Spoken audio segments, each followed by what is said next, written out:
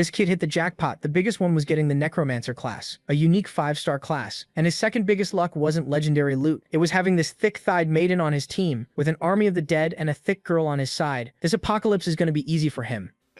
And unlike other Manhwa, he's not going to be a solo depressed necromancer farming aura. He's going to throw hands with students who think they're the protagonist. This kid is Seong-woo, a former Special Forces sergeant. Today is the day he returned to school. That day his friend Han-ho was one of the only ones who saw the phenomenon in the sky, which nobody cared about at first. He was even called crazy by the psycho sergeant. However, during a boring class, that's when the system appeared. What is the best class to survive the apocalypse? At that moment the lights went out and everything went dark. The only thing everyone could see was the system, and they only had 15 seconds to decide if they would be relevant or become background NPCs. Everyone had to choose a class. The classes were cards to pick from, and there were many of them. Suddenly one of the cards started glowing, and a sword fell in the middle of the room. The warrior card that had just disappeared was behind it. With time running out, he could only think of one thing. The number of stars on the cards was different, so he chose the one with the most stars, and ended up getting the 5-star Necromancer class. Little did he know, he just downloaded a broken hack. Time ran out, and those who didn't choose lost their chance for now. No one understood anything, but one thing became clear. The guy who chose warrior got a sword, and Song-woo chose Necromancer and got absolutely nothing. Suspicious, very suspicious. But before anyone could complain, the door exploded, and a student came in, being violently crushed by something that was a goblin. Small, ugly, and clearly had anger issues. Everyone ran. Total chaos. People tripping, screaming. Everyone except one person, the protagonist. Because protagonists don't run, they make questionable decisions. The goblin screamed, and everyone turned to the guy with the sword. Use the sword, man, but there's a small problem. He doesn't even know how to use the sword God gave him. Imagine one made of metal. Even Seong-woo looked and thought, maybe I can count on him. Spoiler, he couldn't. In the end, he was just another extra with starter loot. The goblin charged. Seong-woo even started running, but froze. Turn your back on a monster? Terrible idea. So he turned, and bam, a direct kick. The goblin went flying, because let's be honest, it's a monster, but weighing 33 pounds isn't scaring anyone. Without wasting time, he grabbed a chair, and ran like a certified psychopath. The goblin didn't even have time to react. Crash, chair straight to the head, with intent, with force, with feeling. The result? The goblin went to sleep without being able to sleep. And in the middle of all that chaos, there was only one person who did something. Result? Plus 10 gold. Simple as that. You kill, you get paid. But no one was ready for that. The students were in shock. People crying. People rethinking every life decision. And then, the system appeared again. He could raise the dead. And he just got a level 1 goblin skeleton. And behind him something started glowing. The goblin's body rose. But now, it belonged to him. His first vassal. And at that moment, it became obvious. This class is completely broken. But of course, the system wasn't going to make it easy. More goblins rushed through the door. And the little skeleton, standing still, motionless, waiting for orders. Better discipline than half the class. Seong-woo gave the command, and the skeleton rushed in instantly. No fear, no pain, no plan, just violence. But there was a problem. It was 2 against 1. Result? He lost an arm. Poor little skeleton, just got summoned, and already on hard mode. Seong-woo tried to help, so he asked the fat guy for the sword. Mistake. Big mistake. The guy snapped, "It's mine," of course, because he was clearly making great use of it so far. Seong-woo just said, "Then go kill them." But obviously, he won't. So plan B. Chair again. Seong-woo ran like a madman, and together with the one-armed skeleton, they finished the goblins. But when it was over, the skeleton came back, walking slowly, staring right at him. No expression, no blinking, just staring. And Seong-woo, uncomfortable, very uncomfortable. "Stop looking at me like that." And the worst part, the skeleton obeyed and became sad. "Congrats, you just made a depressed skeleton." But now, he could summon more. An entire army of 3 monsters, or almost that, because he quickly hit the limit. Meanwhile, the rest of the class was still in panic. The teacher tried to calm everyone down with 0 success, so Song-woo went to the window and looked outside. It wasn't just the school. The entire city was in chaos, maybe even the whole country. And that's when it became clear, this wasn't an incident, it was the beginning of the end.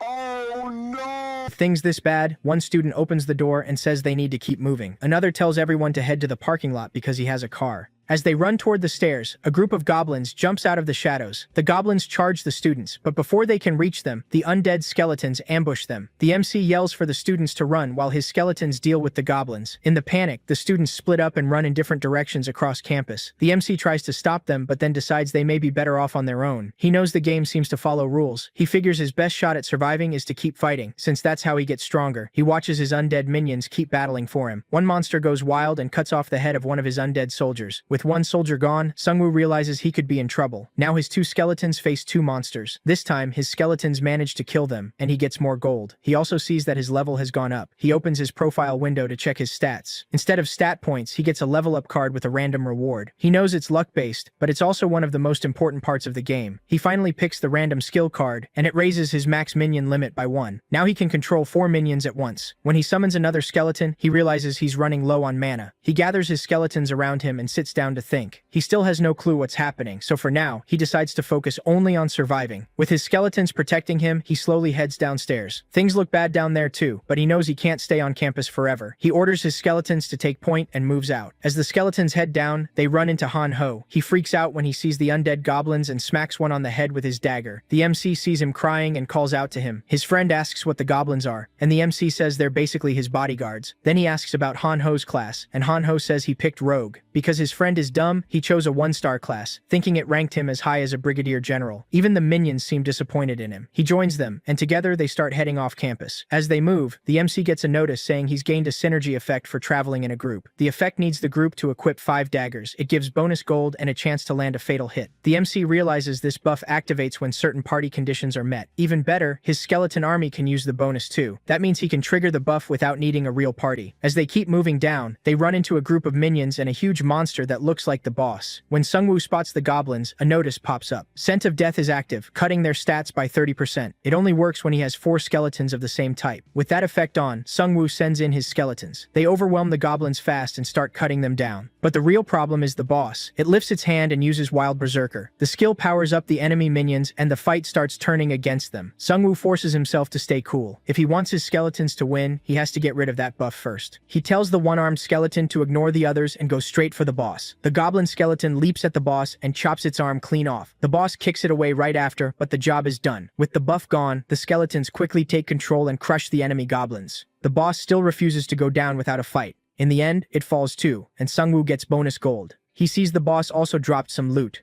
One item is a spear, and the other is a wristband that boosts nearby allies. After picking them up, he looks at the one-handed skeleton standing there, like it's waiting for praise. Sungwoo smiles and pats it on the head, which makes the skeleton perk up. Then he keeps moving with his friend. A little later, he hears people nearby. Sungwoo tells his skeletons to hide so they won't scare anyone. A crowd of students is gathered by the exit gate. One guy tries to calm them down, saying he already contacted the student council, but the college's main gate is locked, and no one can get out. Sungwoo knows the guy already, Jin Seok, a bully who also messes with women. Because he's on the student council, he acts like he's in charge. Sungwoo wonders if he's just showing off. He tells Sungwoo and Han-Ho to help protect the other students since they have weapons. Then he asks Sungwoo's class and proudly says he killed one goblin. While Sungwoo is cringing at him, a nerdy guy with a sword runs over and says he hears goblins near the stairs. Jinseok tells everyone to hide in the cafe while they guard the front. At the same time, Sungwoo calls Han-Ho over and points to the message on the door. It says the door will stay shut until they beat the boss within a time limit, and if they fail, the boss gets stronger. Sungwoo realizes no one is coming to save them. If they want out, they have to kill the boss. Then Jinseok comes back, introduces the nerdy guy, and tells Sungwoo to hold off the goblins. Sungwoo asks if he read the message on the door. The guy says he did, but he's waiting for rescue. He thinks the Korean army will show up and save them. Sungwoo knows waiting for help is a bad idea. As he heads back toward the stairs, he sees a pack of goblins rushing at him. The nerdy guy nearly has a heart attack when he sees them. Then the skeletons appear too, which makes him panic even more. Sungwoo signals the skeletons to stop and explains that they're under his control. He calls Jinseok an idiot and sends the skeletons into battle. With the synergy buff and scent of death active, the goblins don't stand a chance. From the cafe windows, the students watch Sungwoo's skeleton army fight the monsters. Sungwoo joins in too, smashing goblins with his spear. Jinseok stares in shock, even though he was ready to run the first chance he got. When the goblins try to flee, Sungwoo orders his skeletons to block the stairs. He knows he has to prove he controls these skeletons. If he wants help against the boss, the others need to trust him. His wristband triggers Wild Spirit, speeding up all his minions. These little goblins aren't a real threat now, but Sungwoo knows stronger enemies are coming. The students begin to realize Sungwoo is controlling the skeletons. As his army wipes out the remaining goblins, the crowd starts cheering. They're finally beginning to trust him.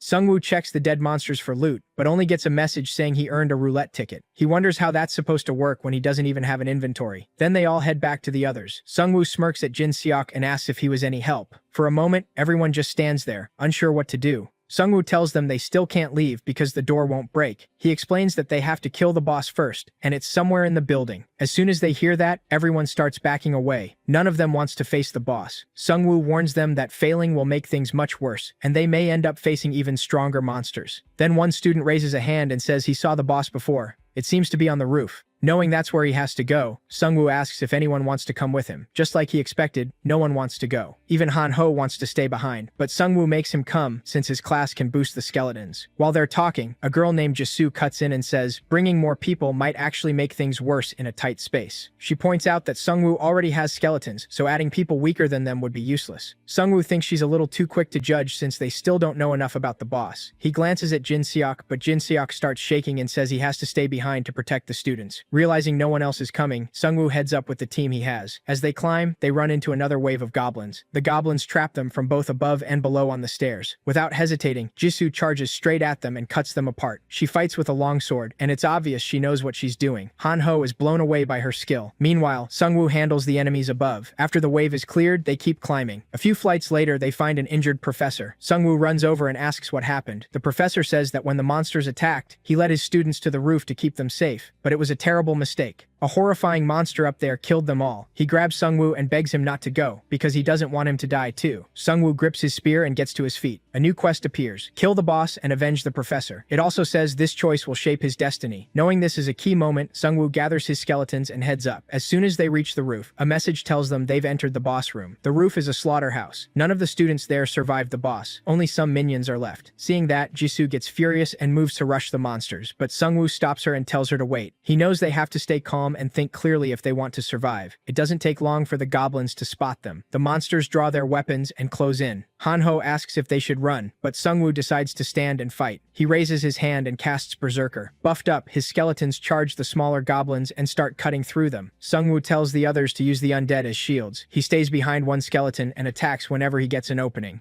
Jisoo does the same and starts cutting down monsters. Han-ho still has no idea what to do, so he just stands there awkwardly. Feeling useless, he pulls out a dagger and throws it at a goblin. It hits, and kills the target instantly. Even he looks shocked. He used to throw other students' pencils away in college, so his aim was oddly good. He throws another dagger right away, and that one hits too. Han-ho locks in the second he realizes he's finally found what he's good at. As the enemy goblins start losing, a debuff kicks in and lowers their stats. They panic and run, only to stop in front of a giant goblin. The group instantly knows this one is the boss. With the boss there, the goblins get fired up again and charge back into the fight. As the group tries to hold them off, the boss smashes one skeleton to pieces in a single hit. Sungwoo immediately orders all his minions to fall back, but the boss keeps swinging, killing the skeletons one after another. Sungwoo revives them, but his mana is running low, so he can't keep it up for long. Han-ho tries to catch the boss off guard with thrown daggers, but the boss blocks them. Then it charges after Han-ho, making him scream for help. The skeletons rush in to save him, but the boss knocks them away. Still, one skeleton manages to land a hit. That only makes the boss angrier, and it kicks the skeleton aside. Then Jisoo suddenly darts in and slashes the distracted boss. It's a solid hit, but not enough to finish it. Sungwoo sees she's fighting smart, so he comes up with a plan too. He has his minions surround the boss and orders one of them to strike from behind. When the boss turns to block, he hurls the spear straight at him. It slams into his face, and the boss howls in pain. The MC is nearly out of mana, and only 3 skeletons are left. The boss notices and laughs. Sure, he's already won. Then he swings his sword, knocking the MC off guard. As the boss charges, the MC knows he has to think fast, or they're all dead. Luckily, he spots a sword on the ground. The boss barrels toward him, shaking everything around him. Sungwoo lets out a breath and tightens his grip on the sword. Then he sends both minions at the boss. The boss instantly smashes one to pieces. The other leaps up and catches the sword the MC tossed it, but the attack misses because the boss blocks it too fast. Now that the skeleton has a sword, weapon synergy activates. Its attacks get faster, and the blade feels lighter. On top of that, its one-armed warrior effect kicks in, giving its first hit an 88% chance to cause bleeding. The MC realizes these buffs give him a real shot at winning. He grabs a chair and rushes the boss with his sword. Jisoo and the skeleton charge in too. He smashes the chair into the boss to open him up, and all 3 attack. But the boss slams the ground, blasting them back. Then Han-ho suddenly nails him with a thrown dagger. The MC knows this is the moment. He orders his one-armed skeleton to give itself up so they can land one clean hit. It had carried the fight, but now it was ready to die. In a shocking twist, the skeleton's blade connects and triggers bleeding. At last, the boss drops, and the MC levels up.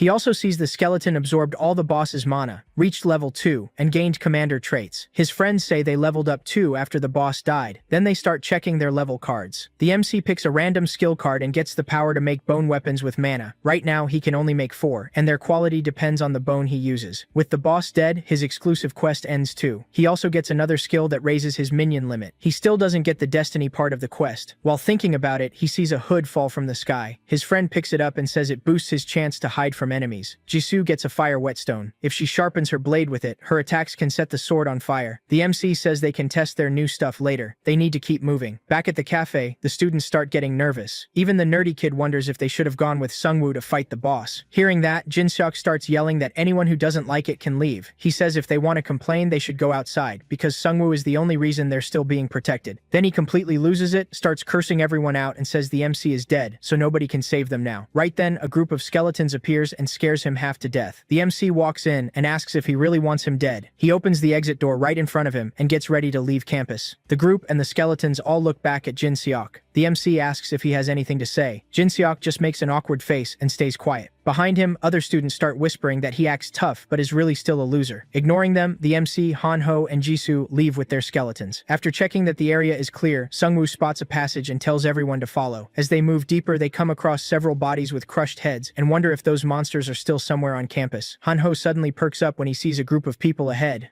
The MC and the others walk over. They're all armed, and it looks like they fought off monsters and made it. Jinseok quickly pushes to the front, smiling as he greets a guy named Daesung. Daesung recognizes him too and seems surprised he survived. While they talk, Jisoo frowns. She already knows him. When Jinseok leans in and whispers something, Jisoo and Hanho mutter that he's obviously talking about Sungwoo. The MC just stands there smiling. Daesung introduces himself as the student council president, says everyone has been through hell, and insists they need to unite to survive. Then he points at the skeletons and asks about them. The MC casually says they're part of his class card skill. With a trace of disdain, Daesung asks why he picked creatures that kill people. Sungwoo immediately sees what he's doing, trying to paint him as dangerous. Daesung says if he wants to join them, he'll have to get rid of every skeleton. Annoyed, the MC asks what happens if he says no. The student council president raises a hand and asks everyone if they really want those creepy skeletons in their group. Hanho gets mad at the word creepy, but after looking at the skeletons, he kind of agrees, though he still thinks they're cute. The MC says the skeletons are part of his class. If he destroys them, he loses his weapons. And in this world, survival depends on protection, and they provide it. Daesung smirks and says he doesn't need to worry because their group will protect him. Then he asks one last time if he wants to join them. That sets Jisoo off. She steps forward with her sword and says they don't want to join him anyway, and being student council means nothing now. Daesung looks at her and asks if she's from social and physical education. Smirking back, she says none of that matters anymore. The university is basically destroyed. He tells them to calm down and think over his offer again. That only makes her angrier. She brings up how he stole student fees by forging checks during a festival and reveals she was the one who reported him. As the group starts to leave, he yells that they'll regret giving up the synergy effect by not sticking together. After they get away from the student council group, the MC asks Jisoo if she has a personal issue with Daesung. She says he's just a bully who comes to campus to chase girls and harass women. Hanho grumbles when he hears the student council president is that kind of scumbag. Jisoo says they should focus on leaving campus first and avoid crowded places since monsters might target big groups. Sungwoo thinks for a moment and suggests the footpath by the hill since it leads to the main gate and avoids most people.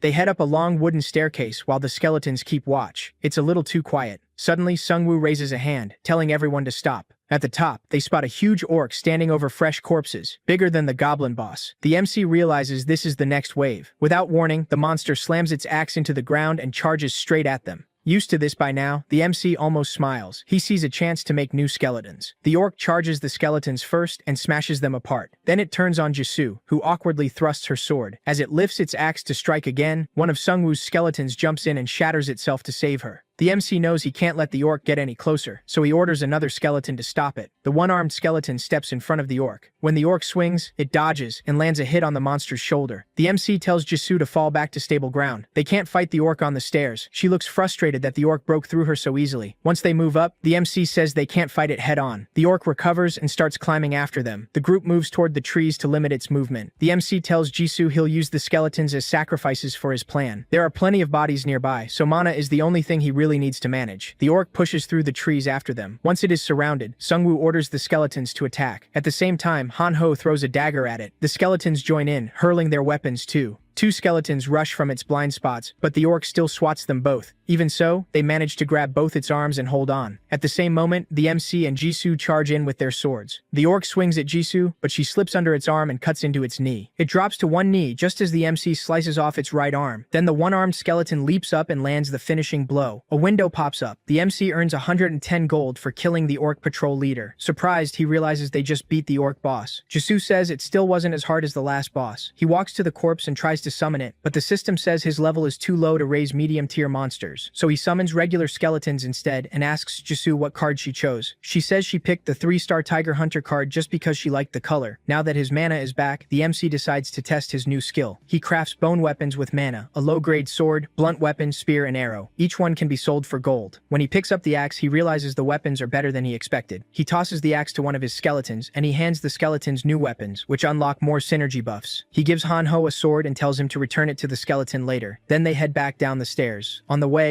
Hanho notices something strange. Ahead of them is a sealed purple gate with a warning. Beat the boss in 8 minutes, or every monster gets twice as strong. Seungwoo groans. This is the second time they've run into this. At the same time, another alert says orc squads have started hunting, drawn by the smell of hunters in big groups. Jisoo realizes bigger groups attract more enemies, so sticking together may be a bad move here. At the same time, an orc goes after the student council team. From outside the building, Jisoo and Hanho hear their screams. Seungwoo feels relieved they didn't go with them. The three of them realize a large group isn't always safer. Another alert announces the first orc wave. 5 orcs are coming for them. Hanho starts freaking out when he sees them coming and asks Seungwoo what the plan is. After a quick pause, Seungwoo smirks and says he's got an idea. He plans to build a trap with nearby cars and his skeletons. As the orcs come down the road, one spots Hanho standing on a car, yelling and calling them pigs. Enraged, the orcs rush him. Right before they reach him, a car door swings open and knocks them off balance. That's when Seungwoo and Jisoo strike. She draws her sword, and his hidden skeletons swarm in. The skeletons hit from every side, giving the orcs no chance to react. Once the orcs are dead, a system message confirms the win. Seungwoo gets 100 gold from the first wave and reaches level 4. He finds out he can now control 7 minions, though his mana is still limited. Meanwhile, Hanho gets excited about his new high-speed slash skill. The Seungwoo then asks Jisoo what she got. She says she chose strength, raising her power by 2 and giving her a warm, burning feeling. Seungwoo tells Hanho to return the sword, then summons 2 more skeletons to prepare for what's next. He passes the sword to a skeleton holding out its hand. As they leave, they realize the whole city has fallen into chaos. While moving ahead, Seungwoo suddenly raises his fist, signaling everyone to stop. A group of orcs is attacking a bus, trying to kill the people inside. From cover, the 3 count 7 orcs. One man inside tries to stab them with a spear, but it barely helps. Seungwoo knows they'll all die if this keeps up. Watching 2 orcs lift their axes again, Jisoo says they should help. Her plan is to hit one side of the bus while the spear guy attacks from the other. But Seungwoo doubts that man has the nerve to fight back, and says trusting strangers is too risky. Then he points at a truck and says it's time to show the orcs the power of civilization. Inside the bus, a blonde guy with a sword and shield yells at the man with the spear for missing the orcs. Kyungsoo snaps back, telling him to fight them himself with that shield and sword. The passengers are shaking and crying, sure they're about to die. Then the orcs suddenly stop attacking the bus and turn toward a vehicle racing at them. It slams into them, launching 2 orcs into the air. The men inside the bus are stunned and can't make sense of what they're seeing. Then skeletons leap off the truck and attack the remaining orcs. One man in the bus is even more terrified of the skeletons than the orcs.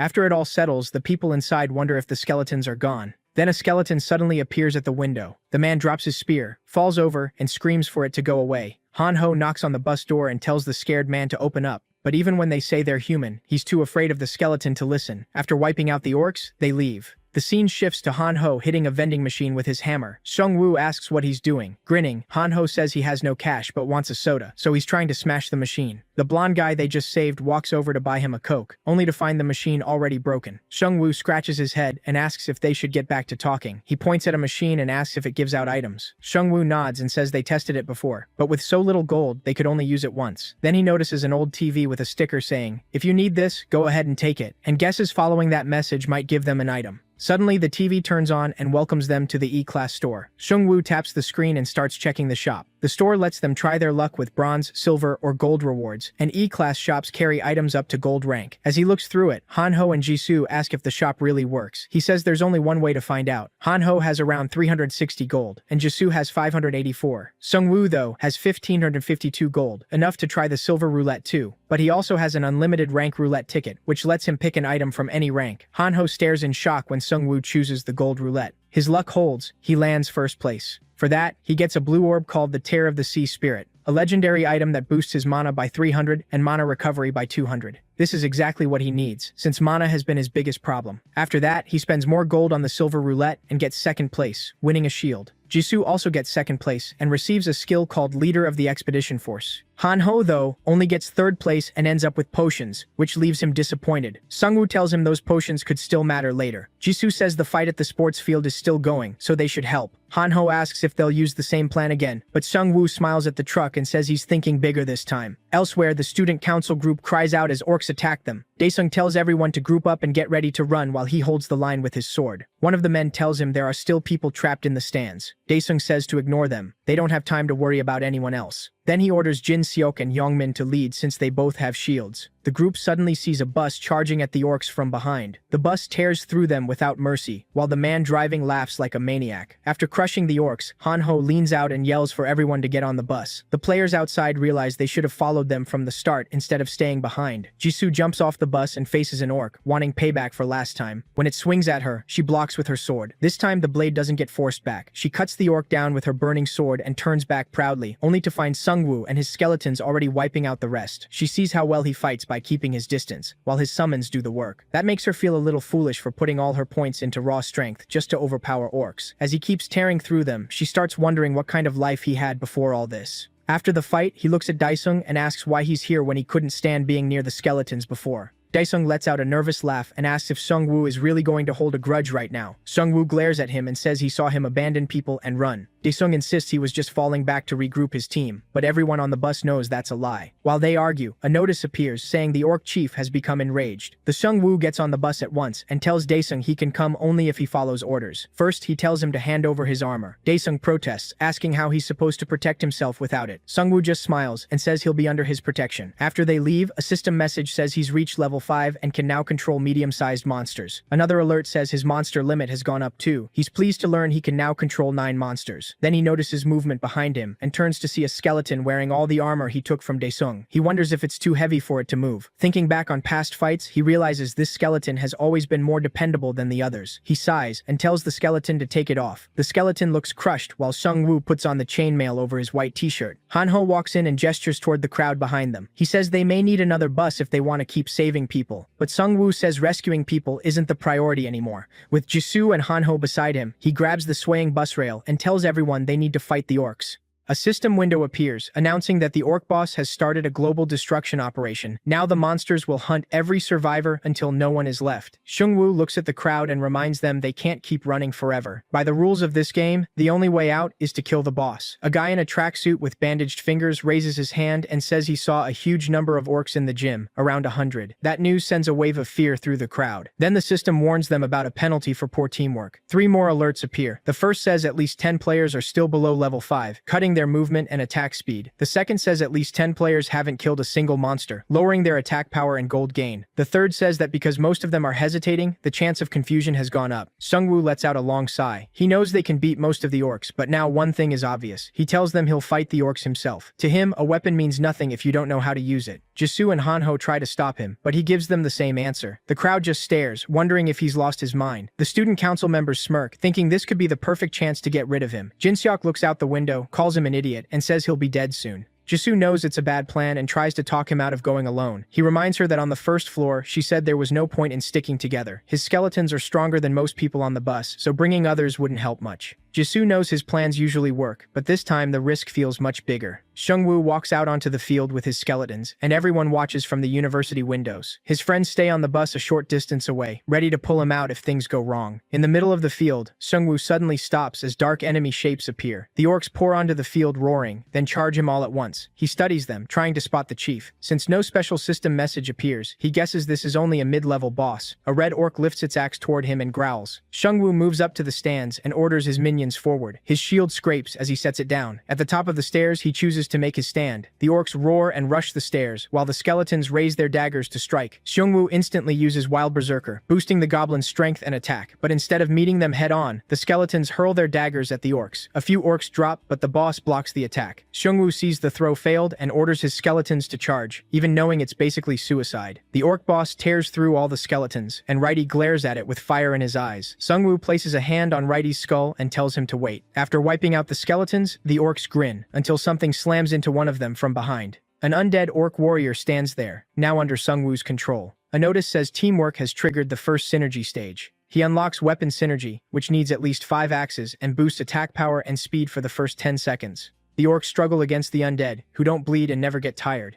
From the top of the stairs, Sungwoo and Righty watch the undead orcs crush the living ones below. Students at the windows can only stare as he wipes out the orcs by himself. Behind the shaken orcs, Jisoo, Hanho, and the bus driver watch the fight too. Jisoo's eyes widen as she remembers their last talk and realizes he had planned all of this. Sungwoo checks the system alert showing his mana and smiles when he sees it rising. He wonders if this is what a legendary item can do. Skulls drift over the battlefield as another alert says the orcs are weakened by the heavy scent of death, cutting their stats by 30. Terrified, they start to run, but their leader roars, boosting morale and cutting that debuff in half. With a shout, the orcs charge him again. On the other side, Sungwoo's undead army braces for them. Righty climbs onto the fence above Sungwoo and leaps in to support the undead. As he charges, he draws his sword and starts cutting down orcs. With the undead orcs beside him, the skeleton rushes the enemy on Sungwoo's command. After the last orc falls, Sungwoo sits on the steps and exhales. Then a notification says he earned a lottery ticket for defeating 100 monsters, ranking up to infinite status as the 21st player to do it. That means 20 players got the ticket before him. Then he hears a bus engine. Someone is trying to drive the bus away and escape, but they slam into the pink wall and can't get out. Annoyed, Sungwoo sees the student president's group getting swarmed by orcs. They were the ones who tried to flee in the bus. They scream for help as the orcs try to drag them away. Frustrated, he facepalms. They ignored his orders and made everything worse. As Sungwoo gets ready to save them, the other students are told to come with him. He'd rather fight alone, but he lets them join as long as they stay out of his skeleton's way. He heads into the building with 2 undead orcs.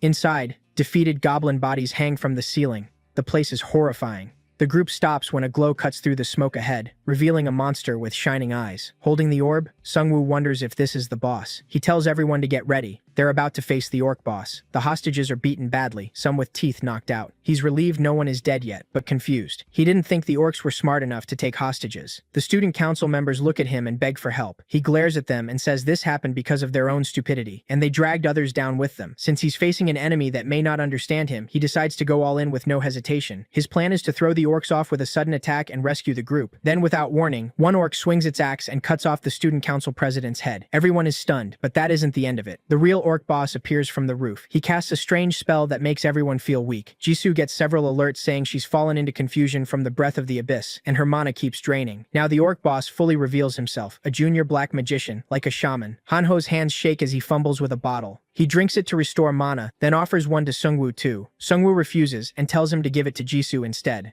He grins as he breathes in the streams of dark mana, almost refreshed by it. A system alert says the breath of the abyss has greatly increased his mana, pushing it past 4,000. Now he understands why he feels so sure of himself. The system says the built-up abyssal breath has temporarily activated his first awakening, greatly boosting his stats and the number of monsters he can summon. Lit only by his own mana, he walks toward the boss with a smile. Black magic used on a necromancer. The boss is clearly confused. He never expected this. Jisoo runs after Sungwoo and says they should attack together, just like on the roof. Sungwoo gives a chilling smile, his body glowing with overflowing mana, and says nothing will be the same from here on. The undead rise into the air, and Hanho watches in shock as all the bodies on the roof come back to life. His eyes stay wide as system messages stack up with all kinds of synergy buffs. Meanwhile, Sungwoo looks terrifying, ready to show the boss the real power of death. The orc shaman starts smashing the undead warriors to pieces, but a system alert reveals they have a guaranteed chance to revive. No matter how many skeletons the shaman destroys, they keep coming back. Every time he kills one, Sungwoo brings it right back, and the orc shaman starts to wear down. The shaman stares at Sungwoo, who now looks like the real monster. Sungwoo asks if he finally understands who he's facing. With glowing eyes, he looks straight through him and says, "This is the true nature of death." The shaman shrieks in fear, unable to figure out how to beat him. He tries to run, but the undead army closes in from every side. Seeing that, Sungwoo tells him he's a fool if he thinks he can escape death. The shaman screams as skeletons leap at him from all directions. He tries to fight them off, but there are just too many. In the end, Righty lands the final blow and ends it. Sungwoo gets 1,055 gold for killing the junior black magician. After the orc chief dies, Righty absorbs his mana and ranks up. Sungwoo realizes his minions need to land the boss kill to gain experience, so he opens his minion list. He now has 33 skeletons, including one level 3 veteran, when Hanho calls out and says something is coming out of the boss monster's mouth. When Sungwoo checks, he sees it's an item. The description says it gives devil traits, and once he puts it on, taking it off will need many sacrifices. He doesn't really know what that means, so he guesses it's probably similar to his Necromancer class. He equips it and gains the devil attribute. Now every attack can drain mana from his enemies. Then all his skeletons collapse into piles of bone as as the orc shaman's spell finally ends. They return to the other students, who cheer after the boss goes down and call Sungwoo their hero. But he doesn't enjoy it. He doesn't need more people around, and he knows sticking with too many lowers his odds of surviving. Now that the boss is dead, the seal breaks, and the exit doors swing open. The students wonder if they can finally leave and start talking over what to do next. Some decide their best chance to live is staying with Sungwoo. Han-ho checks his phone, clearly worried, and says this is happening all over the world. He wonders if his parents are safe. That makes Sungwoo think about his own parents too.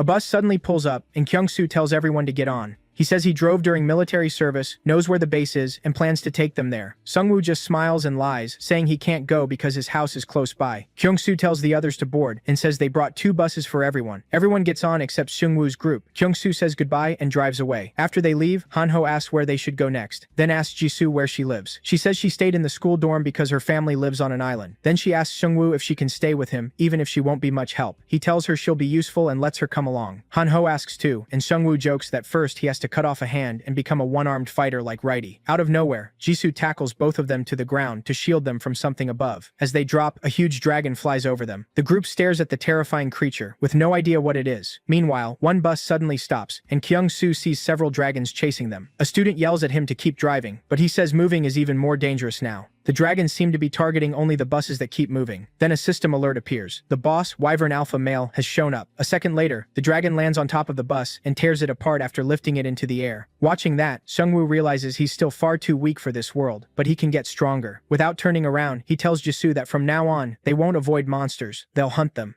She looks confused and asks what he means. He says they can't survive by only reacting. If they keep doing that, they'll just stay prey. Maybe tougher prey, but still prey. To live, they have to overpower the monsters. He tightens his fist and leads the group toward a pack of orcs. As the monsters and players face off, a system message announces the tutorial is over. Then the hunt starts, and Sungwoo sends his skeleton army to trap a group of minions. The goblins try to run, but every way out is blocked. The skeletons keep cutting them down as the goblins scramble to escape. Each kill gives Sungwoo extra gold. After wiping them out, he levels up. Han-ho crawls out of hiding with a nervous laugh, joking that Sungwoo handled it all alone. Sungwoo sighs and says goblins are just small fry, not worth much. He checks the level up cards and picks the one that boosts strength. As soon as he chooses it, his body feels different. His skeletons keep clearing goblins farther ahead, and more gold keeps coming in. When he steps out, he finds Jisoo waiting with her blade. She smiles and says there were 9 goblins, and she killed everyone herself. Sungwoo glances at Han-ho and tells him to collect the daggers the goblins dropped. Han-ho stores them all in an icebox. As they get ready to move, Sungwoo says they're ignoring goblins from now on. Jisoo asks if that means he wants to hunt stronger monsters. He says goblins only give 10 gold, while one orc gives around 80, but he wants targets that pay even better. They keep moving down empty roads with no one around. Then Han-ho spots military trucks in the distance. There are piles of dead soldiers in front of them.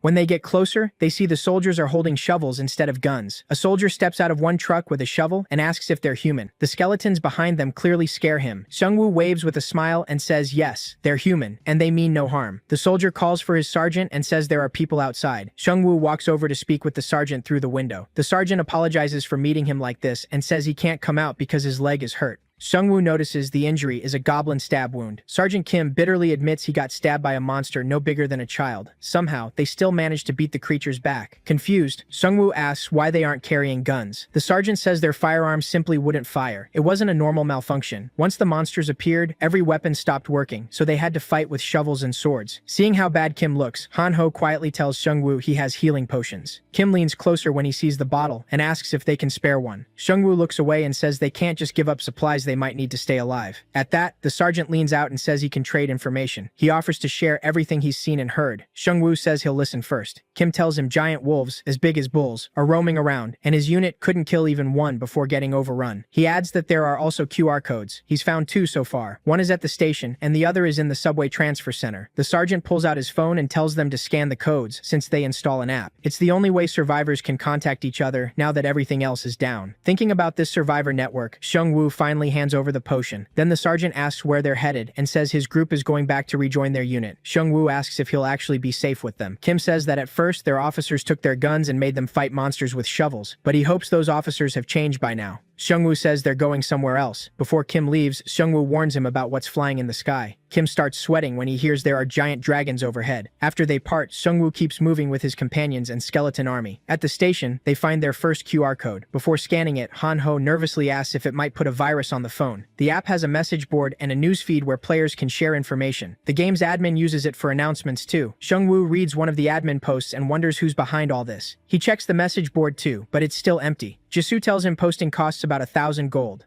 Then a new post appears from player 4884. It says their group is building a safe zone at the H apartment complex in Hwasong City. Another player comments, asking how to contact them. When Han-ho sees the address, he says it's near his home. Seungwoo asks if they should head there. He also wonders how that player could casually spend 1,000 gold. After all they'd been through, they were only level 6, while that group was already level 8. The more he looks at the post, the more something feels off. Even so, he wants to meet high-level survivors, so he keeps heading for the address. Then his phone beeps. He checks and sees a comment on the post was deleted. The player asks why it was removed, and the poster replies that someone was just talking nonsense, so they erased it. That only makes Seungwoo more suspicious. Elsewhere, a muscular man looks down at his phone. He gives a creepy smile, realizing another victim has walked into his trap. Elsewhere, a man desperately tries to protect his daughter from a pack of minions with nothing but a baseball bat, swinging it to keep them back. But he soon realizes he can't hold them off and starts screaming for help. But no other players help. They just watch from nearby houses where it's safe. As the minions close in, one suddenly gets hit with a dagger. Then an undead orc charges in and starts hacking at them with its axe. The man stares in shock as Seungwoo's undead army saves him at the last second. Seungwoo reaches out and tells him he's safe now. Shaking, the man says his house is close, but they ran out of food. The MC gives him a few cans from his bag. He knows it isn't much, but it's all he can spare. The minions try to run, but the skeleton army corners them. Chasing them to the stairs, the group finds a dungeon sign. Han-ho asks if they should go down and finish the minions. Before they move, the man stops them and warns them not to enter the basement. He says something even worse than those green minions is waiting down there. Seungwoo smiles and thanks him for the warning. Once they head downstairs, a message pops up. They've entered the Elder Slime's shrine. Deeper in the basement, they find a dead minion with slime wrapped around its head. An undead orc quickly smashes the slime with its axe. Each kill gives them 140 gold. Han-ho looks at his melting dagger and complains that the slime even eats metal. The MC points out it can't melt bones, which makes his skeletons the perfect counter. Then Han-ho hears something and turns to see a giant slime. It crushes one skeleton minion in a single hit. Seungwoo realizes that if the slime can't melt something, it can still crush and chew it. His skeleton's attacks also do nothing because the slime is too big and dense. He quickly comes up with a new plan and starts making bone weapons. Instead of summoning more skeletons, he turns bones into weapons and hurls them at the slime from a distance. Jisoo tosses a skeleton over, and he reshapes it into another weapon. While he's making weapons, the slime charges him from the front. The MC uses an orc warrior as a shield to block it. The slime swallows the minions and destroys them. Seeing that, the MC grins. The boss just messed up because one of the swallowed skeletons had a bag full of bones inside it. He uses his weapon skill on those bones, and blades burst out from inside the slime, ripping it apart. The skeletons rush in and smash the pieces so it can't heal. As usual, the one-armed skeleton lands the last hit, and they get 2255 gold for beating the slime boss. Seungwoo tells the skeletons to store the slime in an empty glass bottle. They may need the acid later. While gathering the goo, one skeleton finds the slime monster's core. It can dissolve things or fuse them together. The MC picks it up with a cloth and wonders if it's a crafting item. Han-ho calls out and tells him to check the comments on that post. The post is now full of deleted comments. Other players ask why, but the poster keeps telling them to ignore it. Someone asks if the first player who tried to contact them made it there, and player 4884 says no. They claim something must have happened on the way. Han-ho says deleting all those comments feels really suspicious. Seungwoo agrees. First they spent 1,000 gold on the post, and now they keep paying to comment too. Something is clearly off. Then we cut to an underground parking lot where a group of men is hanging around. One says hunting monsters is pointless when killing players pays better. A normal person is worth 500 gold, and a player can be worth over 1,000 depending on level. The other guy laughs and says players are easier to kill, and they enjoy it too. Nearby, two other men sit in a car. One asks about their boss, but the man beside him looks completely unstable. He clutches his head like it's splitting open and screams the name Professor Red. The other man nervously asks if he means the serial killer. The twitching man flashes back to when a monster attacked him. It was a vampire. Showing its fangs, it told him it had a use for people like him. At the same time, the MC draws his sword and asks Han-ho if he thinks he could ever kill another person. After the vampire bit him, that man became a low-rank vampire too. He can't believe it ended up like this. He and his gang had only gone to a convenience store to loot supplies. Then the monster bit him and turned him into a vampire. After that, he started killing his own gang members. The vampire watched with a smile as he slaughtered them one by one. Their boss kept drinking blood from the bodies on the floor. He didn't feel human anymore. The vampire told him to keep feeding and growing until they met again. He snaps out of the memory when the man next to him shouts at him, Another guy walks up to the car and asks if everything's okay. He says it's fine, then asks what the guy wanted. The man shows him his phone and says their prey just arrived. Their post got another comment. Player 157 says he's with 2 others and they want to meet at the park. Hearing that, the boss immediately orders them to drive to the park. With a cruel smile, he thinks how easy it is to lure fools into the open space around the apartments. The residents stay quiet because they're terrified. And once the prey runs out, the boss plans to kill them too. The driver suddenly brakes when he sees a group standing in the road. They have hoods on and their backs turned, so neither man can see their faces. The boss loses it and yells at him to run them over. The driver obeys and floors it, but when they hit them, only bones fly everywhere. The hooded figures were skeletons, not people. Shung-woo uses those bones to make spikes and slam them into the car. The driver loses control, and the car crashes. The boss has no idea what just happened. Then someone smashes the window and drags him out. After slamming him onto the ground, the MC grabs his phone and asks if he's the one who made the post. With a sword at his head, the boss freezes. The MC had gotten suspicious when he saw the deleted comments. After thinking it over, he realized these guys had to be profiting from it. So they set a trap. But he didn't expect them to try running people down with a car. The boss glares at Shung-woo and demands to know if he has any idea who they are. Shung-woo answers with a hard kick to the face while one of the thugs watches. Coldly, he asks how many men are upstairs and warns he'll rip his head off if he lies. The man just starts laughing. Then he lunges and asks if the MC has ever killed anyone before. Out of nowhere, Righty appears and slices his arm open. The man screams as blood pours out. Seung-woo looks at him in disgust and says that even now he still isn't cold enough to kill someone without hesitation. But his skeletons aren't like that. As an orc skeleton lifts its axe to finish him, the man starts laughing again. The MC wonders if the pain has driven him insane. He turns to the other thug and asks if they should start with his legs or his arms. That guy breaks right away and blurts out that there are 8 people upstairs. Before he can say more, the boss kills him with his claws. Hanho and Jisoo stare in shock as he murders his own ally. His torn-off arm has turned into a sharp blade. Then he rips off the man's head and starts drinking his blood. That heals him and boosts his stats too. He used to have a 3-star ninja class, but after the boss bit his neck, it changed to low-rank vampire. That class can't really level up. Instead, it steals stats from the players it kills. The man rises with a roar and activates Berserk mode, boosting all his stats by 20. The MC realizes there's a class even more brutal than his own. The group falls into a defensive formation with the skeletons in front. Seung-woo knows one mistake could let the vampire wipe them out in a single blow. He sends his army in, but the vampire is much faster than he expected, so he quickly orders the skeletons back into defense. The vampire tears through them and rushes straight at the MC. He knows taking out the summoner will stop the undead. Seung-woo barely gets his shield up before the vampire strikes with his sharp arm, but Jisoo cuts him from behind and he just laughs. Then he switches targets and goes after her. As he attacks, several daggers suddenly hit him from behind. He turns and sees Hanho smiling, 2 daggers in hand. Hanho starts firing daggers at the vampire non-stop. That only makes the vampire madder, and he switches targets. In an instant, he lunges at Hanho before he can react, but Righty knocks the attack away at the last second. The vampire slips past the blade, then Seung-woo rushes him from behind with an axe. The vampire reads that attack too and smashes the axe. Seung-woo throws up his shield, but the hit is still too strong. He keeps dodging and mocks them for being too slow.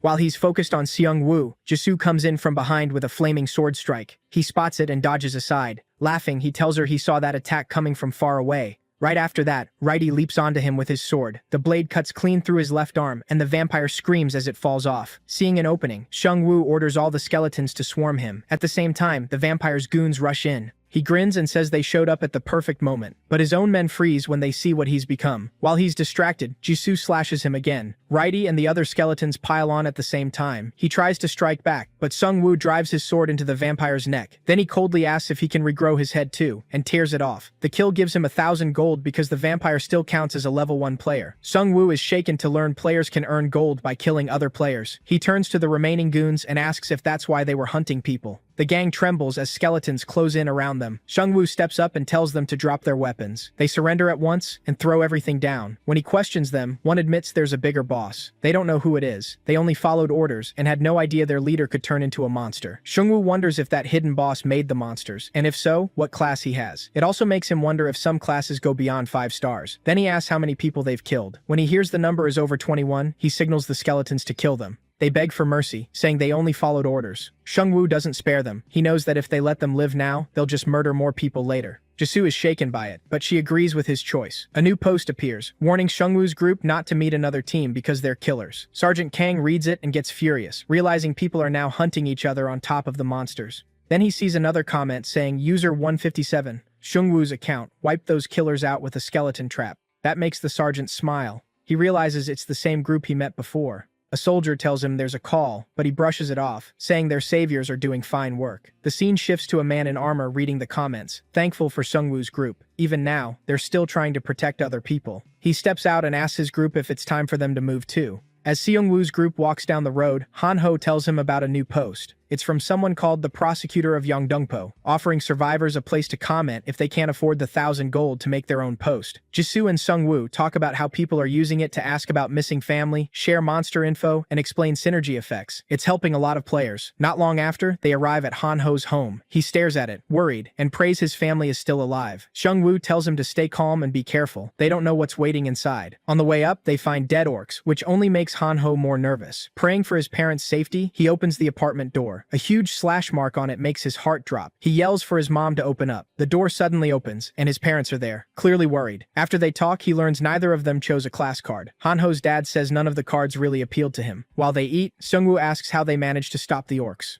Every other apartment got smashed open, but theirs was the only one that held. His dad says he kept the orcs away with pesticide, stunning everyone. His mom proudly adds that the orcs ran as soon as her husband sprayed them. Hanho nearly spits out his drink hearing that. After dinner, his mother thanks Sungwoo and Jisoo for bringing her son home safely. Then she offers them green tea, since that's all they have. Hanho points out that he helped too with his daggers, but his mom ignores him. As everyone rests inside, some kids on bikes notice the lights and smirk. Jisoo is the first to come out after showering. Hanho's mom feels bad for her, thinking she looks weak. Hanho knows she's way stronger than him. Sungwoo finally gets to shower and feels relieved that Hanho's parents are safe. His dad used the orc's strong sense of smell against them. Otherwise, they'd have ended up like everyone else. Even in this ruined world, that was at least one good thing. Afterward, they clean their weapons, and Hanho asks what the plan is since they can't stay here forever. Sungwoo says they need to decide where to go first, then move. He thinks the first orcs were probably scouts. If a larger group is nearby, this could turn into a full battle. The problem is, they still don't have a real destination. While he's thinking, Hanho suddenly shoves his phone at him and tells him to look. The guy who opened that comment post has made another one. In it, he claims they've built a safe zone at Yeongdeung Post Station with help from a 3-star class user, but they need gold or food to keep it running. Jisoo asks if they can trust him. Hanho thinks the guy really wants to help people. Sungwoo isn't so sure. He says he finally understands why that first post was made. The safe zone might be real, but they still paid 1,000 gold to open a board for survivors. That makes it hard to believe they're doing this out of pure kindness. He tells them to check the comments, which are full of praise. Sungwoo thinks that was the point, to build trust. Soon they may have a huge group, and then people will bring them all the supplies they need. Hanho can't believe someone would do all that just for themselves. Seungwoo says he could be wrong, but the station is too far away for them to check. Then Hanho finds a comment from Chief Gu, saying he has another safe zone at Hwasong Fortress, but people have to pay rent. Seungwoo doesn't like that part, but the safe zone interests him. He asks how far it is, and Hanho says about 20 minutes by bus. Since it's close enough, Seungwoo decides that's where they'll go next. As they get ready to leave, Seungwoo apologizes to Hanho's parents for asking them to come so suddenly. His dad just smiles and says it's fine. After bringing his son back alive, Seungwoo has his trust. Hanho's mom warns him that it isn't just monsters anymore. Bandits are roaming the area too. Confused, Seungwoo asks what she means. Her husband explains they're just high school kids riding motorcycles and stealing from people. Seungwoo sighs, realizing he now has to deal with petty thugs too. Then they hear a bike coming closer. When they turn, they find a group of teens trying hard to look dangerous. They stop in front of them and demand all their supplies. The kids back up the threat with baseball bats and their numbers. Seungwoo smiles and asks if they really think they outnumber him. Behind him, several glowing eyes appear.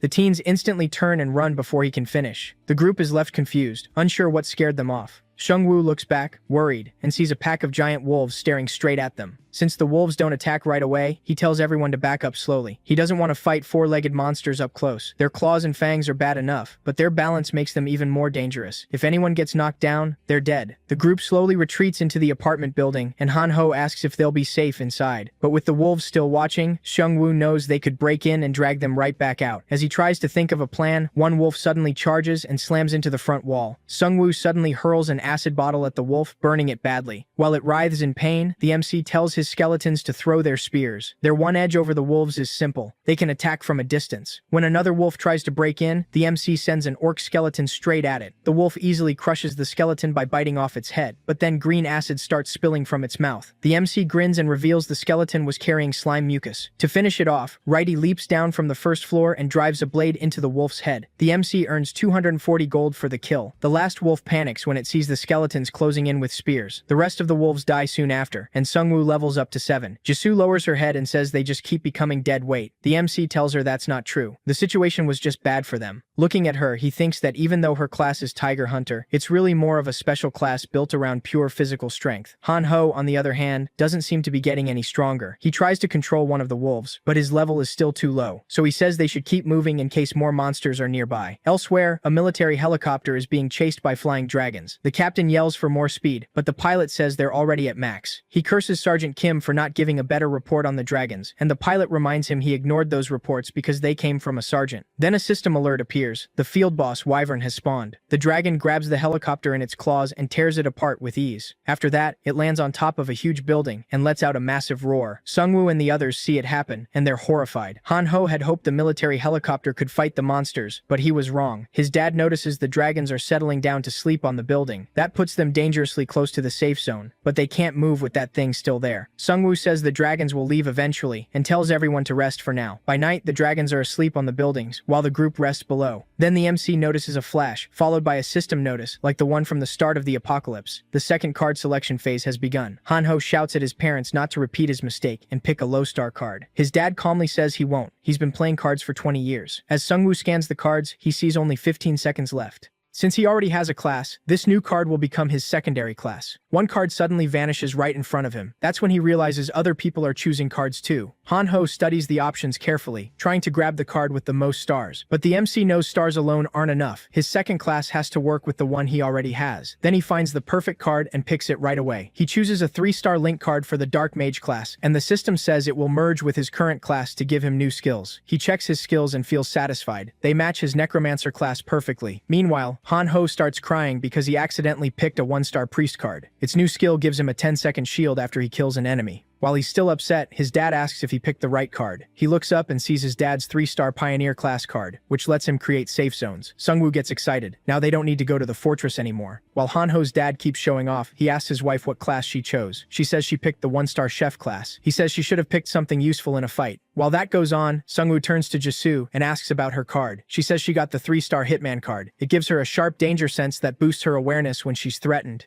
She realizes the MC has become really strong. He fights smart and stays calm even under pressure. Jisoo knows she can never be just like him, no matter how hard she tries. But she still needs to grow stronger, so she'll find her own path, strengthening both her body and her mind. The MC asks Han-ho's dad to explain his skill more clearly. The Pioneer class can make a Pioneer's camp. It costs 10 mana every 10 minutes and protects players from monster attacks. The area is limited. Strong attacks can break it, and if his mana runs out, it starts costing 100 gold every 10 minutes. Sungwoo realizes keeping a safe zone here would be hard, and gathering a big crowd around it sounds even worse. He says they should save that skill for emergencies and find a better place to use it. Han-ho asks if that means they aren't going to the fortress anymore. The MC looks outside and says they don't need to. He figures every group out there will try to abuse its power, so it's better to avoid them. Then, looking out the window, he notices the dragon starting to move. Soon the dragons fly away, and the group can finally leave the building. The MC tells Han-ho to search the forum for store locations. Sungwoo has more than 24,000 gold now. He knows he needs to spend it to get stronger, because those high-level monsters could show up again anytime. Even after checking the whole forum, Han-ho still can't find where the stores are. Then they hear motorcycle engines. The kids are back out now that the dragons are gone. Han-ho tells the MC it's probably the same gang from yesterday. The MC smiles and says they should ask those kids about the stores. If they've been stealing gold from people, they must know where to spend it. As the kids walk, they talk about the store. They had bad luck last time, but they're sure they'll get good items on the next try. After all, 90% of gamblers quit before they hit it big.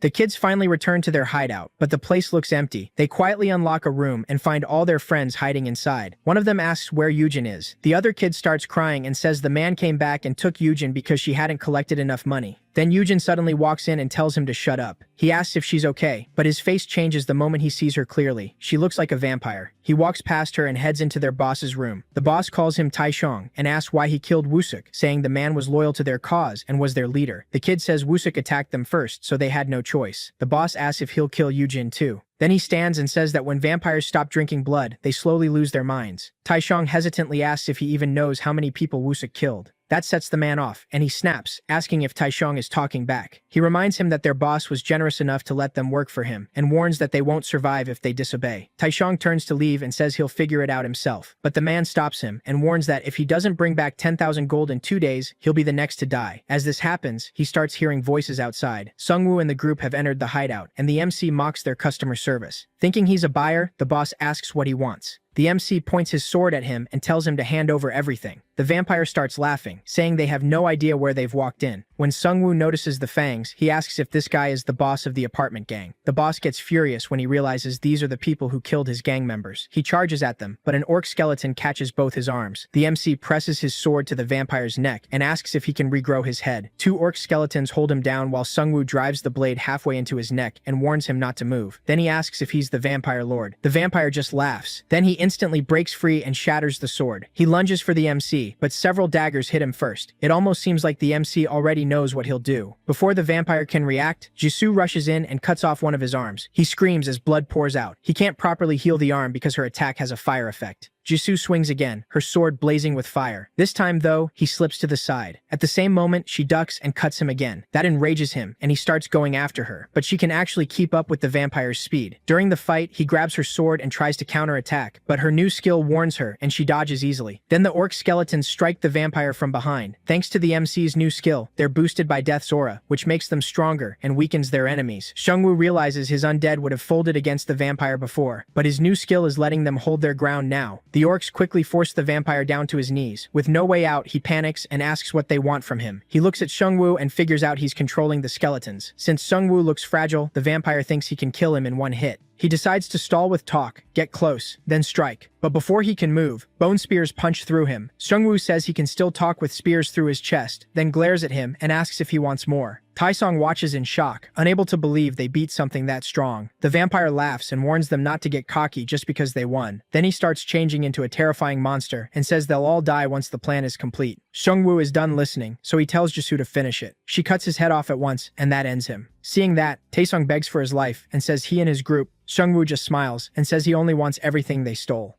The thieves hand over all their gold, but it isn't much. Jisoo looks at the vampire's corpse and asks if this boss is the same one the other vampire mentioned. Sungwoo says whoever this is, he's getting stronger. He even has people collecting money, so he's clearly planning things out. Jisoo can't believe someone adapted to this new world even faster than Sungwoo. Those guys seemed way better built for this world than the old one. Sungwoo knows more vampires will appear soon, since the boss and his men can turn players into vampires. He wonders if he can ignore them, but he can't. Right now, it takes his whole team just to bring down one. If they attack in a group, his side won't stand a chance. After today, he knows they'll face the vampires again. Then Sungwoo turns to the teenagers and asks about the store. Taesung quickly offers to guide them there. Then everyone freezes when a red system message appears. It says some players still haven't chosen a card, even after getting a second chance. Sungwoo can tell something bad is coming. One of the teens starts screaming. He still hasn't picked a card. He says the whole thing felt suspicious, so he didn't trust the system. Then he points at another guy and says he didn't choose one either. Another red message appears. Anyone who still hasn't picked a card will now turn into a monster. Both players scream as the change starts. The moment Sungwoo sees it, he knows they can't win if the transformation finishes. He orders everyone to attack before it completes. Outside, Hanho's parents wait nervously. His mom wonders if it's really okay to hurt all these thieves. Hanho's dad snaps back that those teens made people suffer and even killed some of them, so they deserve this. Inside, the orc skeletons do everything they can to kill the monsters before they fully change. Sungwoo knows that's their only chance. Suddenly, one wolf monster attacks and snaps a skeleton in half. Sungwoo is stunned by its raw strength. Righty and the orcs keep pounding the werewolves until they finally bring them down. Each kill gives him 3,000 gold, and he levels up to 8. He stares at the bodies in horror, wondering what kind of monsters they were to give that much gold. He picks a random stat card and gets +3 speed. He's pleased with that, and Jisoo says he needs better stats since enemies will target him once they realize he controls the skeletons. Meanwhile, Hanho is still freaking out, wondering if this is the kind of monster they'll keep facing.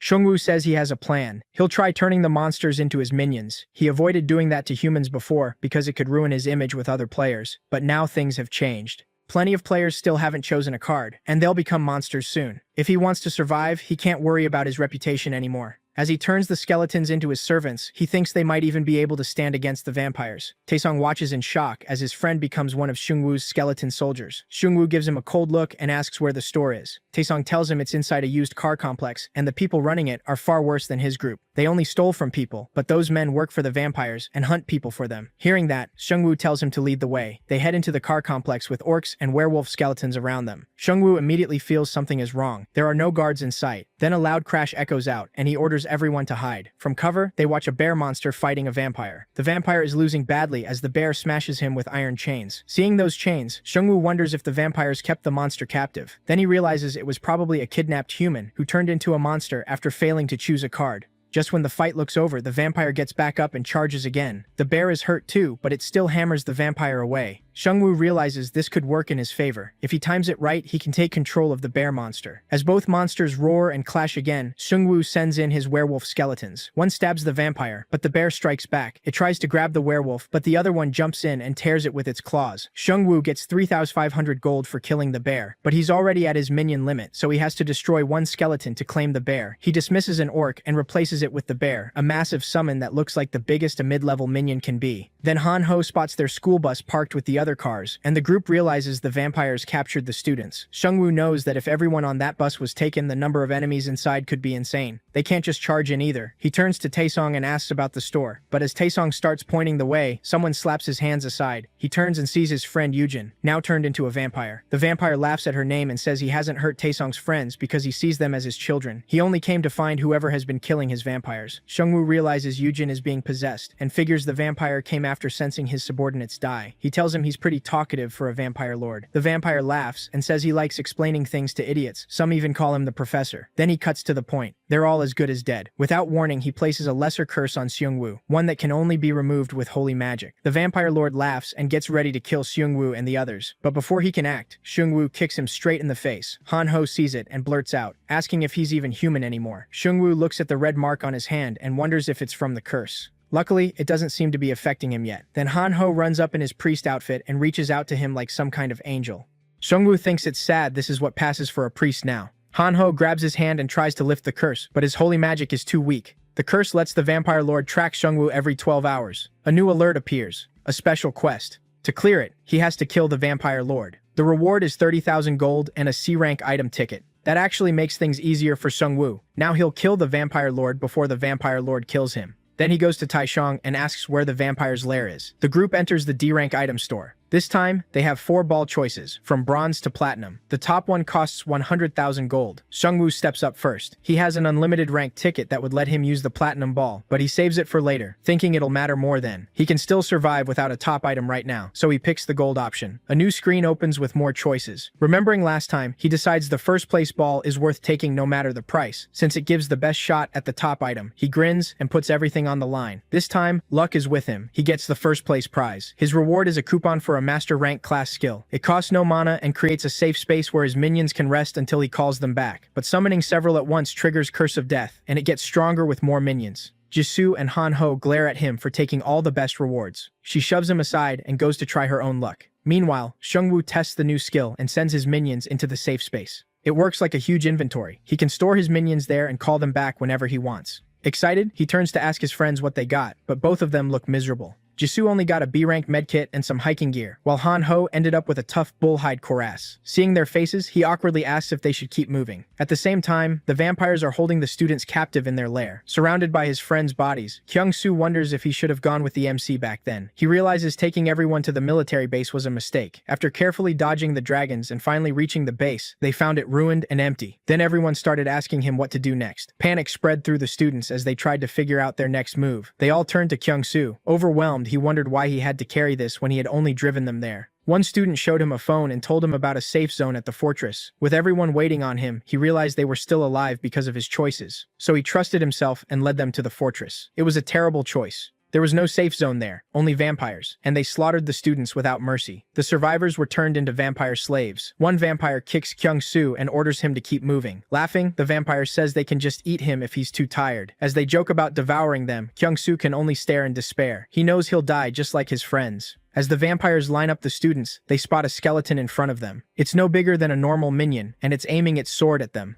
The vampires laugh, thinking it's just another monster. One of them jumps in to rip it apart, but multiple spears pierce him instead. Then Sungwoo's whole army arrives. Kyung-soo lights up when he realizes the MC came to save them. When Sungwoo steps in front of him, Kyung-soo sees how much stronger he looks now. They're both college students, yet the gap between them feels huge. The vampires scramble back up and get ready to attack again, but one is instantly torn apart by the skeleton bear. Standing calmly in the middle of his army, the MC orders them to kill every vampire but one. He wants answers first. Kyung-soo watches in shock as he realizes this group is far stronger than he thought. And it wasn't just the MC. Even Jisoo looked much stronger now. The last vampire begs for mercy, while the orc skeletons pin him down. Sungwoo asks how many players and vampires are inside the building, and what levels they are. The vampire says there's only the area manager, who's level 5. There are 12 players total, and the highest among them is level 4. The MC thanks him for being honest, but he never planned to spare him. The vampire desperately adds that he knows the building's security and everything happening inside, but Kyung-soo stabs him before he can finish. Looking up, Kyung-soo says he already knows what's going on inside the factory. He breaks down, saying they can't let a single vampire live. His friends may have been cowards, but they didn't deserve to die like that. Sungwoo pats his shoulder and tells him he did well to survive this long. He says vampires don't become killers overnight. They hide among normal people and only need a chance to come out. The old world may be gone, but they still can't let monsters like that walk free. While they sort out the kidnapped players, one man asks the area manager how long he plans to keep this up. The manager smiles and says these people are just food and experience. They're easier to catch than monsters and far more useful. Then he says their CEO has amazing vision. Hearing that, the man gets excited and says he wants in too. The vampire tells him he can become a regular member if he keeps working hard. He says he also started as a lowly warehouse worker before becoming a permanent employee. In the middle of his speech, he hears someone mocking him. He turns and sees the MC standing there alone. Sungwoo laughs and says they're really calling throwing away their humanity innovation. The manager asks who he is and starts walking toward him with his crew. The students in the cages recognize the MC and feel relieved. The vampire hears them and snaps, reminding them they're only food. Sungwoo gives him a cold stare and asks if his CEO never told him who he was. Then the vampire realizes this is the one who killed Manager Park. Hearing the word manager, the MC laughs and asks if this is some kind of office worker fantasy. The manager sees him walk into the factory alone. He knows the MC is bold, but still doesn't believe one person can beat all of them. Sungwoo just smiles and says his skills are enough. Suddenly, black smoke spreads across the whole floor. The workers panic when a notification says the Great Spirit has been activated. Skeleton minions start appearing one after another from the smoke. With them, Curse of Death kicks in and lowers every employee's stats. The vampires finally understand what real fear feels like as the skeletons swarm them. The manager tries to steady them, but it doesn't work. Every time the vampires destroy a minion, it rises again right away. The manager grows furious and kicks one of the orc minions into pieces. He charges at the MC, knowing he's the one controlling them all. But before he can move, an acid bottle smashes into his head. Han-ho is at the first floor window with a clean shot. As the vampire drops, Jisoo frees the hostages, while Kyung-soo crashes his bus through the factory wall and yells for everyone to get inside. The vampire tries to chase them, not realizing Righty is coming for him on a wolf. The werewolf skeleton knocks him to the ground, and Righty leaps up for the finishing strike. With Sungwoo's crazy buffs and debuffs, the vampire has no chance. The MC tells him the abandoned factory they picked was one of the easiest places to raid. That makes the vampire nervous. Sungwoo isn't just strong, he's smart too. Bleeding from one arm, he hears his CEO offering him power to kill the MC. Sungwoo watches in confusion as the vampire grows larger and turns even more beast-like. A notification tells him a high-level vampire has gone berserk. Seeing how much he changed, he asks if this is his true form. The vampire lunges forward in a rage and tears into the skeletons. The MC orders all of them to fight back, but the vampire holds them off by himself. He moves fast, smashing skeletons as he goes. Then he catches Jisoo for a split second as she vaults over him and cuts his back with her sword. When he turns around, she grabs Righty and hurls it at him, and Righty slices through the vampire in midair. At the same time, another orc swings at him, but the vampire shatters it. Each time he destroys a minion, the MC revives it at once. Han-ho is amazed Jisoo can hold him off by herself, but the MC says that's actually bad for them. He knows the vampire doesn't have long before he collapses. He's lost too much blood and gone berserk. But Sungwoo could run out of mana first. If his orcs stop holding the front, he's in trouble. And his biggest concern is that this vampire is only a servant of the real boss. Sungwoo wonders how strong the true vampire lord must be. While reviving his minions, he spots the corpse of a werewolf monster. He smiles and tells the vampire he's borrowing one of his captured monsters. With one more werewolf added, all his minions get a new synergy buff. The vampire gets confused when the skeletons suddenly become much stronger. Sungwoo orders his werewolves to tear the vampire apart. They obey and start eating him alive. Sungwoo looks him in the eye and tells him to let his boss know his little Hwaseong business is bankrupt now. He gets 10,000 gold for the kill, but the system marks the vampire as a player. The MC realizes he might be able to turn the corpse into a minion. Before, he cut vampires' heads off to stop regeneration, but this one still has his head, so conversion should work. He revives the body as a vampire skeleton and tells it that it works for him now, not the vampire lord. Then the MC gets a notice saying he can view the memories of corpses under his control. He wonders what that means and checks the vampire's memory. He's never been able to view a minion's memories before, so he wonders if this is a new skill.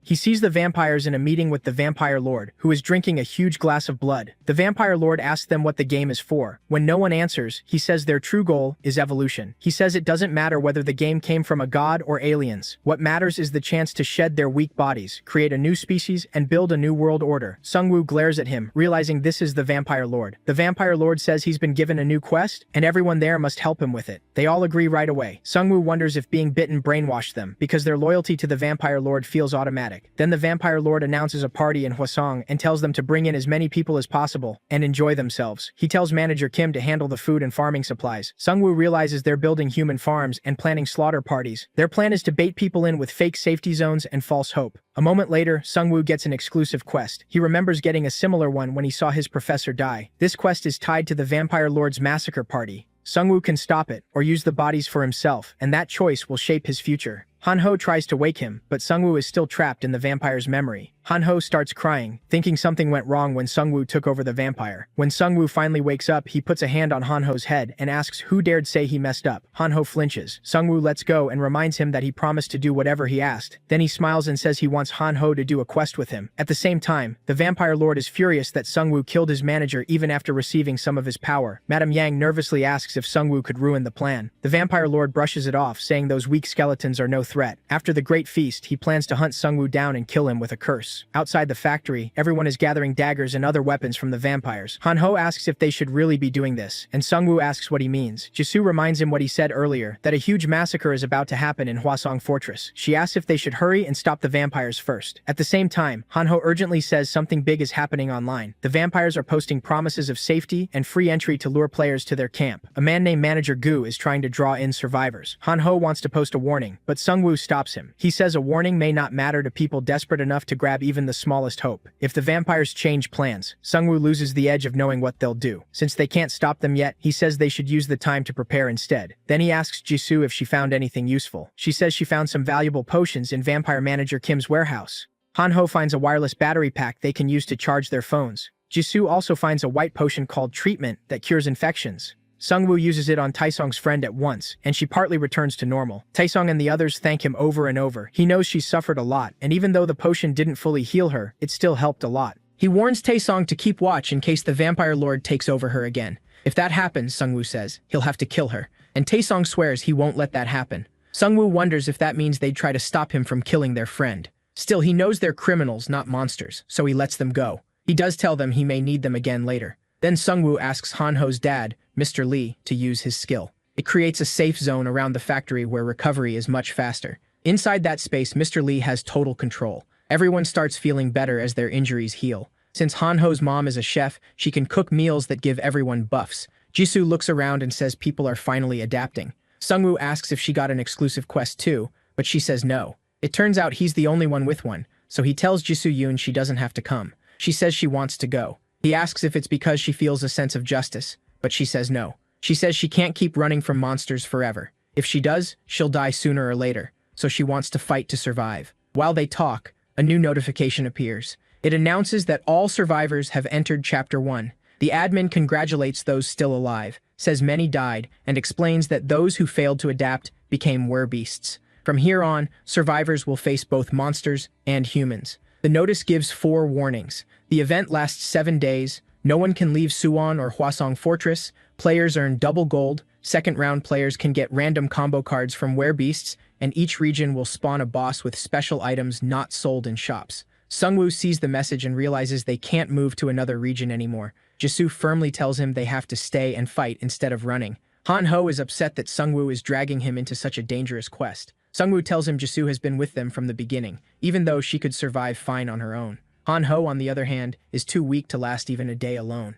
Then Hanho changes the subject and says people are replying to his community post. Most comments are mixed. but one from the prosecutor of Yongdongpo stands out. This man built a safe base with a level 3 pioneer skill and formed a guild called Independence, focused on keeping the group alive and creating a safe zone for survivors. Sungwoo doesn't think the man expects him to join. He's just trying to show others his group has honest intentions. Han-ho is amazed he thought that far ahead, and Sungwoo says ambitious people are starting to step forward. Then Han-ho asks where they're headed. Sungwoo says they're going to level up, then asks Han-ho's level. Han-ho admits he's only level 5, which Sungwoo calls weak. Just then, Kyung-soo stops the car and says they've arrived. They get out, and Han-ho asks if this is really the place. Sungwoo says it is. He declares it their new hunting ground. Monsters are hiding all over the area. Suddenly, a huge burning rock flies at them. They barely dodge it by ducking behind cars. These small monsters can use magic, but they're still no match for Sungwoo's skeleton army. Once Jisoo and the skeletons finish them off, Sungwoo explains that they're called kobolds. He says they came to level up Han-ho and maybe find new minions. He already has werewolves that can tear through several low-level vampires.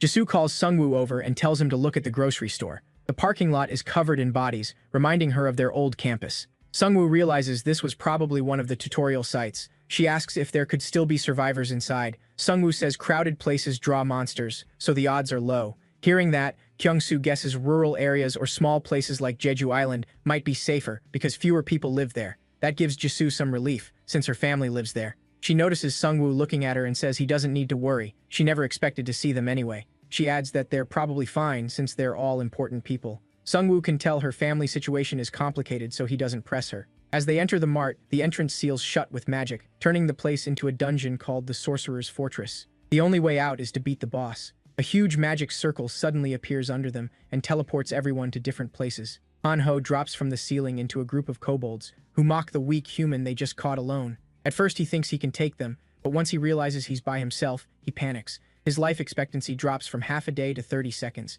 The kobolds leap at him, but he accidentally kills one. As the others swarm him, he starts thinking this is how he dies. Then he realizes their attacks aren't hurting him at all. He remembers his priest skill gives him 10 seconds of protection after a kill. The kobolds stare at him, confused that nothing is working. Han-ho gets up, still terrified, and asks if they really just called him weak. Meanwhile, Kyung-soo and Jisoo end up together and search for the others. They notice blood around a corner, then find Han-ho standing over a pile of dead kobolds. Jisoo stares in shock, but Han-ho proudly says he's finally awakened his hidden power. Now that the three are together, they agree Sungwoo can handle himself. Just as they thought, Sungwoo and his minions are wiping out kobolds. He clears them fast, but he's still worried about his friends. Near the exit, he finds a badly wounded survivor. The man is in terrible shape, and potions won't do much. The man weakly lifts a finger and points at a box. Sungwoo picks it up and asks if there's a potion inside. Instead, he finds a strange egg. Its description says a creature from it will change his fate. With his last breath, the survivor says the dungeon boss has the token needed to claim the egg. The egg was his, but the boss stole its token. Sungwoo is stunned to learn the man was a powerful 5-star dragon knight. He figures the man got lost in the dungeon and had all his tokens taken by the boss. His class likely became truly strong later on, but he died before reaching that point. Even if it's called a mysterious egg, Sungwoo knows it's a dragon egg. He figures the man told him because he wanted him to finish this game. More kobolds rush in. His minions cut them down with ease. Now Sungwoo is determined to get the token and avenge the boy who died before him. As his minions keep slaughtering kobolds, he starts wondering why they keep charging him without any fear. They seem to be attacking like mindless puppets. Then he hears an explosion and spots a kobold sorcerer. Creepy as it looks, one of his minions quickly kills it along with the rest. Sungwoo levels up and chooses the skill option, hoping to raise his minion limit. Instead, he gets a new skill, Corpse Explosion, which uses 10 mana to blow up a body. He gets to test it right away when more monsters charge him. He tells his minions to stay back and uses the skill on a corpse, triggering a huge blast. The kobolds outside flinch when they hear the explosion. Then Righty suddenly bursts through the door and wipes them out. Sungwoo praises him, and Righty beams. Soon they find the dungeon boss wrapped in roots. It's a high-level kobold sorcerer inside a force field that can only be broken by destroying 3 cores hidden around the dungeon. Normal attacks won't work. Seeing that shield, Sungwoo understands why the boss stayed put while its guards fought for it. Then the boss casts a deadly spell that will kill anyone under level 10 in an hour. Sungwoo immediately realizes everyone in his group is below level 10. Those kobolds rushing him before were only buying time for this spell. He sends his minions at the boss, but the shield blocks everything. Thinking fast, he orders them to stack kobold corpses around the boss, then blows them all up in one massive explosion. But when the smoke clears, the boss is completely unharmed. Angry, the boss burns some of its own health to speed up the spell, cutting the time to 52 minutes. Sungwoo grows tense. Now he has even less time to find the cores. Frustrated, he decides to go after the cores since that's the only way to stop the curse. By reading memory fragments from revived kobolds, he learns where they are. Righty quickly destroys the first of the 3 cores. Sungwoo now has only 19 minutes to find the other 2. He keeps moving, reviving monsters and digging through their memories. He soon finds the next core's location and heads to the first floor. On the next floor, they find dead kobolds, and Sungwoo wonders if Jisoo killed them. Then he gets a notice that the second core is destroyed and figures she saw the instant death warning too. He spots someone fighting kobolds ahead and assumes it's her. He calls out, telling her to find Han Ho and Kyung Soo. To his shock, the one crushing kobolds is Han Ho. Holding a dead monster, Han Ho coolly says Sungwoo is late. Sungwoo can only wonder if he's dreaming. At that moment, Jisoo arrives and says she destroyed one core, but Sungwoo is far more curious about what happened to Han Ho. Han Ho acts like a hero and says there's no time to talk. They need to find the last core. They only have 13 minutes left. When they reach the final core, the kobolds defend it desperately. Knowing they can't waste time fighting, Sungwoo tells everyone to focus on the core. Jisoo finds it soon enough, but the timer is already down to 10 minutes. Sungwoo gives Righty a boost as he jumps over the kobolds and smashes the core. With the shield gone, they have just 9 minutes to kill the boss. Sungwoo is furious and vows to make it pay. Han Ho drops back to normal and says the boss should be easier to kill now that Sungwoo can blow up corpses. Sungwoo says he already used that trick in front of the boss, so it may be ready for it. Han Ho suggests blowing up the whole building, which gives him an idea. He tells everyone to regroup and head to the boss room. They make it in time, and a fireball from Sungwoo's kobold sorcerer interrupts the instant death spell. Staring it down, Sungwoo angrily asks if that's all it's got. Furious, the boss transforms into a fallen tree spirit, roars, and attacks. It tears through his minions with ease, then swings at the group, who barely dodge. Jisoo slashes a branch with her fire sword, but it quickly grows back. Sungwoo tells her to move and orders his werewolf to hurl dead kobolds at the boss. He detonates the bodies as they get close to its face. For a second he thinks the smoke means it's dead,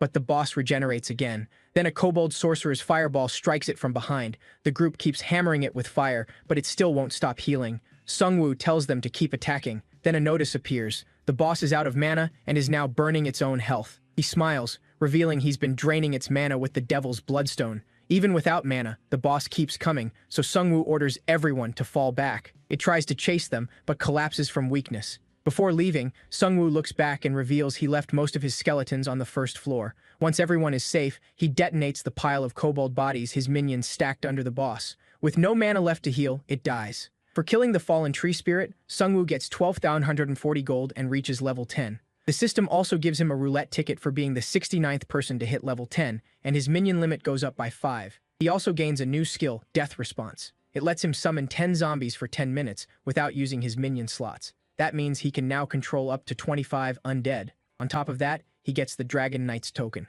Raising his sword, Sungwoo feels sure he can beat the Vampire Lord now. The Dragon Knight's token turns out to be the Masterless Sword, which gives him 6 extra strength. He still can't open the dragon egg because he isn't a dragon tamer, but he learns it can hatch after 5,000 days. That time can be shortened by killing strong monsters with the sword. Sungwoo realizes he'd have to wait 13 years to use the egg. Jisoo says that's probably the penalty for not having the right class. Sungwoo says he can earn the sword's approval by killing monsters, so the more he hunts, the faster the egg will hatch. Since the sword also boosts his strength, he's still happy to keep it. Han Ho points out that Sungwoo's phone is ringing. He gets a message from Tai Seong, who was sent to Haegung Square to watch the vampires. Tai Seong says a lot of people are there, but no vampires have shown up yet. The message reassures Sungwoo that he's still safe. Back at the factory, Sungwoo had told him to blend in with the survivors and keep watch on the vampires. He also told him to send a private message if anything happened. Tai Seong gladly took the job since he'd already been around vampires the whole time. It seems he still hasn't spotted any vampires in the so-called safe zone. Just then, one of his orc skeletons reports finding 2 dead werewolves. Sungwoo wonders if the tree spirit killed them. He revives both and adds them to his army, bringing his werewolves to 5 and his total minions to 15. Fully prepared, he heads for Hwaseong to wipe out the vampires. Meanwhile, the survivors start getting nervous because the people who invited them still haven't shown up. Then the vampire master walks in and tells them to get ready.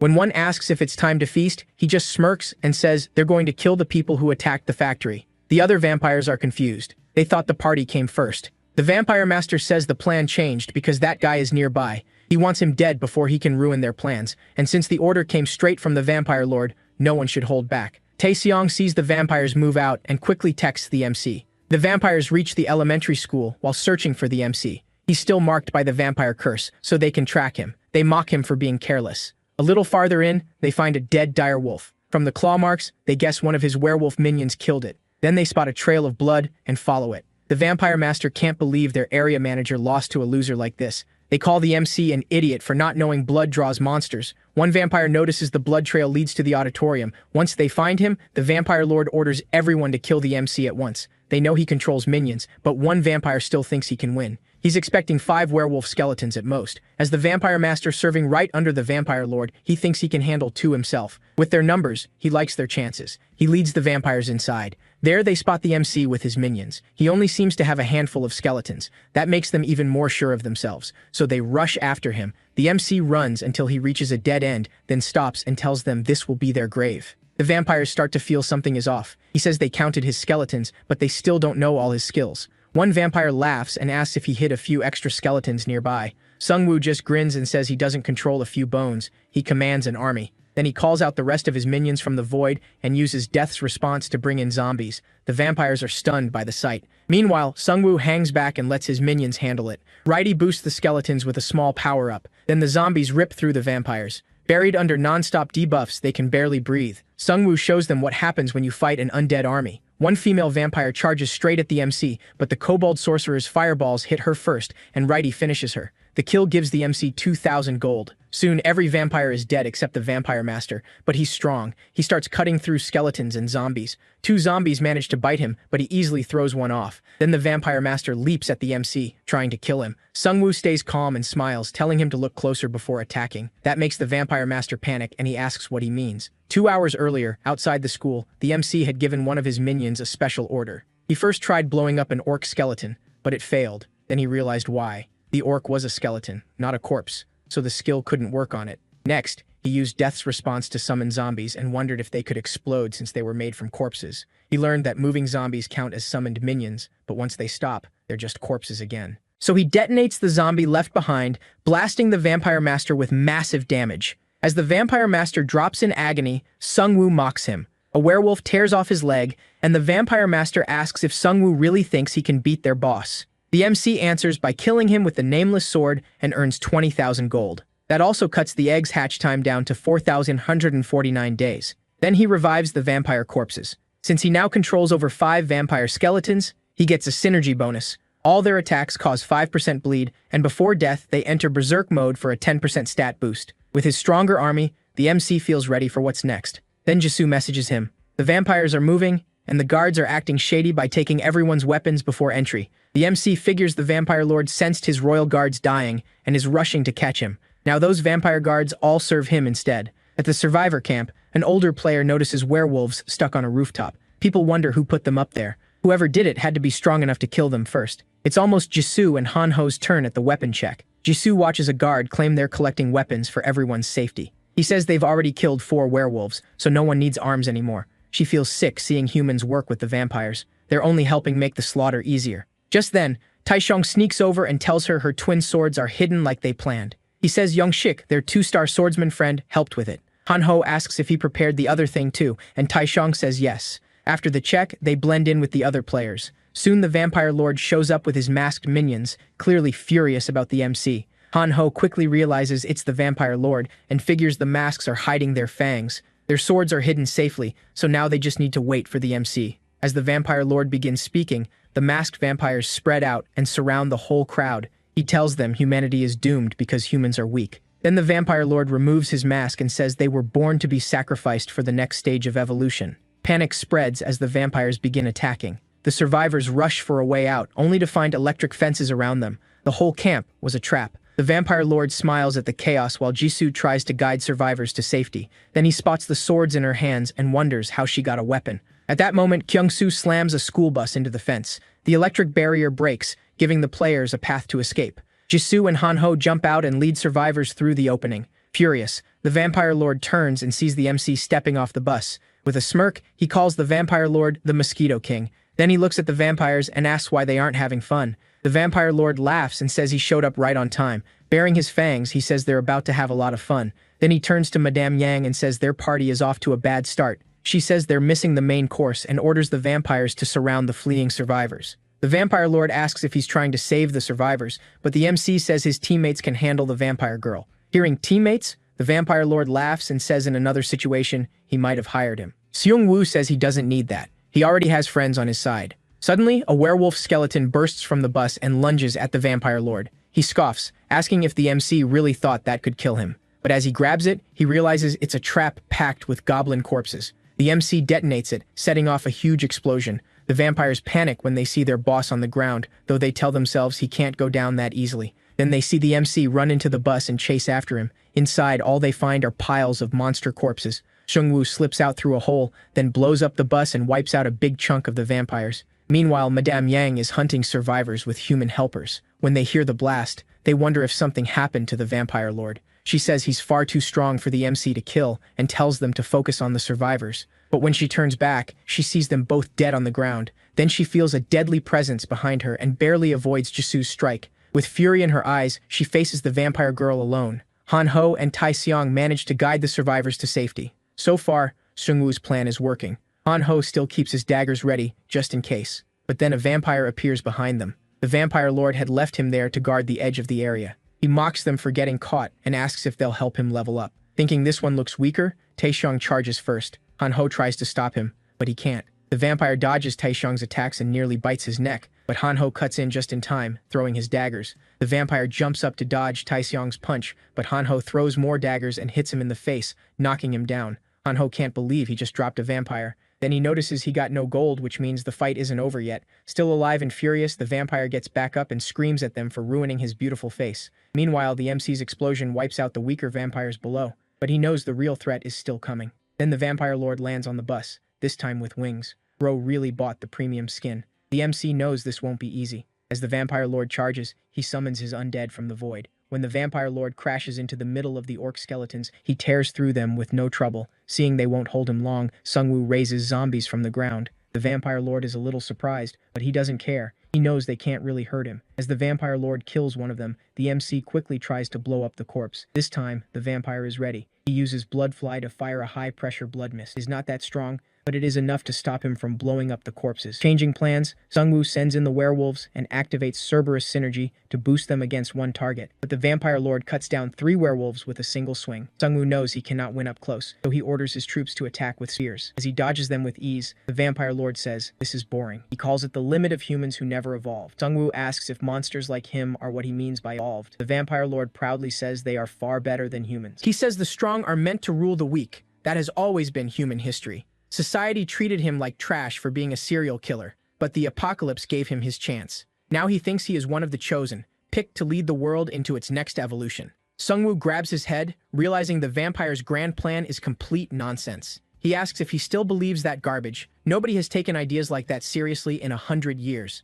The vampire lord keeps rambling until Madame Yang calls for help. She cannot believe she is losing to a human she thought was beneath her. The whole time she has not landed a single blow on Jisoo. She tells her that she never trained at all. She is strong, but every attack is the same and badly coordinated. She got like this by staying near the vampire lord and taking easy experience. Jisoo answers with a heavy double slash, bringing Madame Yang down for good. She thanks her for giving her confidence back. Meanwhile, Han Ho and Taesung are still in trouble. The vampire offers to let them join him. In a world this unfair, he says, they would survive better under vampires than under the vampire lord's rule. He says they used to be normal students too. With monsters everywhere, they chose to cling to someone strong to stay alive. He asks again if they want in. Han Ho says he has a point, and Taesung thinks he is about to switch sides. But Han Ho says the side he picked is much stronger than theirs. Then a motorbike rider appears behind the vampire, pulling his eyes away for a split second. Han Ho instantly throws a dagger. The vampire dodges, and the blade hits the rider in the chest. He is fine because a minion is sitting in front of him.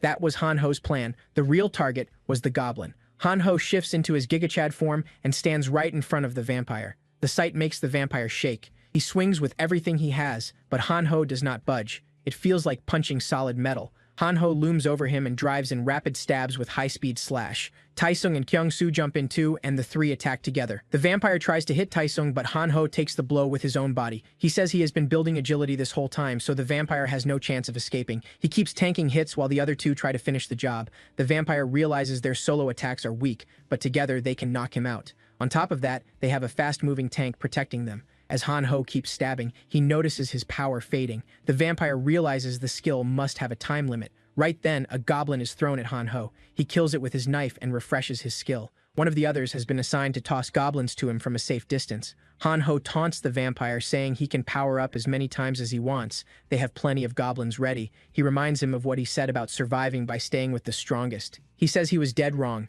Real survival comes from friends you can trust. Han Ho is really about to beat a vampire with friendship power. Then he strikes a goofy pose and says they survive with love and peace. The vampire starts shaking and says he is only losing because they are jumping him. To be fair, he is not wrong.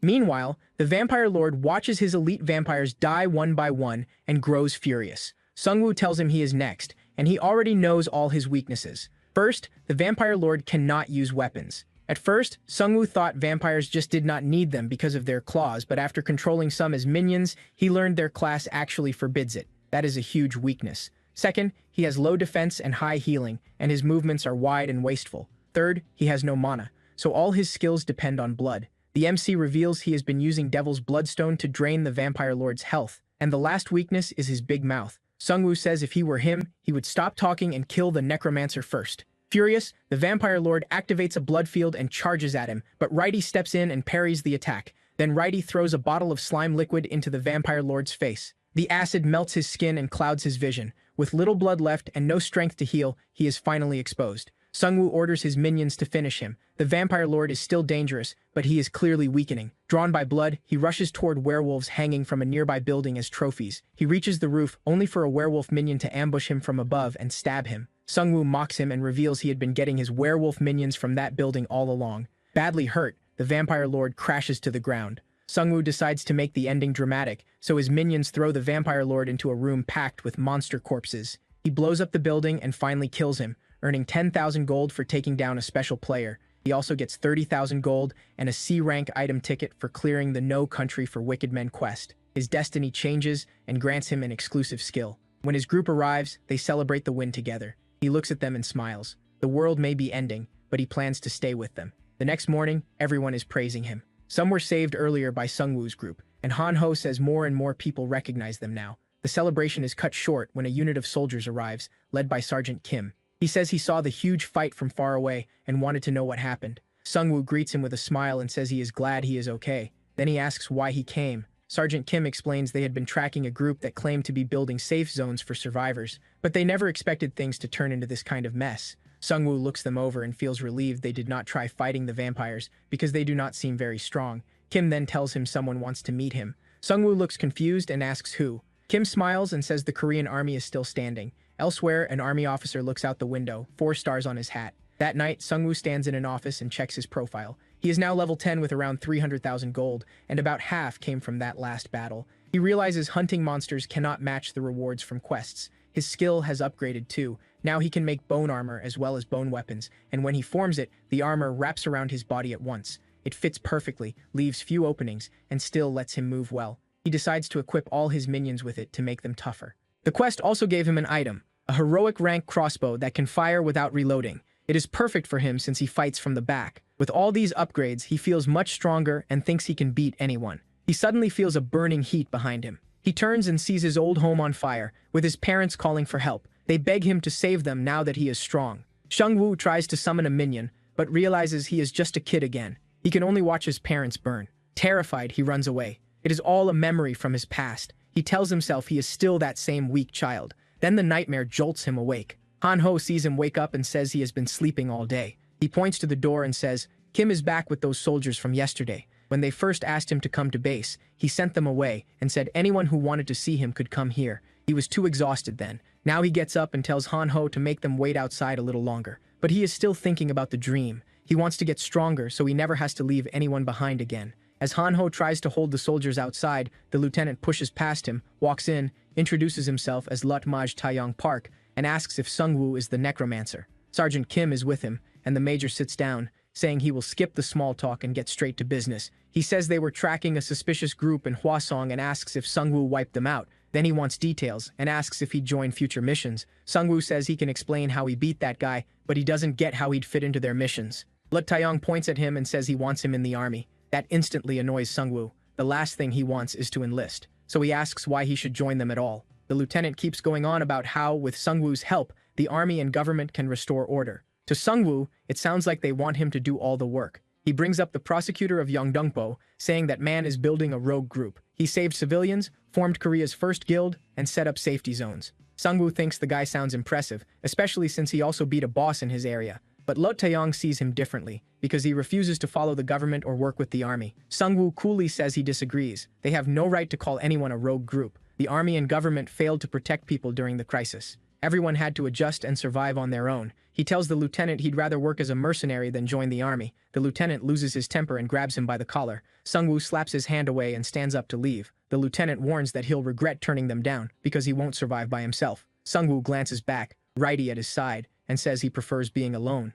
Funny thing is, he's not alone at all. He's got an army behind him. The players feel much safer with the soldiers nearby. Hanho doesn't like that because as far as he's concerned, they were saved by Sungwoo's group, not the army. Jisoo says it makes sense. People need someone to lean on. Even Hanho admits the soldiers make him feel a little safer, since they should fight better than regular people. Jisoo studies the soldiers and notices they seem uneasy. That catches her attention because trained soldiers should stay calm in a situation like this. Hanho walks over and asks a few soldiers if they serve with Sergeant Kim. He says he met Kim before and also ran into a soldier named Kwan, then asks if he can see him. One soldier says he doesn't know where people from other units are stationed. Another cuts in and says that's classified. Jisoo hears that and thinks it's strange, since Hanho only asked about a private. Both of them start feeling like something is off with these soldiers. Meanwhile, Sungwoo leaves the office after turning down the lieutenant's offer. He had wanted to stay on decent terms with the army, but the lieutenant ruined that. As he walks off, Sergeant Kim approaches and apologizes for setting up the meeting. Sungwoo says he knows Kim was just following orders, then asks if the lieutenant sent him to change his mind. Kim gives a nervous laugh and Sungwoo sighs. Clearly, the army really needs him. Kim admits they do, but says the battalion commander handled it the wrong way. Then he leans in and says he wants to show Sungwoo something top secret. The two head through the underground parking lot. Sungwoo wonders what could be so secret. Kim raises a hand and tells him to stop. Several soldiers are ahead. If they get caught, he says, they could be executed. Still, the troops are so worn down that he thinks they can slip past. That only makes Sungwoo more curious, since Kim is risking his life for this. They head down the stairs and enter a room. There, Kim shows him a glowing crystal inside a box and says it's called a prophecy stone. He explains that several exist around the world and anyone who touches one sees a vision of the future. Finding one gives a player a huge edge over everyone else. Sungwoo finally reaches out and touches the stone. At once a vision hits him. He feels like he's floating, as if trapped inside a dream. Then a skeleton wyvern flies past him. Below him are nothing but corpses. The whole city seems to have become an undead army. Among the skeletons, he spots himself and Jisoo.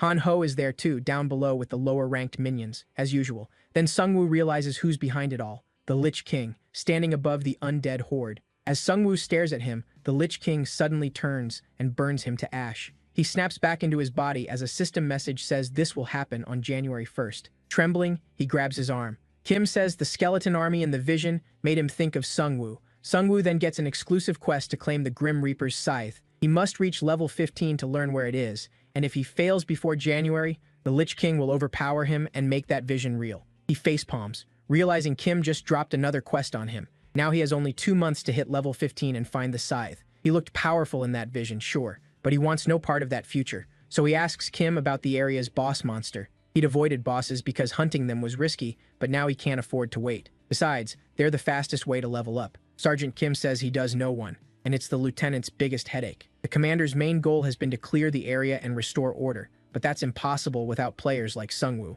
Hearing that, Sungwoo agrees to help kill the boss, but he makes one thing clear. He's not doing it for free. The soldiers report back that Sungwoo wants over 100,000 gold to work with them. The commander is furious and demands to know how Sungwoo dared ask for that much. One soldier says they simply don't have anyone that strong. He saw Sungwoo fight vampires alone, and it was unbelievable. The commander pauses, then asks if Sergeant Kang could beat him. The soldier says Kang may be strong, but Sungwoo has an army. As much as the commander hates the price, the soldier insists they can't beat him. He's stronger than a whole battalion. While the lieutenant is still thinking, Sergeant Kim arrives and says hiring Sungwoo would be more than worth it. He promises Sungwoo keeps his word. The army brings in around 60,000 gold a day, so paying Sungwoo would cost nearly 2 days of income. The commander knows it's too much, but he has no choice. They have to secure key positions. One of them is the 01 fighter wing. A terrifying monster has taken over the airstrip, keeping the army from using its planes. They already sent in dozens of men, but none of them could beat it. If that monster dies, the army can use air travel again.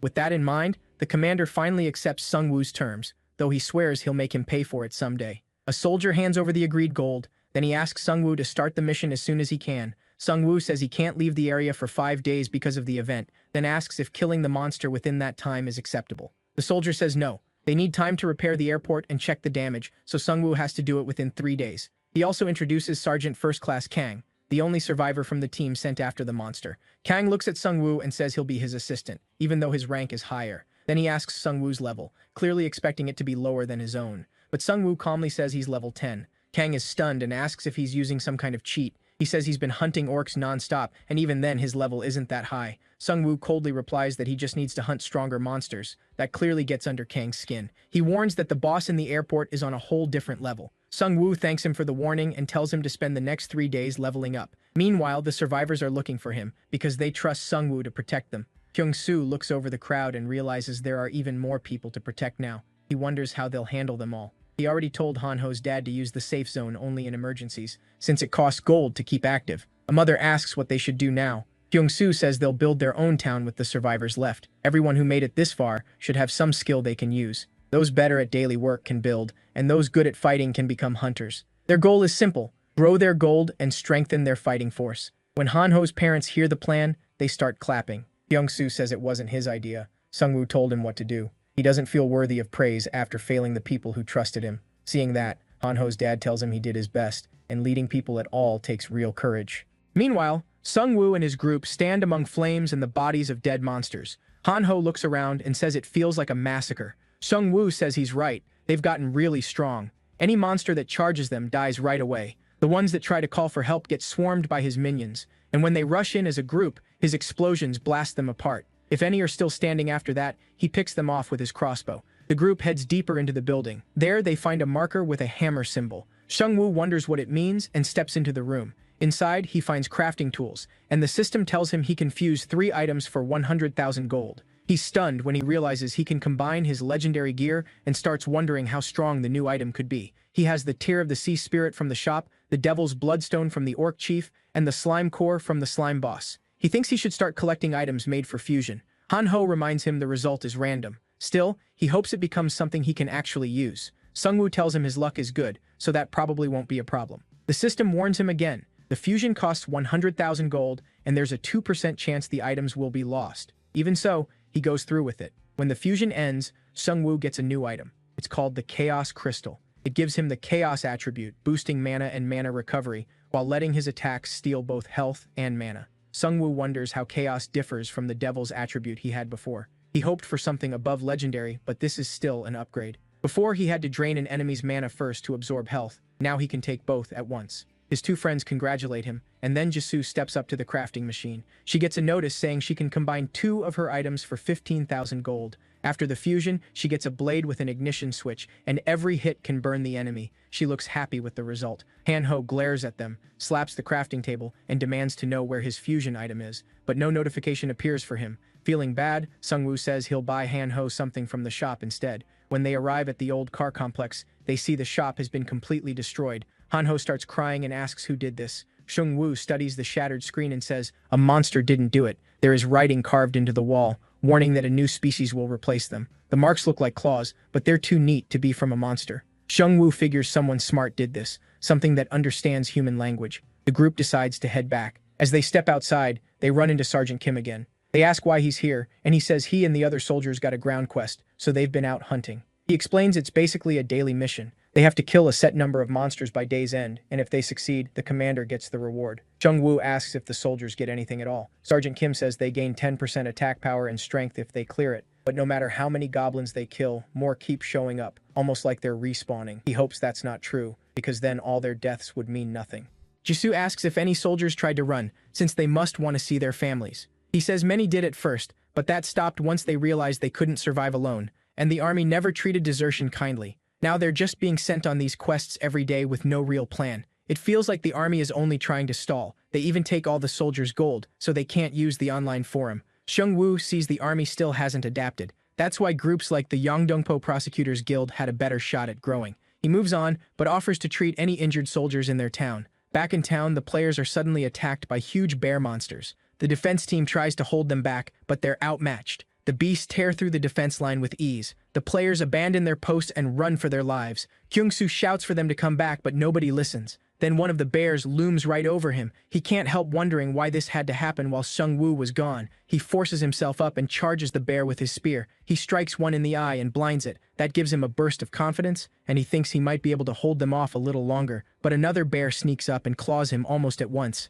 As it's about to kill him, he cries out for Sungwoo. Out of nowhere, Righty leaps in and cuts off both of the bear's arms. While it screams, Jisoo drives her flaming sword into its face. Han-ho jumps in too and kills the last bear. Then Sung-woo arrives with his minions. He's pleased strong monsters showed up. He wanted new minions anyway. The soldiers can only stare as they finally see his power for themselves. He gains a synergy bonus called Wild Tyrant for having more than 4 bears on his team. It drops enemy defense by 10% and raises ally defense by 10%. Sergeant Kim realizes it isn't just Seung-woo, the whole group is strong, and each of them uses their powers well. He tightens his grip on his axe and thinks how unfair it is. His soldiers, and the men who replaced the dead, could have fought like this too, if they hadn't been thrown into battle with no plan. He knows they didn't deserve to die, and starts wondering if following orders was really the right choice. Seung-woo tells Sergeant Kim to inform the commander he's ready to kill the boss and take back the airstrip. The next morning, the survivors from the bear attack are healed. Han-ho and Jisoo praise Kyung-soo for holding off the werebears by himself. Seung-woo tells him he did well too. Anyone would have struggled alone against monsters like that. Sergeant Kang arrives and mocks the state of the town. Seung-woo hates that this is his reaction after so many people died. They explain the town was attacked by werebears the night before. Kang smugly says he knows how tough werebears are. He killed one himself. Sergeant Kim had already told Seung-woo that Kang had a high-rank class, a 3-star striker who uses martial arts instead of weapons, but he still didn't know what combo card Kang picked in the second phase. Kim asks Kang if he's ready for the boss fight, since Seung-woo is done preparing.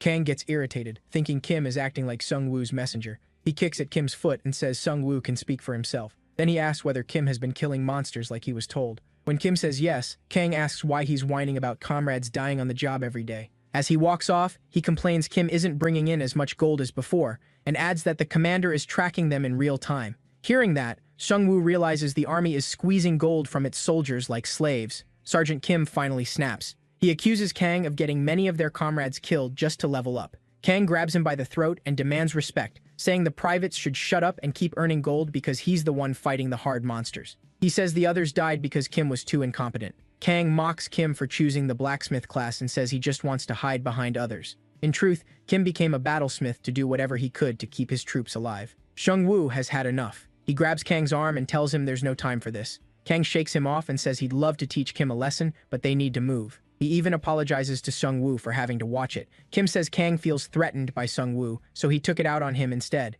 Then Sergeant Kim leaves with his team to get ready for the boss fight. Seung-woo feels sorry for him, but there's not much he can do. Seung-woo and the soldiers arrive at the badly damaged airstrip. Kang says he tested the boss yesterday and it was strong. Seung-woo is annoyed since Kang still hasn't shared anything useful. He knows Kang doesn't want the raid to fail, but he's too jealous to say everything. Still, Sergeant Kim already told him enough about the boss, so he isn't concerned. At last, the boss appears. A giant troll even bigger than the aircraft. Seung-woo is shocked by its size. It's much larger than he expected. He quickly realizes his plan to overpower it with the werebears won't work. The troll spots them and starts marching their way. Kang sneers that it's not too late to hand over the 100,000 gold and run. Seung-woo raises a hand and says he's fine. He never had just one plan. Seung-woo uses death response and sends his zombies to cling to the troll's legs, but the troll crushes them instantly with one earth-shaking slam. He blows up a zombie to hit the troll, but the monster heals almost right away. The MC realizes its defense is insane. The curse should have weakened it, but the boss barely seems affected. It doesn't have special powers like the slime or the vampires, just overwhelming brute strength. Kang starts running his mouth again, saying they can't even retreat without losing more soldiers, but the MC has no plan to leave before killing the boss,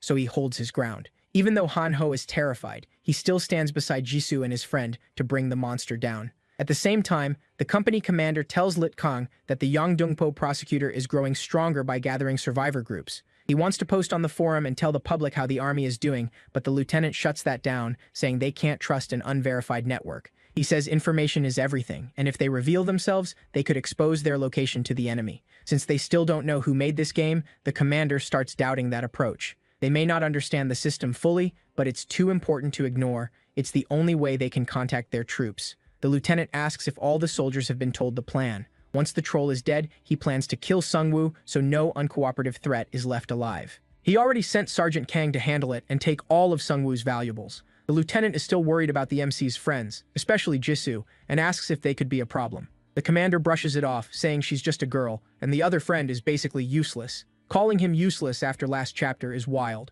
The lieutenant tells him to head to the airstrip and make sure everything goes smoothly. He wants them drained of gold before they're killed. The commander realizes this feels less like a mission and more like straight-up robbery. Back at the fight, Han-ho tanks the troll's attacks with his invincibility skill. barely feeling them. As the troll slows down, Jisoo stabs it from behind and leaves her sword lodged in, with an invincible rope attached. Han-ho then runs around the troll with the rope, shocking Kang, who thought the MC's friends were just dead weight. Watching them fight, he starts wondering if Sungwoo got famous by stealing credit for their work. Han-ho's invincibility is almost out, but Sergeant Kim has fresh goblins ready to recharge it. Han-ho throws a knife, kills a few goblins, and his force field turns back on. Sergeant Kang can't believe Han-ho is killing goblins in the middle of a boss fight, then realizes the skill only stays active if he keeps killing monsters. He looks at Jisoo and figures she isn't trained to fight humans. In his mind, that still means he can take her. Still, he never thought things would turn out like this, and starts wondering if he should kill the MC now. As Sungwoo faces the monster, he remembers the plan. Han-ho and Jisoo wanted to tie up the troll's feet with a rope, but he thought it was too risky and said his minions should do it. Jisoo argued that if his minions failed, they would have a better shot at tying it down. The MC still worried about how dangerous it was and said he needed more time to think. Jisoo told him he wasn't their babysitter, they were partners, and he needed to trust them. Back in the fight, the two of them pull it off, tying down the boss and bringing it crashing down. He tells them he's impressed by how much they've grown. Now it's his move. He uses Great Spirit and summons all his minions from storage. Sergeant Kang freezes in fear, wondering if this is a Necromancer's real power. One minion brings him the Dragon Knight's masterless sword, and he rushes the boss. With the troll pinned down, everyone attacks without stopping. The boss manages to swallow one of the orc skeletons as it tries to strike, but the MC instantly detonates the skeleton's bag of corpses, blowing up the inside of its mouth. Then he steps in and brings the masterless sword down on its head, killing it. For killing the boss, he gets 220,000 gold, reaches level 11, gains 2 points to every stat, and earns a special item chest. Because he used the masterless sword,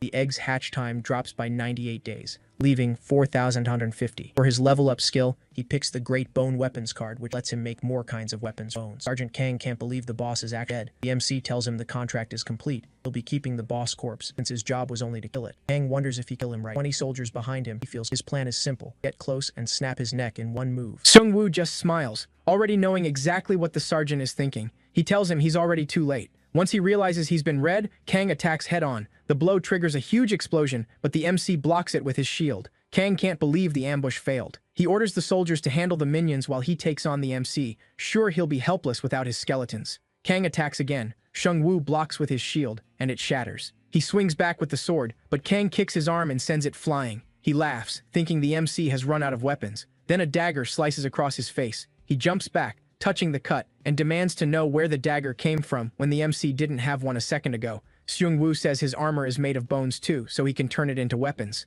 The sergeant snarls that he's still much better in close combat, then he suddenly finds himself surrounded by skeletons. The MC reminds him he can make weapons from skeleton bones too. Using the skill, he forms bone spears and pins Kang in place. The sergeant calls for help, but his soldiers reveal they've already chosen the MC's side. Sergeant Kim says they've finally decided to survive. They're done being led to slaughter like sheep under Kang. Kang screams that this is mutiny. They aren't even fighting to protect civilians, they're just earning gold for the army. The rest of the soldiers back Sergeant Kim and say he's right. Then the company commander arrives and demands to know what's happening. Sergeant Kim tells him the other platoon exposed the real mission and they refuse to serve an army like this. The company commander tries to bully him back into line. He warns that nobody can survive alone in this world, and Jisoo says he's only making things worse. The commander keeps yelling, threatening penalties if they leave. Kim looks at Sungwoo's group and realizes fear of punishment is what turned them into slaves. But with the MC and his friends beside them, they have nothing left to fear. Sergeant Kang finally snaps and pulls out a syringe.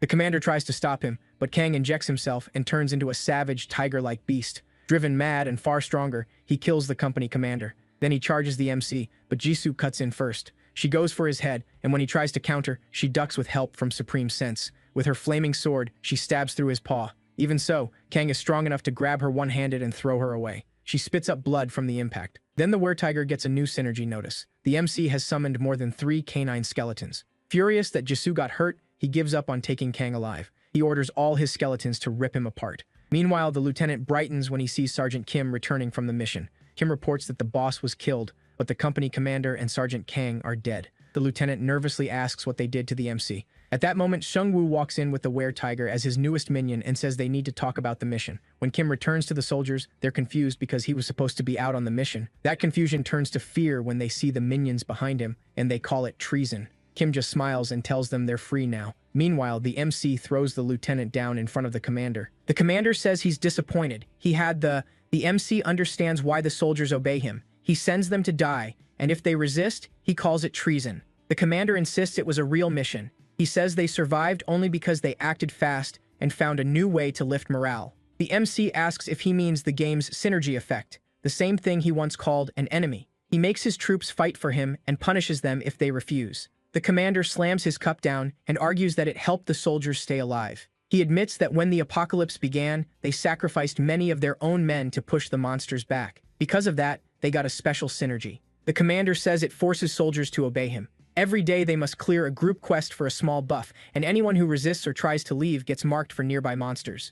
Every other unit nearby was destroyed, but his survived by constantly throwing soldiers into battle. The MC tells him he's only fighting mindless, disorganized monsters. He says this world is like a survival game, with humans used like pieces by some higher power. Then Sungwoo asks him straight out why he ordered his troops to kill him. The commander admits Sungwoo is a threat, and he can't let groups like his grow strong enough to challenge the government. The MC realizes the commander isn't worried about angering him at all. He really thinks a crossbow is enough. He tells the commander to free his soldiers from forced loyalty and hand over all his gold. The commander first snaps that everything there belongs to the military. But when the MC makes it clear he's not bargaining and will just take it, the commander gives in. He turns over 45,000 gold. The MC is let down. He expected much more. Before he leaves, he asks about the werebeast vial. The commander hesitates, then admits he bought it from wandering peddlers. The MC remembers a ruined shop that fits that story. That makes him think they trashed the shop themselves. As he leaves, he warns the commander he'll stay in touch with Sergeant Kim to make sure he keeps his promise. As the MC and his minions head out, the commander suddenly tries to shoot him with a crossbow. The MC blocks it with his bone shield and says he saw that coming. The lieutenant tells the soldiers to attack, but the MC wipes them out with a... When he moves on the commander, the man warns him about a powerful bomb called Abyss Concentrate, which he got from the peddlers. He says they'll both die if he hits the button. The MC calmly tells him to do it. He's curious what the Abyss effect feels like. The commander starts to panic when even his final card fails. Then a skeleton smashes through the window, grabs the remote, and crushes the commander's hand. The MC then orders the off. After cutting off the commander's head, he notices the man was only level 3. All he ever did was hoard gold, and in the end, he still didn't have enough. While thinking it over, the MC finds a locker. Inside, he discovers a few leftover supplies, including werebeast vials that can turn someone into a monster for a short time. Outside, Han-Ho is trying out his new healing skill on Jisoo. He asks why she isn't using healing potions, since they'd work better. She says too many injured soldiers still need them. He also asks why she doesn't need to practice his skills to level it up. He glances at the minions and feels a little hurt that they don't respect him. Then Righty pats his back, and his faith in humanity comes right back. The MC comes outside and asks if she's okay. She says she's fine and apologizes for charging in too fast. She really thought she could match the were-tiger because she was a tiger hunter. Sungwoo says she lost because she never picked a class skill. Still, that's good in a way. She isn't stuck fighting just one kind of beast. He's also happy Han-Ho's priest class is growing, since it'll matter a lot against the coming Lich King and his undead army. Han-Ho can heal, use his force field in close fights, and throw daggers when he needs range. That makes Sungwoo think Han-Ho might even surpass him one day if he keeps getting stronger. Han-Ho stares at the robe with a perfectly innocent face and says it looks way cooler than his. Sungwoo explains he got it from a chest after beating the troll boss. It's the Shadow King's robe, a legendary item that cuts damage and lets the wearer hide in shadows until they attack or get detected. Han-Ho feels left out since he's never gotten a legendary item. Then Sergeant Kim arrives and tells the MC some soldiers want to leave to search for their families, but they've chosen to travel with them. Most of his reliable, brave soldiers died early in the fighting, and he doesn't expect much from the ones left. The MC tells everyone to go back and keep preparing.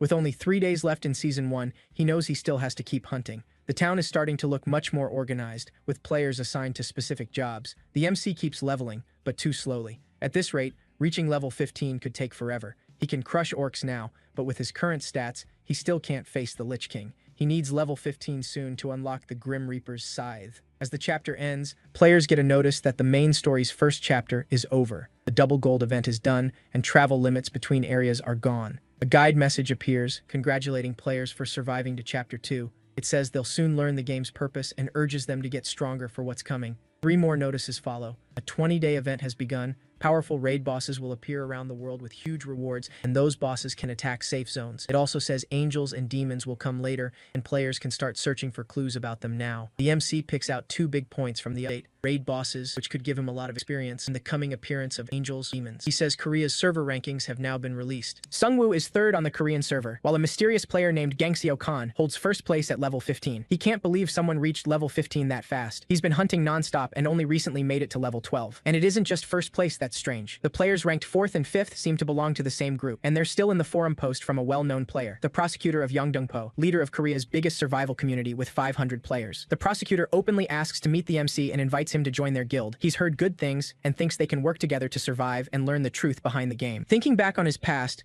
the MC wonders if the man has another motive. Even so, he agrees to the meeting. Meanwhile, the prosecutor's guild seems to be doing well. One member says they should expand now that travel restrictions are gone. But another warns that raid bosses and other unknown beings are out there, so they should learn more first. The guild leader says that no matter what happens, their duty is to kill monsters and protect people, because he wants to restore the world to what it was. The blindfolded man gets emotional, thinking about what a great leader he is. The girl says she tried to find the top-ranked forum players but couldn't trace the #1 player at all. She did, however, send the Necromancer a message for their guild. The blindfolded guy freaks out at the word Necromancer. He blurts out, asking if it's Han-Ho's twin brother, then says the Necromancer is famous for never taking jobs unless he's paid. The girl keeps looking at her phone and says that's not always true.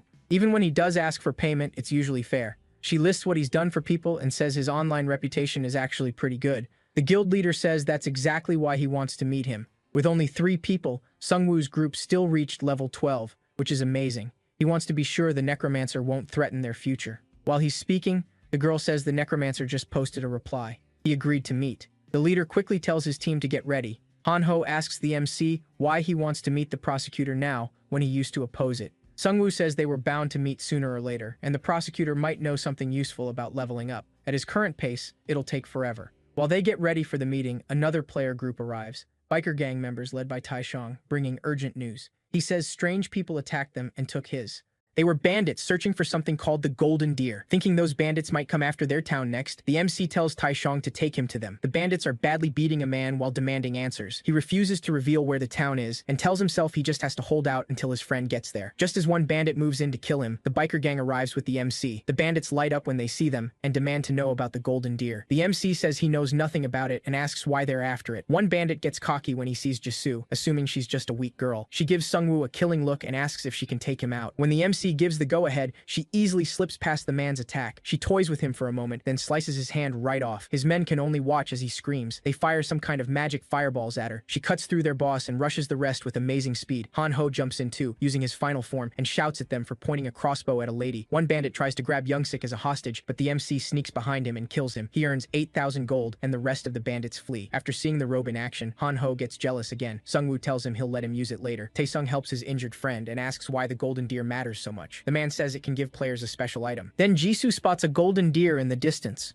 Right away, they get a hidden quest. Capture the deer to enter a hidden stage. Sungwoo sends his zombies after it, but the deer is far too fast, so he sends in the werewolves instead. Sungwoo runs after the deer as it darts into an alley. The deer suddenly stops when a werewolf blocks its path. The werewolf turns and tries to scare them off, but when it sees 3 undead werewolves ahead, it bolts. With no way out left, the golden deer is caught without much trouble. The group gets a ticket to the hidden stage, but Sungwoo is focused on something else. That werewolf ran because it knew it was outnumbered, but the other werewolves they fought acted like wild beasts with no thought at all. He can't explain it, but their meeting is about to start, so he lets it go for now. The whole group waits excitedly for the prosecutor. Then Taishong points out helicopters overhead. Sungwoo quickly realizes the leader wants a flashy entrance to show he's in charge of Korea's top guild. The prosecutor steps out of the helicopter and greets Sungwoo with a smile. He introduces himself by his real name, Young-hoon Choi. The two of them shake hands. At that moment, the blindfolded man snaps a photo and says this meeting will be remembered in history.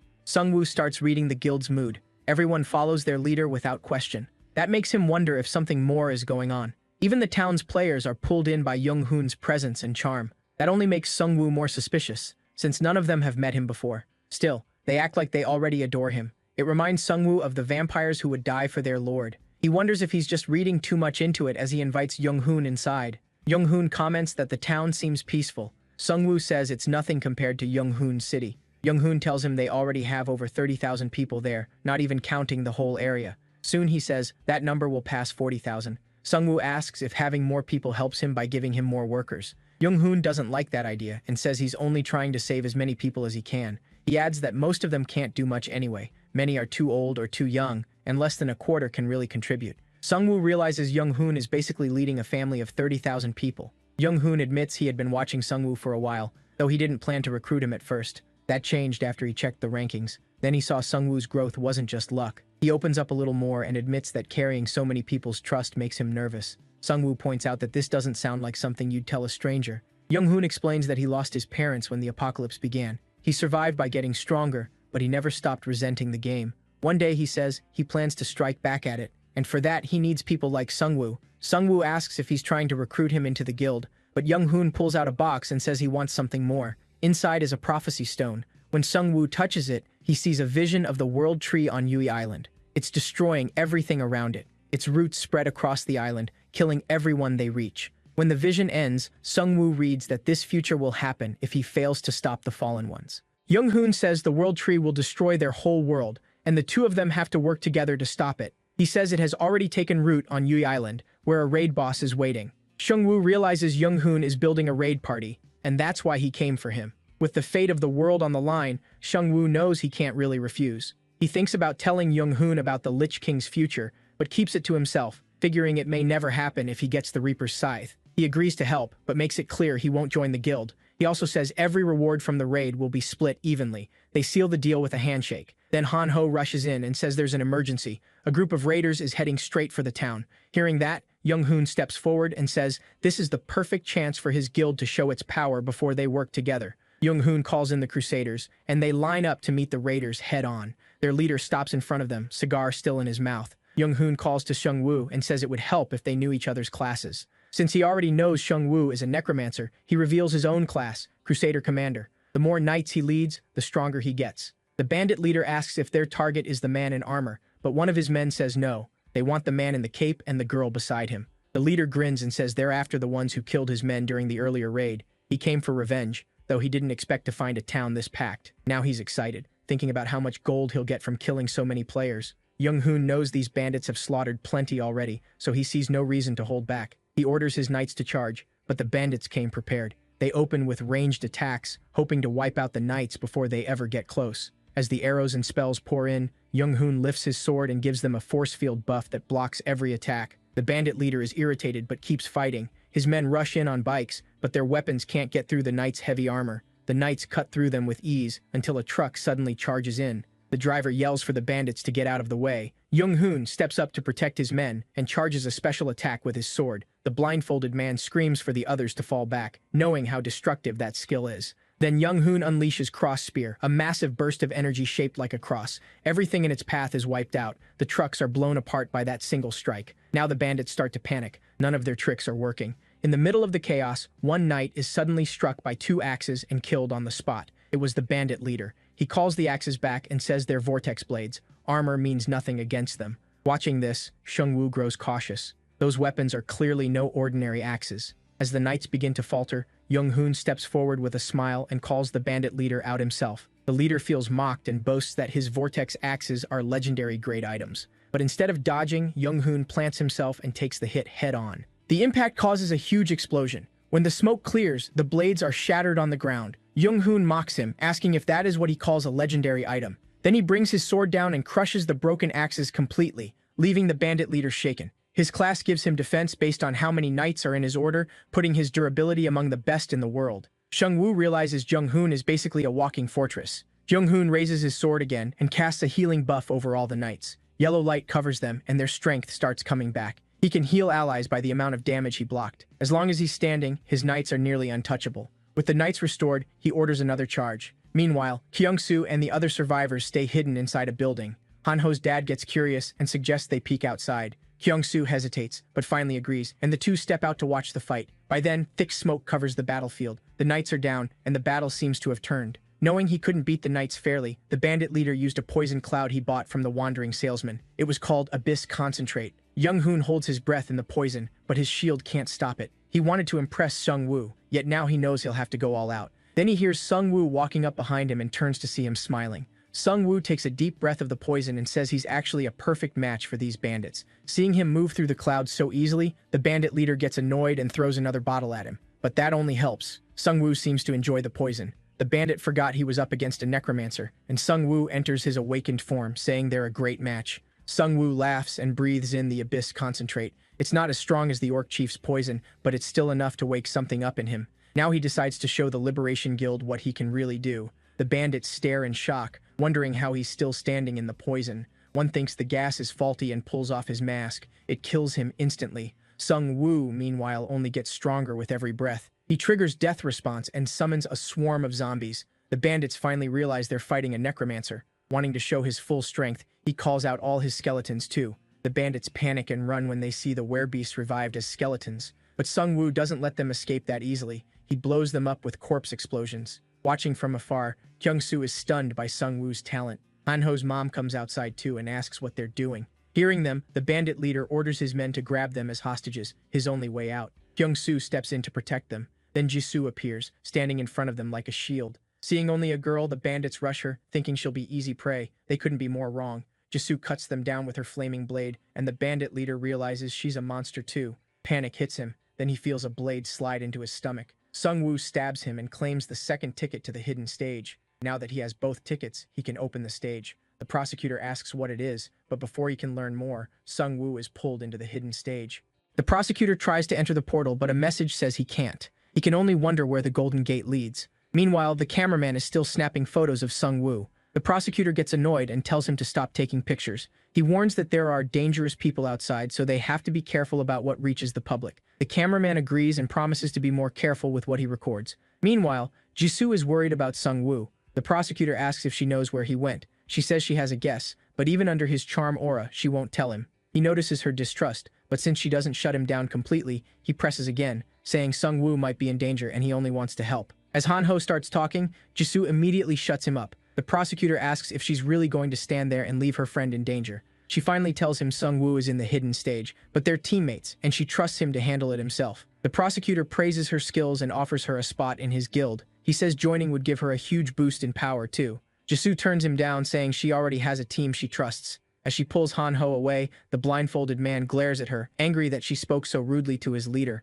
By now, even the prosecutor knows these people won't be easy to win over. Meanwhile, Sung Woo arrives in a golden city. A notice tells him he'll get a special reward for clearing the stage, and if he dies, his body will be sent back to where he came from. As he tries to understand where he is, he spots a golden minion staring at him. A few moments later, more minions appear. These goblins aren't normal. They're not afraid of him at all. He instantly summons Righty and tells it to teach them a lesson. Outside the gate, the Liberation Guild works to treat their injured. Regular healing potions don't work, so they switch to antidotes. When he hears that, the prosecutor realizes this isn't poison. It's a curse. He asks the girl what she thinks of the item. She says it sounds like black magic, though she has no idea how the bandits got it, maybe from a special shop. The prosecutor's group can't figure out why that powerful curse had no effect on Sung Woo. The blindfolded man uses his 3-star scout class and reports that the curse actually strengthened Sung Woo during the fight. The stat boost wasn't huge, but it awakened other abilities, and his mana recovery and vitality rose at an abnormal rate. That only confuses the prosecutor even more and raises more questions. Manhwa asks if he really made a deal to split all the raid rewards with him. He says he had no choice. It was the only way to get him into their party. Hearing that, she asks to write the contract herself, thinking he's young enough to trick with terms that favor them. The prosecutor agrees but warns her not to write anything that might drive him away. Then he asks what they think about the prophecy stones. Both say it was a terrifying experience. He notices that while everyone else was shaken by visions of the world's end, the MC didn't seem bothered at all, so he asks her to check whether Sung Woo has ever seen a prophecy stone before. Inside the hidden stage, Sung Woo's minions tear through everything. He even revives golden orcs and finds they're stronger than normal monsters, but still no match for him. With no one to protect, he can finally fight at full power. All he has to do is kill every monster ahead of him. No reputation, no teammates, no limits. He feels like a one-man army. As he goes deeper, his mind starts to slip for a moment, but hearing his name pulls him back.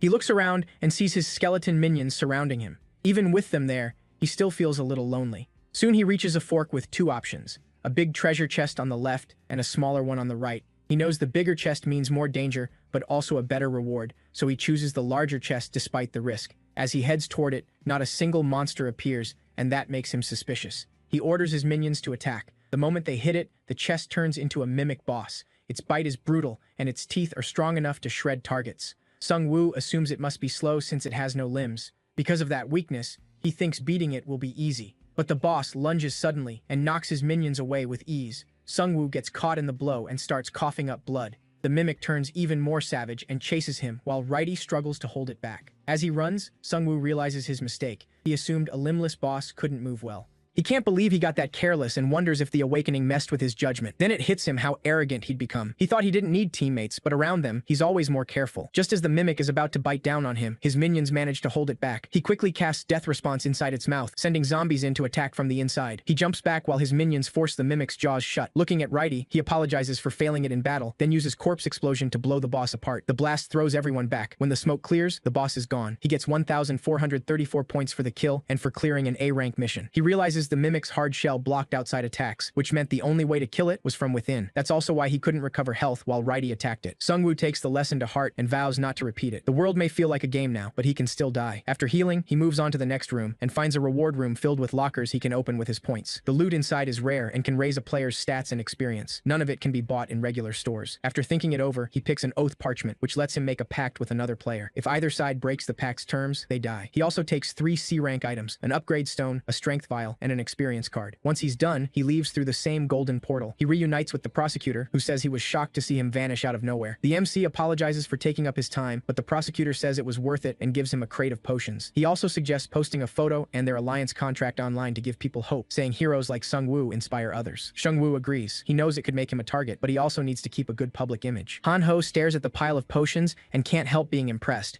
He thinks the prosecutor seems like a good guy, but the MC still isn't sure. Jisoo says they should start training and get stronger now that they've joined the raiding party. The next morning, they lure in goblins and orcs with foul-smelling bait called rancid wolf meat, a failed dish from Hanho's mom. As the monsters rush them, the MC detonates the ones that fall, setting off a huge blast. That lets them hunt much faster than before. At the same time, Hanho's dad uses his new skill to set up a watch post, making the town much safer from monster attacks. While they talk, Tae-sung shows up with his biker gang and says he has urgent news for the boss. Sung Woo is caught off guard by that title. Tae-sung then says they found a store in Haeungnam, but someone had already wrecked it. Sung Woo realizes this is turning serious. Someone is clearly hunting down the stores on purpose. Those stores matter a lot now because people can't really make supplies themselves. Without a steady supply line, they have to survive by hunting and gathering every day, since farming still doesn't seem possible. Sung Woo tells him to report any new stores to Kyung-soo right away. Every store they find needs guards, or everyone could be in danger.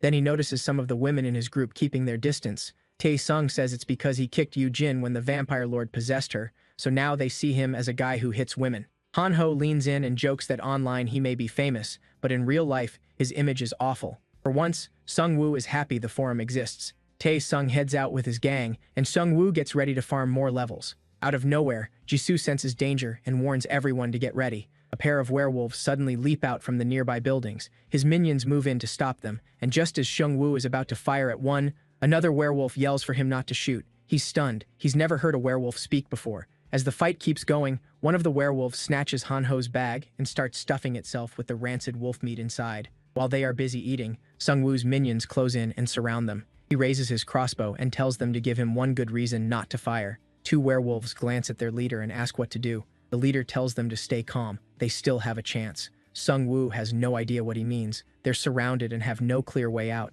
Then the leader lunges at the weakest orcs nearby, opening a path for the other 2 to run. The MC stops the arrows, but the other 2 still escape. Seeing him risk himself for the others, Sung Woo is impressed by his loyalty. His minions pin the leader down, and Sung Woo asks why they attacked. The leader says they lost control when they smelled the meat in Han-ho's bag. Then the MC asks how they managed to regain their senses. The leader says they were stuck on a quest that forced them to hunt and eat humans. After they finished that quest, their minds came back. The MC never knew a quest could force wolves to attack people. He thought monsters just acted on instinct. He asks if there are more like him nearby. The leader stays quiet, but Sung Woo already gets it. He asks if they were the ones destroying the stores. The werewolf says no, they aren't behind that. If they can, they avoid humans. He says another group is attacking people and wrecking stores to weaken the players. That group is led by humans called the Mad Scientists, who make dangerous items to hurt others. The MC realizes those must be the wandering merchants he heard about. He asks if the werewolf is telling him all this just to buy time for his teammates to return and rescue him. But the leader says he already told them to run and never come back if this happened. When Sung Woo finally puts his sword to the monster's neck, he expects begging, but gets the opposite. The werewolf says he's been waiting for this for a long time. He explains that during the class election event, he didn't trust the system and refused to pick a class for himself or his family. But his son loved games, chose a class card, and became the first human the werewolf ate. He says once he came back to his senses, he wanted to die. Sung Woo knows he still can't let him live, no matter how sorry he feels. With his last words, the werewolf says the game is unfair. He only made those choices to survive, and somehow they all still became the wrong ones. Sung Woo ends his pain. Han Ho feels sorry for him, knowing they are all thinking beings just trying to protect their own. The MC tells him not to get careless. Even the looters they killed before probably had families too. He tells Han Ho to get ready. They're going after the 2 werewolves who escaped. Jisoo asks what they'll do if they catch them, since they seem like kids. He says he doesn't plan to hurt them. He just wants to learn more about the werebeast's territory, even if none of this feels fair. By giving the werebeasts human minds, the system is creating conflict. Players want them gone, but knowing they were human makes sympathy harder to avoid. Still, he knows he can't risk mercy on creatures that can kill him and might lose control at any moment. The system built these beasts to hunt people, and their quests prove it. Sung Woo's group travels a long distance while searching for the werewolves. Then they hear voices nearby and quickly hide. They spot the 2 werewolves, now captured by a pack of kobolds. One kobold jokes about turning them into sausages, but the leader stops him. They're meant as gifts for the queen. The kobolds jab the werewolves with spears and drag them back to their nest. The group is confused. Kobolds are weak, yet they caught 2 mid-level werewolves. Sung Woo guesses their spears use some kind of paralysis poison, but he still doesn't get how they bound them so easily. They also notice a store inside the dungeon, which means no one has cleared it yet. Sung Woo tells the team they need to secure that store if they want their community to survive. Right then, a notice pops up. This dungeon is called the Venomous Spider Queen's Chambers. It's a deadly zone where 124 players have already died, and clearing it gives a 50% bonus reward. Hanho gets nervous since they didn't bring any goblins, and this dungeon clearly favors monsters. As they move deeper in, they find people trapped in spider webs, crying out for help. Jisoo cuts the webs apart with her flaming blade and frees them. One of the survivors thanks them, but several spiders suddenly crawl out of his mouth and kill him. Sung-woo orders everyone back and blows up the bodies. He warns them to stay sharp and watch the ceiling. The spiders are coming from everywhere. The blast draws in more spiders and kobolds, and they start swarming the group. Then Hanho suddenly throws his knife and drops one of them. That triggers his Super Saiyan form. All fired up, he enters Berserk mode and starts smashing spiders and kobolds with a huge grin. The monsters panic, thinking he's the real demon, and start running. Hanho gets drunk on the power and starts repeating Sung-woo's whole speech in his head. He even starts thinking he doesn't need the team anymore, that he can handle everything alone. Now he's basically a priest bandit. The kobolds switch tactics and order the spiders to web Hanho from every direction. Sung-woo realizes this is how they captured the werewolves. They manage to bind Hanho for a moment, but he tears free with a roar. The kobolds tell the spiders to keep firing webs at him, and this time they fully pin him down. Once he realizes he can't break out, Hanho snaps back to normal and calls the MC for help. Sung-woo blows up the nearby bodies again, catching the monsters in the blast. While helping him, he gives Hanho a quick lesson about keeping his emotions under control. Then even more monsters show up. He uses Death's responsibility to summon zombies and sends them at the enemy. Another explosion wipes out the attackers. That lets his team secure the subway station. But the way to the next station is blocked. He remembers the subway links to a mall above, where he thinks the queen is hiding. After clearing the mall, they reach the boss room. A warning says this killer dungeon has already taken 124 lives, and they can still leave now for a small reward. Hanho gets scared. The dungeon is offering a reward before they even enter. Jisoo asks if he wants to keep going, but he refuses to back down and says they should move forward. Inside, a kobold shaman welcomes them and reveals that he is the dungeon boss. Sung-woo thought the boss would be the Spider Queen, so this catches him off guard. Hanho is shocked too, especially since the shaman speaks perfect human language. The shaman laughs and says that's because he's eaten 20 human brains. The MC realizes monsters in this game can grow smarter and stronger by killing humans. The shaman mocks them, saying he'll soon have 23 human brains. Then the ground shakes, and the venomous Spider Queen appears, joining the shaman. So this dungeon actually has two bosses. Then the two combine, the shaman becomes the brain, and the Spider Queen becomes the body. Sung-woo instantly uses Death's response and unleashes all his zombies. He plans to blow them up first, then finish the fight with his skeletons. But the Spider Queen catches his zombies in steel-like webs. Instead of killing them, she throws them away. The shaman laughs and says he already knew Sung-woo planned to blow them up. That worries the MC. This kobold seems to have gained the intelligence of the humans he ate. He watches the Spider Queen block Hanho's thrown dagger. The kobold boasts that he is the brain and the queen is the body, and she'll protect him no matter what. When the Spider Queen fires webs, Jisoo burns through them with her flaming sword. She grins and says the queen burns just like the other spiders. The kobold shaman counters with water magic, putting out the flames and keeping Jisoo back. At the same time, the MC orders his minions to make a barrier and tells Hanho to stay with Jisoo. He says he already has a plan. As the Spider Queen smashes through his minions, he uses his Necromancer skill to raise every corpse hanging above them. As the bodies rain down, he says this nest was basically built for him. Filling your home with corpses is a terrible idea when you're up against a Necromancer. The revived minions rush the boss, but the Spider Queen cuts them apart with her legs. Still, one minion lands a hit on her leg. That makes her furious enough to spit poison, but poison does nothing to the undead. They're only bones. The shaman catches on fast and tells her to stop, but she's already slipping out of his control and won't listen. Shang-Wu expected the shaman to figure that out. The queen wipes out the first wave of skeletons, so the MC raises even more from the bodies around them. He knows he can't drag this out much longer. His mana is running low.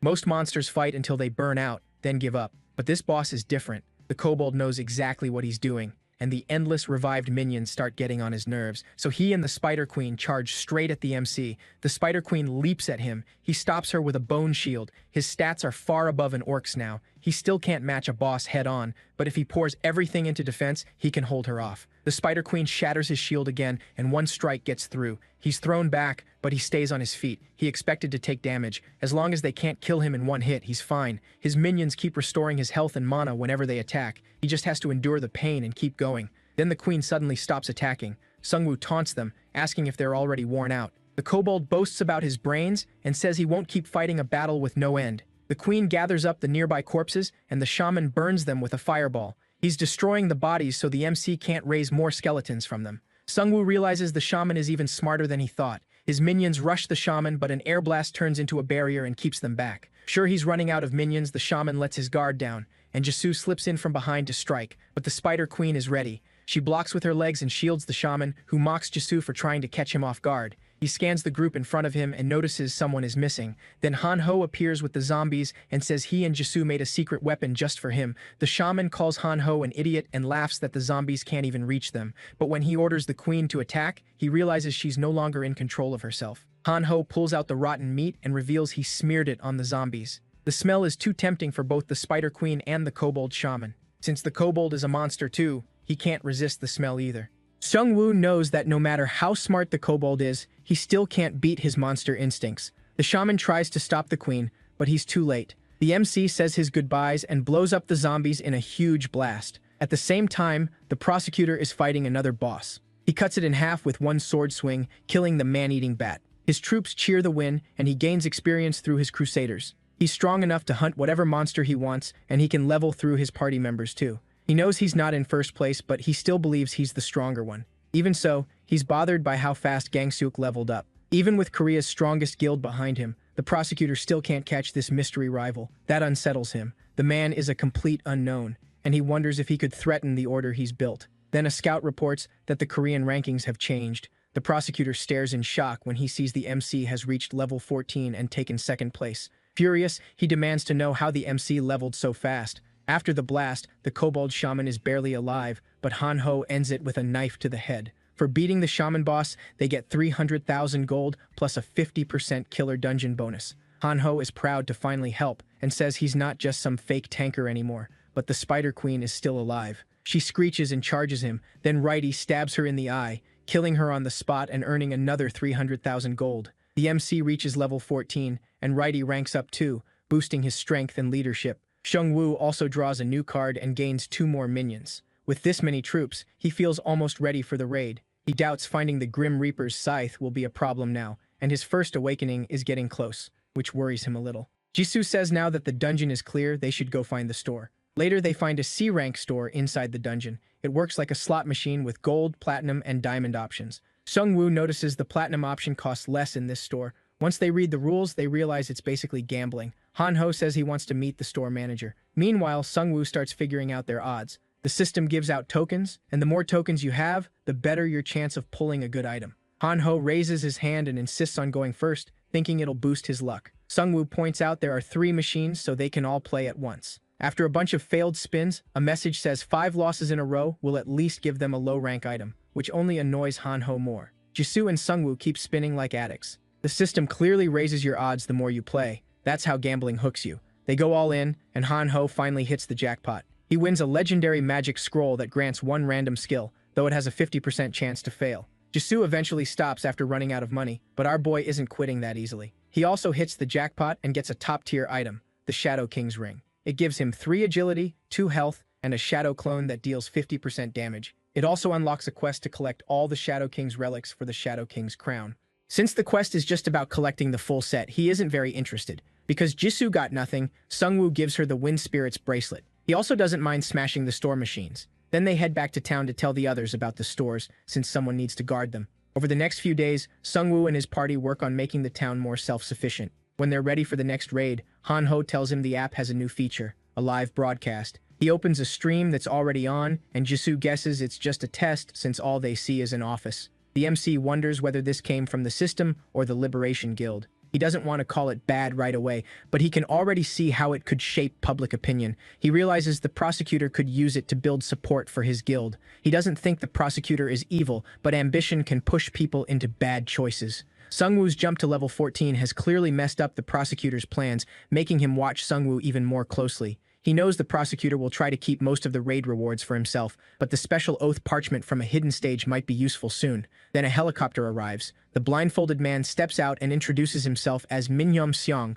lieutenant of the Crusader team. He says he's here to pick up the player in second place. While they fly, the MC asks how safe air travel is with wyverns around. The blindfolded man assures him their guild tracks every wyvern in real time. The pilots admit it's not completely safe, but they can't ignore how useful air travel is. The MC sees the advantage of a large guild with good coordination. A small survivor group like his can't do things like this. He starts wondering if there's another way to travel besides flying. Then a new raid quest appears. It'll be a competition. To get the special reward, they have to beat the raid boss solo. The boss has the gladiator's blessing, cutting damage from strong attacks by 90%, but that buff turns off in one-on-one combat. Whoever kills it alone also gets a special title. The blindfolded man is surprised because this wasn't part of the plan, but he trusts his sister or the prosecutor to deal with it. Watching him panic makes Han-ho think they're kind of alike. The MC is shocked too, since raid bosses are usually fought by groups because they're too tough to take down alone. He gets the feeling someone is watching them. After all their prep, this sudden change feels way too deliberate. Now he has no choice but to compete with the prosecutor and the other guild members in the raid. The player guidebook shows a message from the prosecutor. 12 groups and 1,000 players will join the Yui Island boss raid, and it will be broadcast live. After that, the Liberation Guild plans to hunt monsters across Korea, then eventually the whole world. Most players are excited, but some say the MC should lead instead since he's ranked higher than the prosecutor. When Sungwoo and his team arrive, the other players are excited to see him. As they land, the prosecutor comes out to greet them himself. The MC tells him he's impressed by how organized everything is. Then he spots a camera and starts to suspect the prosecutor is using the raid for publicity. He spots a huge crowd of players and wonders if this is meant to show how outnumbered they are. Then a purple-haired player steps up and mocks him for bringing only 2 teammates. He says this hardly looks like an equal alliance, then brags that he brought 31 elite members, as if the purple hair wasn't enough. Since they still haven't discussed the contract, the MC suspects the prosecutor and the purple-haired guy planned this to embarrass him. Sungwoo asks the player to introduce himself first. The prosecutor says he's Gang-Yoon Lee, leader of a Daehak-ro group and a fire sorcerer well known on the forums. Sungwoo says the 3 of them always move together, and headcount doesn't matter in a boss raid. It isn't a war. Gang-Yoon gets irritated, but the prosecutor reminds him what class Sungwoo is. He says Sungwoo is never truly alone, which is exactly why they invited him to the raid. While the blindfolded guy nervously bites his nails, the prosecutor says it's time for the meeting. They go inside for the meeting, which is about to begin. Leaders from different groups are already gathered there. Minhwa Seong, the Crusader's deputy lieutenant, announces that the new quest has made the raid harder, so the rewards should be bigger too, even if they don't know what items will drop. She suggests selling the items for gold and dividing it evenly among the 12 leaders. The MC scans the room and realizes everyone is in on it. Equal splits aren't always fair, but none of the leaders object. He sees the trap now. They were with the prosecutor from the start, all tied to the Liberation Guild. Even split 12 ways, most of it still goes to them, leaving him with scraps. When Minhwa asks if anyone objects, Sungwoo raises his hand and asks why they'd split rewards evenly when the quest says someone must fight the boss alone. Whoever risks their life should get all of it. Minhwa reminds him that he was the one who first suggested sharing rewards equally. Sungwoo quickly says he asked for fairness, not equality. The other leaders reject that idea. saying everyone has different strengths. They ask if he just wants someone else to kill the boss for him. Then one leader, Anseok-gu, stands up and challenges him to a duel. He's ranked 11th and known as Iron Fist.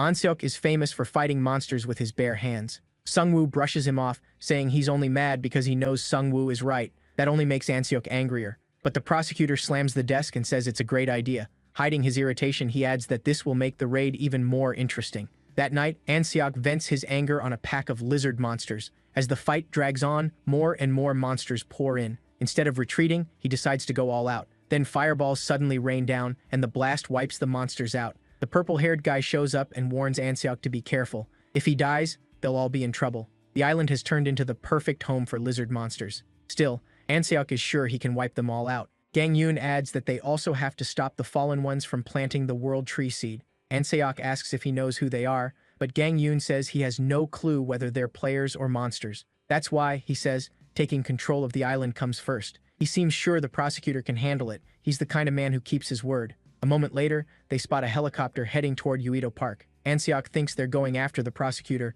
but the purple-haired guy says the MC is heading there too. They're worried he might reach the boss first. Not far behind Sungwoo is Myung-Soo Yang, an archer who was already a rising star before the world changed. He believes success isn't always about hard work. Sometimes it's about knowing the right people and playing politics. People like those who obey and fit in easily. He knows he isn't the strongest, but he's good at sticking close to powerful people to survive. Manhwa gave him 2 weapons and told him to trip the MC during the boss fight, but things aren't going the way he expected. Watching the MC's team fight, he realizes his plan is falling apart. Jisoo's flaming sword and Han-Ho's unbreakable defense barely seem real. He stares at them, wondering if they tamed some kind of new monster. On top of that, the MC is marching around with an army of armored zombies. The boost he gets from them feels a lot like the Crusaders' synergy. While he's thinking, Sungwoo glances back and asks his group if they want armor too. They say no, they're archers and wear light gear. But he puts armor on them anyway. To their surprise, they feel both lighter and safer. That pushes the MC's synergy even higher with more than 40 units. Myung-Soo feels like he's helping the very man he's meant to beat, and hopes it won't hurt his review. Myung-Soo slips back into flattery and points ahead. Uedo Station is there, and beyond it is the park with the boss room. As they get closer, the MC grows uneasy because the water level is rising. The archer warns that lizard men are hiding in the water, waiting to ambush them, so teaming up would be smarter. He secretly thinks even the Necromancer might struggle here, but Seung-woo ignores him and tells Han-Ho and Jisoo to fall back. His werebear minions start hurling lizard men into the water, and the MC detonates the corpses, killing every monster hiding below the surface. The move earns him a pile of gold, and the nearby archers can only stare. When the smoke clears, the MC tells them the way ahead is open. Soon, a helicopter arrives and a cameraman starts filming him. Han-Ho notices it right away and realizes it was meant to capture the Guildmaster's big moment, but the cameraman gets so excited that he keeps filming the MC and his skeletons instead. He thinks this is exactly the kind of footage the prosecutor would want, something to raise the spirits of other survivors. The viewers cheer as they watch the MC cut through the monsters. Then the cameraman's assistant says the Crusader team is calling. When he answers, he hears Manhwa yelling that he needs to turn back now or face the consequences. He doesn't get it. She gave permission to film the other teams. She snaps that she only allowed it so players wouldn't accuse them of bias. Afraid for his life, the cameraman quickly turns away to film the other teams. The MC and his friends figure the other teams must be doing well too, which is why the helicopter left. Eventually, the 3 of them reach the boss room. Even though it's a park, Jisoo says it feels more like a jungle. Then the ground starts shaking like an earthquake, and a beam of light shoots up from the northern forest. A notice appears. The raid boss, Lizardman Warlord, has spawned. It cuts concentrated attack damage by 90% and is seeking a worthy one-on-one challenger. They notice helicopters racing toward the boss. The MC realizes the prosecutor was waiting for someone else to find the boss first so he could rush in and claim the rewards.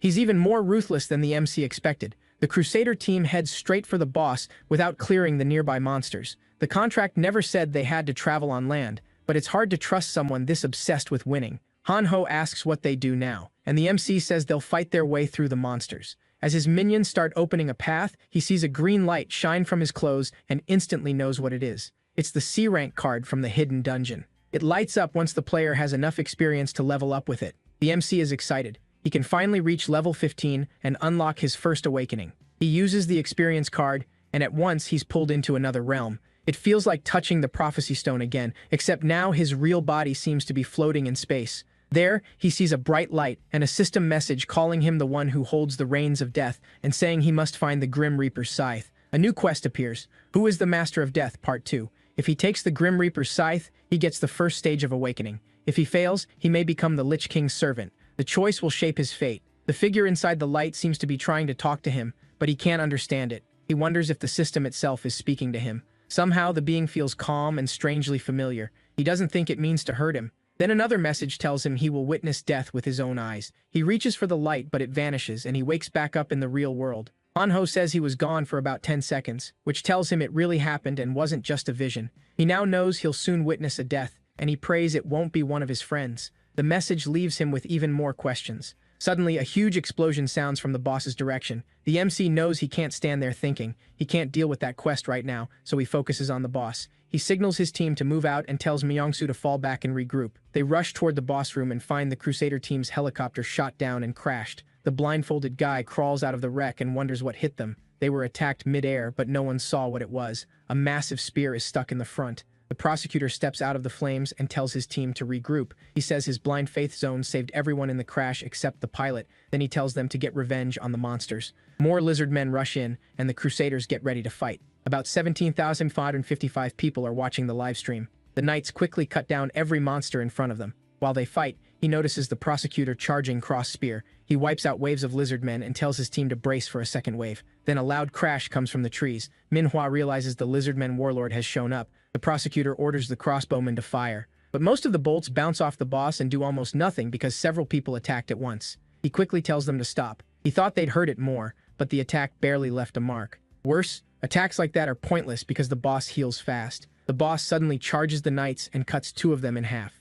Another knight struggles and cries out as the boss closes in. The prosecutor jumps in and pulls the boss's focus. He tells the Crusaders to handle the smaller lizardmen while he takes the boss himself. Facing the boss, he says he's found the one he came for. The boss rushes him, but he blocks with his sword and realizes they're evenly matched in strength. Still, the boss has the reach advantage with its longer blade. Even so, he believes he can win because he's faster and reacts quicker. The two trade brutal attacks. A helicopter crew films the fight, and the reporters are stunned that the prosecutor seems to be overpowering the boss alone. Soon, Gang Yoon and Nsyoke reach the scene. They spot skeletons in the trees, so the MC must be here too. The prosecutor knocks the boss back with cross spear and lands heavy damage, but something feels off. The boss keeps smirking, and that gets under the prosecutor's skin. He's furious and wants to wipe that grin away. Then the boss suddenly breathes fire. The prosecutor blocks it with his force field. His Crusaders rush to help, but he orders them to stay back. He knows it's too dangerous. The boss just broke his force field in one hit. Then the warlord sheds its skin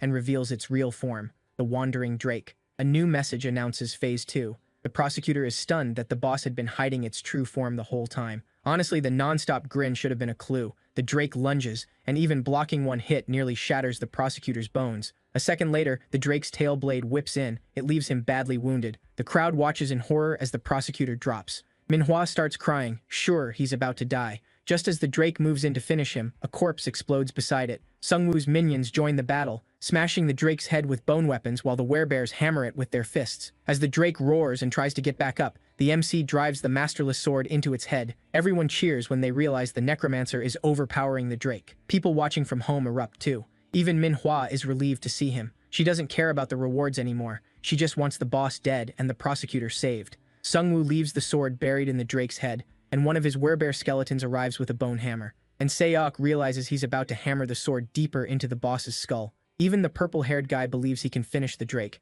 Then someone warns Manhwa that a huge swarm of lizardmen is heading for the MC. She realizes the fight was unfair from the start. The one-on-one rule only applied to the boss, not the mobs. She orders everyone to protect the MC at all costs, and the knights form a wall in front of him. Han-ho looks at them and says they finally know who really matters. At the same time, the werebear brings down the hammer and drives the sword through the Drake's skull. For a moment, it looks like the boss is dead. Just when everyone thinks it's over, the MC sees the body move. Jisoo asks what's going on. They already killed it. But the boss starts a third phase and transforms into its final form, the young host of the seed. A system message says the raid isn't over, and no one can leave until the boss is dead. The MC is fed up. The system keeps changing the rules like it's playing with them. The knights are struggling to hold back the lizardmen, but he trusts his friends to handle them. The real problem is the giant boss in front of him. He shouts for everyone to move. The boss is about to breathe fire. The blast is so huge it wipes out its own lizardmen too. Sungwoo tries corpse explosion, but it does nothing to the boss. His werebears burn to ash,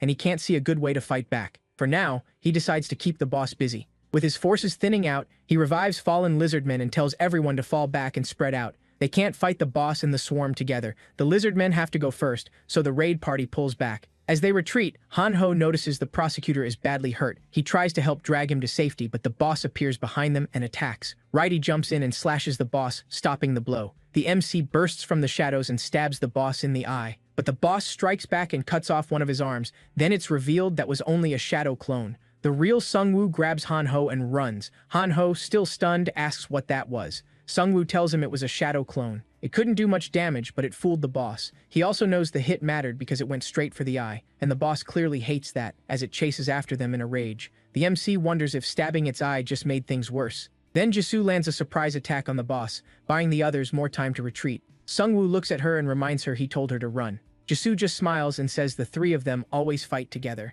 Hearing that, Sungwoo and Hanho turn back to face the boss with her. Sungwoo activates death response, and zombies rise from the ground. The boss tears through them with ease, so he blows the corpses up. He said they'd beat the boss, but he knows it won't be easy. The blast doesn't even scratch its outside, and he can't attack from within because it won't eat his minions. He keeps reviving lizardmen for Hanho and Jisoo, but the boss wipes them out right away. Then the boss prepares another fire breath. This time, Hanho and Jisoo are right behind the MC. Instead of dodging, he tries to block it with a bone shield. He barely survives, but most of his minions are gone. The boss charges again, and he's too worn out to run. As the tail swings in, Hanho jumps in front of him. The hit instantly shatters Hanho's holy force field. The boss attacks again, and Righty tries to stop it, but his sword snaps. Even so, he grabs the boss's blade and cuts off its tail. When the boss attacks once more, Righty shoves Hanho out of the way. He says his final goodbye and is crushed by the boss. Hanho snaps and charges straight at it. A weretiger grabs both Hanho and Jisoo and carries them to safety. Meanwhile, the MC faces the boss alone. Righty's sacrifice bought him enough time to recover a little. He knows the boss won't let anyone escape, so he stays behind to buy his friends as much time as he can. He summons a bone shield and sword, then takes the boss's attack head-on. Now it's just him against the boss. Manhwa and the others watch in fear, realizing even he isn't strong enough for this monster. The boss smashes the MC's legs with its tail, then it gets ready to breathe fire again. Broken and exhausted, he looks up and realizes he's failed. It feels like he'll die just like his parents did. In those last moments, he thinks of the friends he made and sees that his life wasn't all bad. He finds peace knowing he at least saved them. Then the fire breath hits him directly. Hanho and Jisoo are devastated as a skeleton carries them away. After dying, the MC wakes up in that strange space again. He thinks it's a miracle he lasted this long. So much of it came down to luck, good item draws, and the friends he made. Even now, he worries about them and wonders if they survived without his skeletons. Then he hears someone call out to him. He looks up and sees the Grim Reaper. That's when he realizes he had to truly die to meet him. He asks if he's here to send him to heaven or hell. He's tired and ready for it to end. The Grim Reaper mocks him for being worn out so young. The MC is startled, then wonders if the Reaper is actually teasing him. But his surprise turns into total shock when he sees the Grim Reaper is actually his own dad. Sungwoo asks if this is real or just another trick from the system. His father says it doesn't matter. Sungwoo agrees. Dead is dead, and this feels like a fitting end. He asks if his father hated him for running from the fire. Sungwoo admits he was scared to die, so he just watched. After that, he studied and pushed himself hard to become stronger, always trying not to take on too much. But even after all that, he still feels like he failed. His father laughs and asks if that's what has been eating at him this whole time. Then he teases him again, saying he thought he'd grown up by now. He asks how a little kid could have saved them in a situation like that. And he says Sungwoo didn't run because he was scared. He ran because he followed his instructions. The fire broke out all of a sudden while they were asleep. Sungwoo and his dad got downstairs, but his mom was still trapped in her room. His dad told him to go outside and wait, and made it clear he was not to come back in. Sungwoo didn't want to leave him, but his father promised he'd save his mom. So Sungwoo had it wrong all this time. His father never abandoned them. He was trying to keep his son safe. His dad tells him again it was never his fault. As head of the family, saving them was his job. Hearing that, Sungwoo says he still couldn't save his own people, so he failed too. But his father says he didn't fail. He saved him. That makes Sungwoo realize he didn't fail either, because he saved his friends. His dad asks if he's ready to fight his way back to the real world. Sungwoo smiles and says he can't just go quietly with him. His father points to a bright light and says that's the path back. Before leaving, Sungwoo looks at his dad one more time. He's happy they got to meet again after so many years. Then his father stops him and hands him a scythe. The moment he takes it, he gets his first awakening and a new skill. Back in the real world, the boss keeps tearing everything apart. Jisoo and Hanho still can't accept that Sungwoo is dead. The prosecutor wakes up, crushed by guilt over his reckless choices. He sees the bitter looks from Sungwoo's friends. Deep down, he knows he deserves them. He remembers Hanho saving him when he couldn't move. Maybe Hanho's passive skill played a part, but he was still the only one who came for him. He pushed away his strongest ally and made plans without him. Now he knows he has to fix this, or the world is done. The blindfolded man runs over the moment he sees him awake. The prosecutor realizes Hanho saved him earlier, which means Manhwa left him behind. They begin pulling back from the battlefield. As they retreat, the prosecutor apologizes to Sungwoo and vows to protect his friends as best he can. Then the sky suddenly goes dark. A warning message appears. The Great Spirit has been activated in their area. Manhwa spots a green light in the black fog and wonders if Sungwoo caused it. Then our guy appears, looking like a Lich King. Manhwa and her crew panic, thinking he turned into a lich after dying. Sungwoo can barely feel anything. His senses are dulled, and he isn't even sure he's alive. Then a notice says he's been revived by a special Necromancer feature, now on a 31-day cooldown. His first awakening lets him summon the Grim Reaper Scythe and raise large monsters for his army. He also gets a secret store coupon for being the 9th player to reach first awakening. He can summon the Grim Reaper Scythe once a day for 1 hour and transform into a lich. The skill adds 50 minions, boosts all stats by 10, and lets him revive and heal undead without limit. Now he's ready to fight the Drake boss again. He calls out to the Drake and says it's time for Phase 2. Hanho and Jisoo rush toward the boss when they see Sungwoo use his Great Spirit skill. The prosecutor stares, wondering how Sungwoo survived a hit like that. As his friends run toward him in excitement, they realize the Sungwoo in front of them looks completely different, almost like a monster. Jisoo spots the scythe in his hand and figures this must be what happened after he cleared his quest. The Drake attacks his minions, wiping out most of them in one blow, but his new skill brings them right back. Manhwa and her crew cheer when the minions rise again. Then the Drake unleashes a huge blast of fire, and Sungwoo blocks it with a giant shield. Just before the flames hit the prosecutor and the others, Righty spins and blows the fire away. Hanho is so happy he runs up and hugs Righty. Sungwoo, though, is on a whole different level. He asks the Drake why it stopped attacking. The monster is nearly out of health, while he's still fresh thanks to endless mana. He revives more minions, and they swarm the Drake until sheer numbers overwhelm it. Then he uses weapon creation to make bone chains and lock the Drake down. He orders his minions to strip away its skin. Before long, they tear off its outer layer, leaving the Drake drained and beaten. Sungwoo tells Righty it's time to end it. Righty lands a heavy slash, and this time, the Drake dies for good. The Masterless Sword now has 4,235 days left before it can hatch the egg. Sungwoo gets 115,556 gold for killing the raid boss. He also earns the title Amateur Dragon Hunter, giving him +2 stamina and 30 fire resistance. Back in town, people celebrate after watching the battle live on their phones. After beating the Drake, Sungwoo raises a hand and orders it to rise again. In front of every player watching, the Drake comes back as a skeleton and joins his army. The prosecutor and his group are stunned. This puts Sungwoo on a whole other level. Hanho starts crying and says he knew Sungwoo was alive. Sungwoo awkwardly looks away and says he's actually dead. Jisoo just worries if he'll ever turn back to normal because right now he looks really strange. One of his minions picks up the heroic grade item. Drake hides. Righty also grabs a legendary item, the Dragon Heart, and hands it to Sungwoo.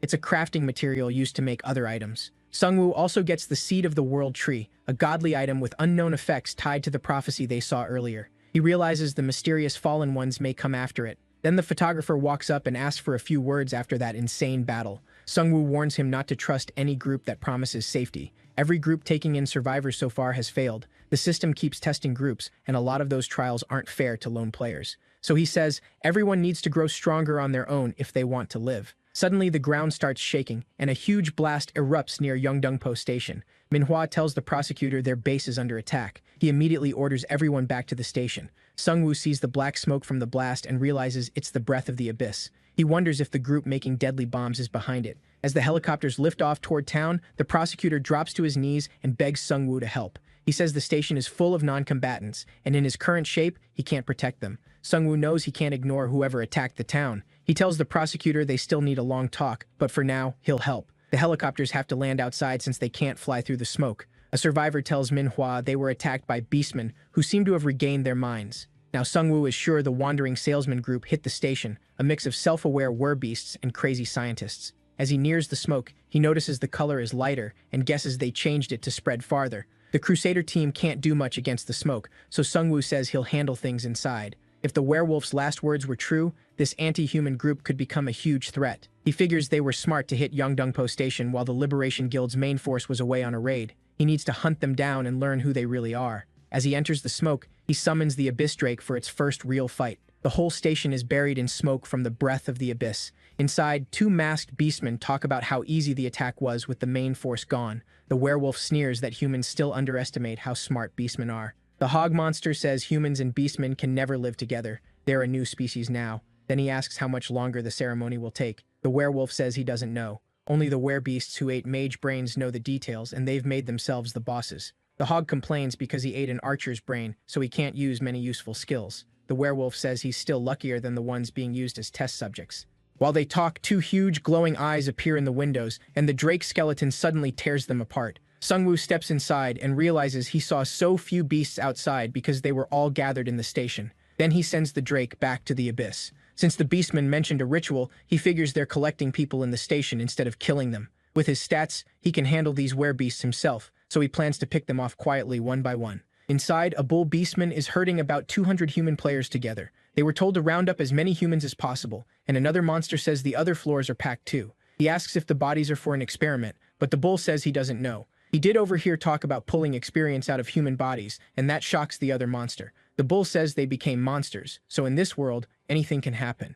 Then a notice appears. The Great Spirit and Death's response spells have activated. Minions and zombies rise from the abyss and rush the beastman. A were-tiger lunges at the bull, but the bull blocks it with ease. His hooves flare up with fire, and he smashes through Sungwoo's skeleton minions, wiping several out. Realizing who's behind it, he shouts for Sungwoo to show himself. Sungwoo answers by driving his masterless sword through the bull's back. The monster calls him a coward for attacking from behind. Sungwoo shoots back that spraying gas on helpless people was cowardly too. Right after killing the bull, he revives him and adds him to his army. He gets 30,000 gold for killing a level 2 bull, which tells him the conscious werbeast must use a different leveling system. He spots a human still alive, but the gas will kill them soon, so he orders his minions to carry the unconscious survivors out of the gas. As Sungwoo leaves the station with them, the ground starts shaking. A warning pops up. A wide area summoning spell has been activated nearby. He doesn't know the full plan yet, but he knows he has to stop it fast. Sungwoo heads for the summoning circle. When he gets there, he sees a werebeast sitting in the middle of it.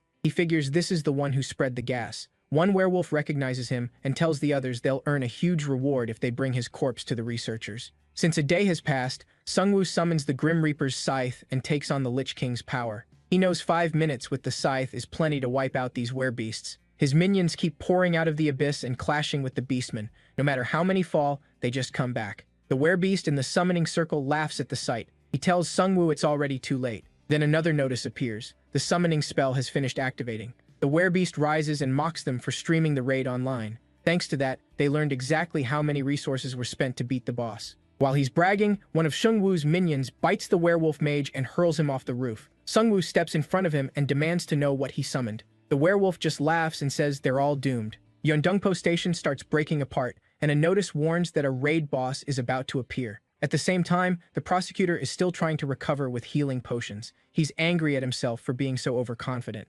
Han-ho and Jisoo see Sungwoo's minions bringing back the rescued survivors, and everyone cheers. The prosecutor realizes he was doing it all wrong. Building a huge group wasn't the answer. It wasn't that he couldn't survive alone. He just believed everyone else couldn't survive without him. As the breath of the abyss starts to clear, another warning appears. A wide area summoning spell has been activated. Jisoo and the others race toward the station. When they arrive, the building is collapsing, and a giant ogre gladiator drops down, the raid boss. The werewolf laughs, saying Sungwoo can't beat this boss after the fight he just had. Sungwoo only smirks and says they should have watched the live stream to the end before making that summoning circle. Then he reveals he has a boss monster too, and summons the Drake skeleton. It comes down with a clean punch to the ogre champion's face. The moment people see the skeleton, they start cheering. It gives them hope. The werewolf is stunned. He never thought Sungwoo would bring out a boss of his own. The prosecutor realizes that if he wants to keep up, he has to become even stronger than Sungwoo. The ogre champion roars in pain, and 2 of Sungwoo's minions slip out from behind the Drake and throw spears.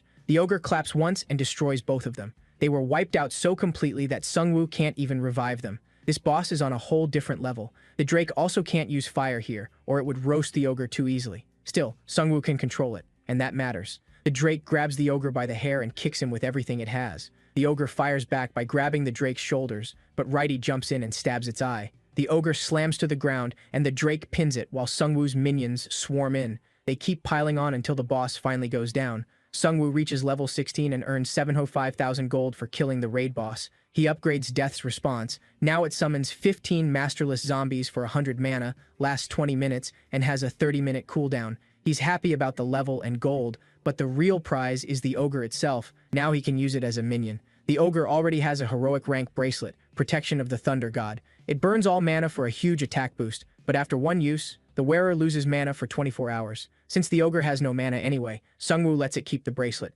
Now both of his boss-class minions fight on the same side. The werewolf stares in total disbelief. Sungwoo tells him he's really good at making monsters join him, then he drives the scythe into him and says the joking is over. Before Sungwoo can question him, the werewolf dies. Jisoo suggests their leaders planted something in them so they couldn't spill any information. The prosecutor is frustrated. It could have told them a lot about the group. Then Sungwoo remembers the memory fragments. He revives the werewolf and looks through his memories. Sungwoo thinks the system is clearly pushing them somewhere. First vampires, now werbeasts. In the memory, he sees the werewolf and other beastmen heading to Yeondongpo Station. The werewolf is watching the boss raid livestream, but another monster tells him to turn it off because they're almost there. Now Sungwoo understands why the werewolf never watched the ending. One of them mentions a rumor that their mission isn't only to attack the Liberation Guild. The other monster brushes it off and says he doesn't know what he's talking about. The werewolf asks what the higher-ups are really planning, but the other beast says their only job is hitting the Liberation Guild while they have the chance. Then the werewolf brings up Yui Island, where the mad scientists were trying to build a lab. That shocks Sungwoo, because it's where the second bad ending happened. The werewolf keeps talking about their plan, and just as he's about to reveal something important about the scientists, the other beast cuts him off. When Sungwoo comes out of the memory, the others ask what he learned. He says the beastmen attacked Yeondongpo Station to take control of Yui Island. He also found traces leading to Cinderim. Now he needs to learn what the group wants there. Cinderim Station is the main transfer point between Seoul Subway Lines 1 and 2. A lot of people used it every day, which means it's packed with humans, and perfect test subjects for the scientists. One mad scientist laughs, praising the monsters for setting up a lab near Yeondongpo Station. To him, it means endless test subjects, basically a dream. His assistant says they need more freezers and complains about the awful stink of rotting corpses. The scientist shrugs it off and tells him to get used to the spell. The mouse monster says that's easy for him to say. His sense of smell is much stronger. Annoyed, the scientist asks if he knows how bad he smells, then asks if he wants to become human again. The rat monster quickly says yes. He never chose to become a werebeast. Without even turning around, the scientist says he should volunteer as a test subject for the head researcher. The mouse starts shaking and nervously asks if he's serious. The scientist laughs and says he's only joking. Still, he says the rat should think about it, since wererats are treated like the lowest class among werebeasts. Then a dog werebeast rushes in, saying a dragon is outside tearing buildings apart. The scientist looks annoyed and asks if the dog has been taking drugs, but the dog frantically shakes his head. Realizing it's real, the scientist orders the dog to take him to the dragon. As the scientist and the werebeasts rush out with buffs on them, one says their Yeondongpo raid failed. When they finally face the drake, they realize just how huge it is. The scientist nearly faints. He never expected to see something like a real dinosaur. Sungwoo's party charges in with the drake, and the scientist recognizes them from the Yui Island raid. Knowing he can't fight that thing, he turns to run and orders the dog to stall them while the others pack up. As they hurry down the stairs, the were-rat suddenly stops. The scientist yells, and the rat says he smells something familiar. The scientist snaps at him to move. They still have a lot to pack. Once they start moving again, the rat suddenly senses danger. He jumps in just in time, saving the scientist from flying boxes. Then Sungwoo appears right behind them. He says the delivery was wrong, so he's here for a refund. The scientist tries to play dumb, so Sungwoo calls in the giant orc and reminds the scientist he sent that monster after him. He scans the lab and spots both human and monster bodies. He guessed part of it from the werewolf's memory fragments, but now he sees they're even worse than he thought. He asks the scientist if he's ashamed that his sick hobby got exposed. The scientist snaps, insisting they're trying to improve the human race. He rants about making a superior humanity, so Sungwoo shuts him up with a shot to the leg. The rat tries to help him up, but the scientist jams him with an experimental serum to turn him into a stronger beast. The rat's body swells with power. Sungwoo quickly uses the Shadow King ring to summon a clone. Both of them fire crossbows at it. The rat tears through the clone, and Sungwoo realizes its attack power jumped a lot. But then the orc boss minion crushes it underfoot, killing it on the spot. Sungwoo gets 13,000 gold for killing a mutant were-rat. The scientist, still on the floor, tries to inject himself. Before he can, Sungwoo slices off one of his arms. He warns that if he tries anything else, he'll start cutting lower.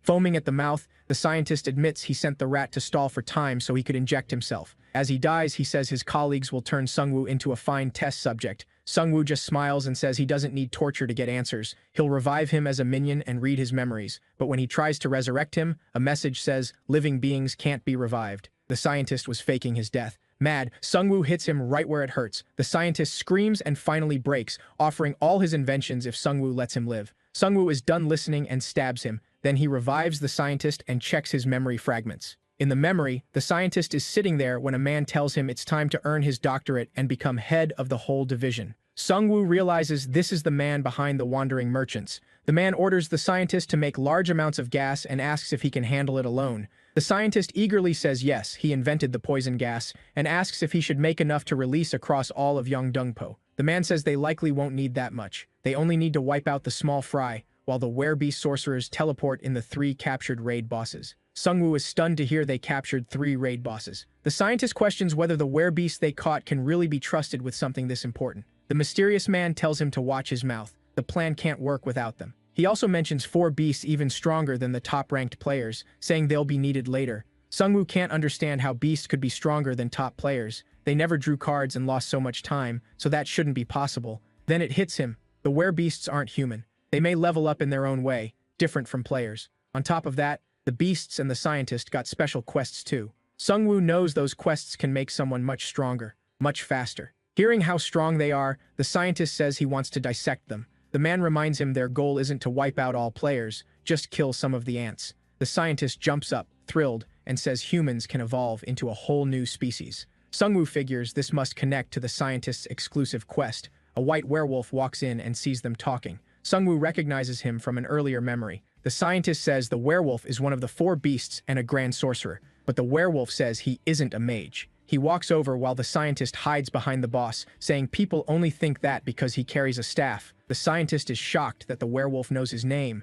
Then the werewolf hits him with a flash of light, sending him into panic. He tells the scientist not to worry. Since they're traveling together, they'll be alerted if either one is in danger. But he actually touched him to use psychometry, letting him see Sungwoo. Sungwoo is shocked the werewolf noticed him at all. The werewolf already knows about him and wonders how he found the Cinderum branch so fast. Sungwoo realizes it must be one of the werewolf's spells. The werewolf looks straight at him and asks if he can really read the memories of the dead. Sungwoo says the Cinderum branch was empty and asks if the real base is somewhere else. The werewolf tells him to leave Yeongdongpo before this fight goes any further. They'll win in the end. Sungwoo is shaken, but he still wants to learn as much as he can from this beast. He asks who they are, and the werewolf gives him one name, Evolutionary Society. Then the werewolf uses a skill on him and says that name will soon bring humanity to ruin. Sungwoo comes out of the memory and realizes the enemy can use psychometry too. He recalls the boss mentioning 3 raid bosses in a row. They may change plans after the first one failed, but he still can't relax. Righty hands him a map he found with 3 marked spots,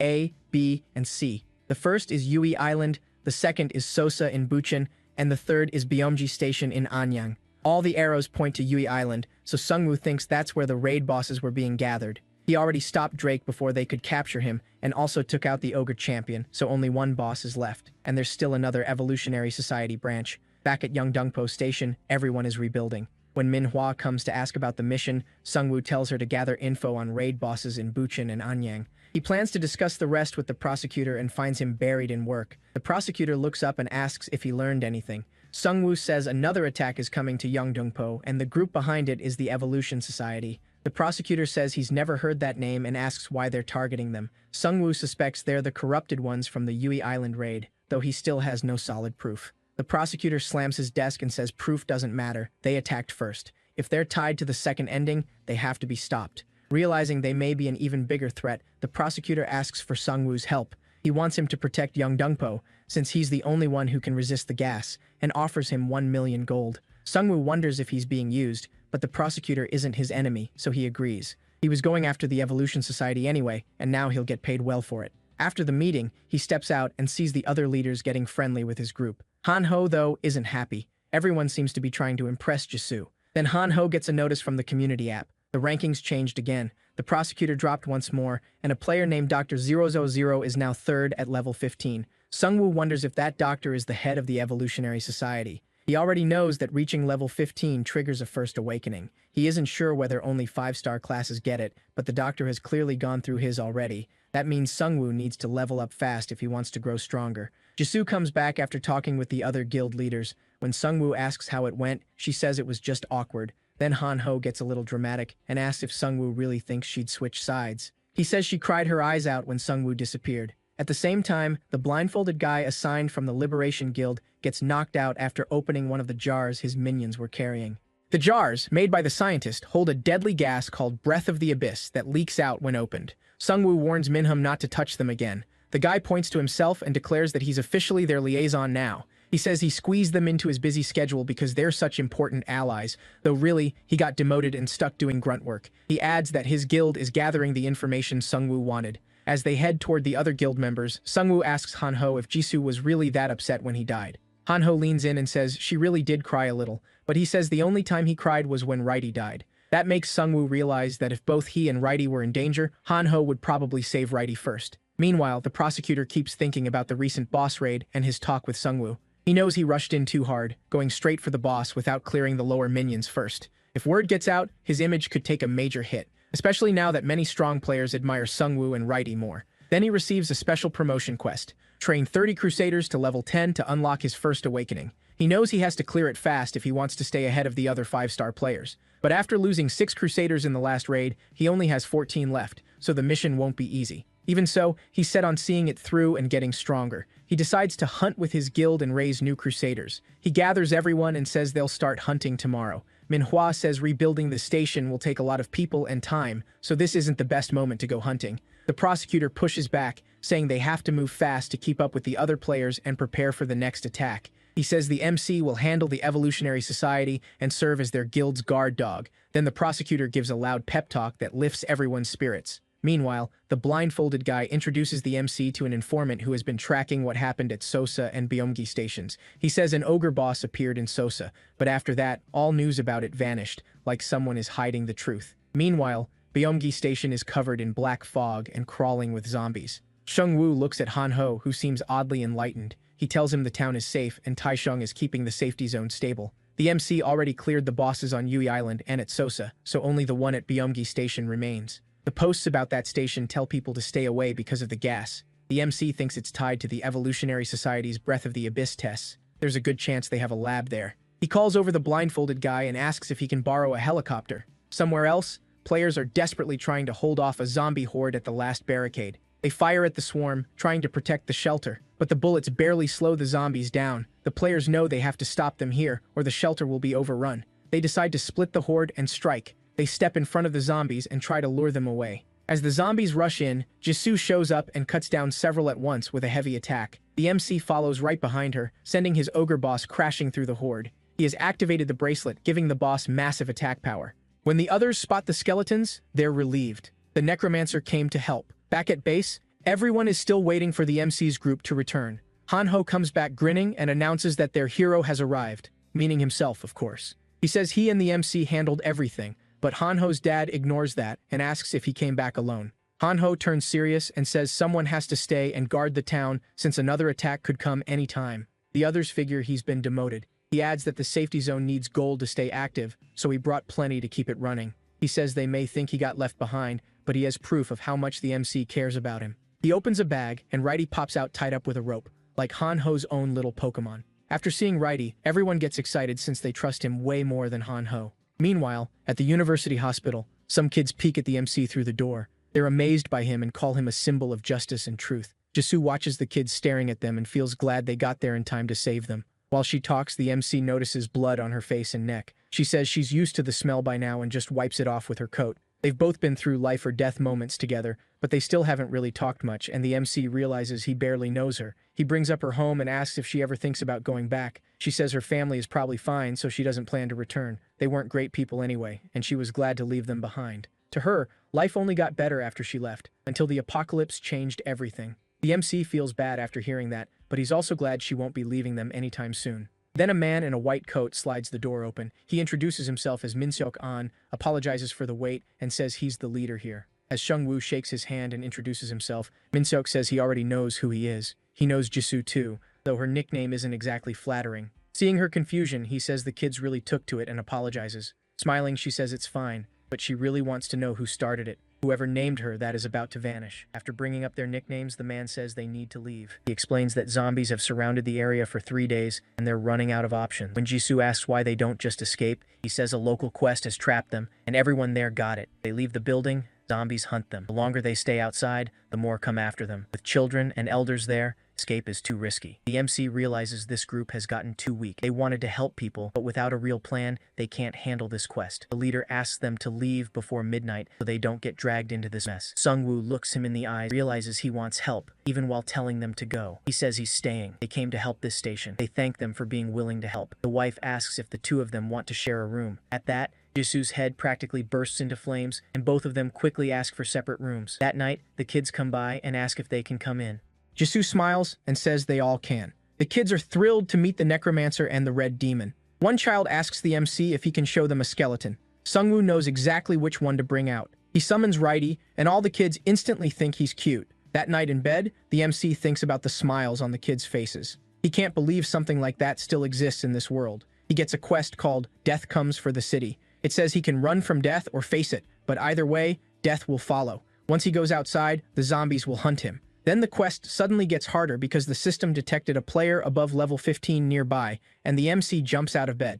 At the same time, Jisoo comes in and says something is happening all across the city. With her sharp senses, she feels vibrations from outside. It sounds like zombies have surrounded the building. A new alert warns that the zombies will now hunt all survivors, inside or outside. Minsuk comes to the MC and says this has never happened before. The zombies only hunted people outside. Seungwoo says the quest got harder because stronger players are nearby. It feels like the system is playing with them. He starts summoning his minions and says it's time to fight back against the system. The leader suggests moving the non-combatants to the roof. They can deal with zombies, but if ghouls appear, they'll be in real trouble. Ghouls are a different kind of flesh-eating monster, and here they're treated as a higher class of undead than zombies. While they get ready to fight, the leader's kids run up to him. He asks why they're here when they should be on the roof. The children cry and ask if the zombies are going to eat them. He promises to protect them and says they don't need to worry. They have the Necromancer with them too. The kids wish them luck before leaving. The fighters on the first floor are struggling to keep the zombies out. They stack chairs and tables into a huge barricade,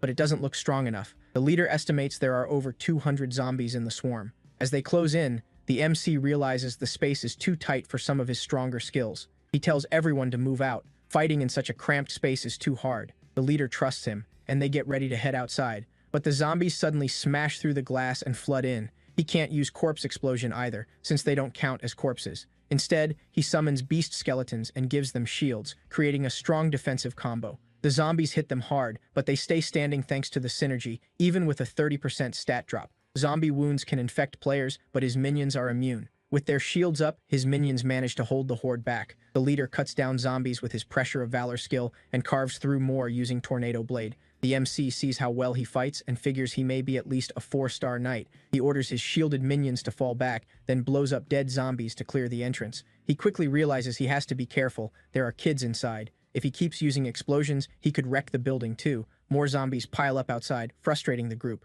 So they move outside to fight with more room. Now free to use his magic, the MC summons his Drake, and it starts tearing through zombies on all sides.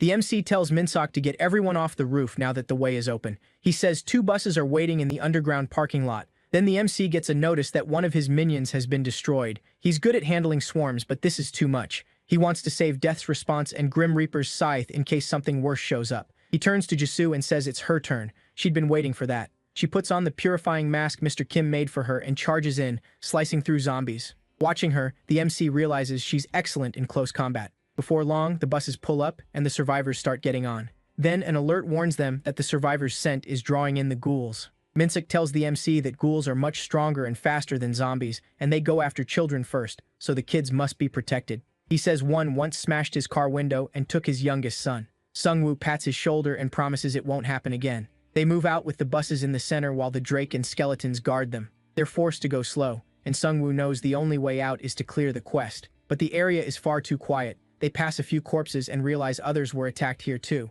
As they move, Jisoo quietly tells the MC that something is following them. The other players panic, afraid it's the ghouls. A ghoul suddenly jumps them. Jisoo tries to warn a player, but she's too late. The ghoul kills him and rushes straight for the bus. Jisoo cuts it down with her sword before it can reach the children's bus. The MC realizes how fast the ghouls are. Only Jisoo can react in time. Then more ghouls appear, along with another wave of zombies. Minsok stares at the monsters ahead, eyes wide. He asks Sungwoo whether players keep their minds after being turned into skeletons. The MC realizes he's asking to be turned into a skeleton if he dies. Just as the leader starts to ask a favor, the ghouls strike again. Everyone rushes to protect the children, the ghouls' main target. Even with the Drake, the MC struggles against the ghouls because they move so fast and so wildly. A few of them leap onto the bus, but the werebeast skeletons bring them down. The ghouls hit back and start tearing the skeletons apart. Minsok blasts one ghoul with a spell, but while he's focused on that, another sneaks up behind him. He barely blocks the attack with his shield. At the same time, the MC revives a ghoul and makes it his minion. He's surprised by how well they regenerate. He tells the leader he'll handle it now and summons the Reaper's scythe. He wanted to save it, but things are getting too dangerous. Using the Lich King's power, he starts turning the ghouls into his own minions. He also notices Minsok can really fight. His attacks are smart, and he always aims for the weakest spots. His style is rougher, but in pure combat skill, he seems about on the prosecutor's level. With Sungwoo's Drake and Ogre Boss, they manage to hold the horde back. The MC realizes they're only standing their ground because everyone is fighting for their families, and he knows he has to get even stronger. Even with all of them fighting, one ghoul still gets inside a bus. It goes straight for Minsok's wife and children. An old man steps in to protect them, but the ghoul stabs him and kills him instantly. Minsok tries to use Wall of Bravery, but it's still on cooldown.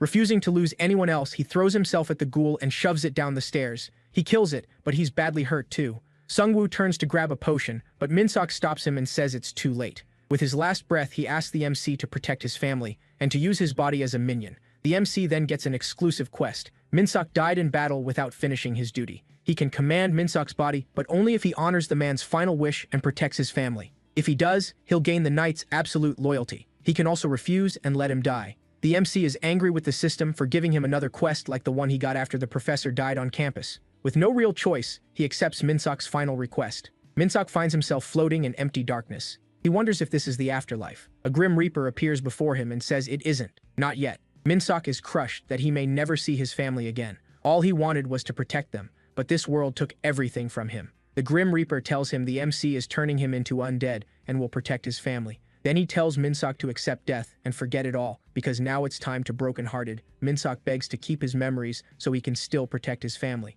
The Reaper says someone stronger will protect them now, but Minsok still can't let go. He's the head of the family, and protecting them is his duty. So the Grim Reaper grants his wish and turns him into a skeleton knight with his memories intact. Sungwoo gets a message saying Minsok has been revived as a death knight. Even more shocking, he kept his memories, making him one of the strangest undead Sungwoo has ever seen. He wants to ask a lot of questions, but there are still plenty of ghouls left, so they jump back into the fight. As the battle goes on, Jisoo cuts through ghouls with her flaming sword.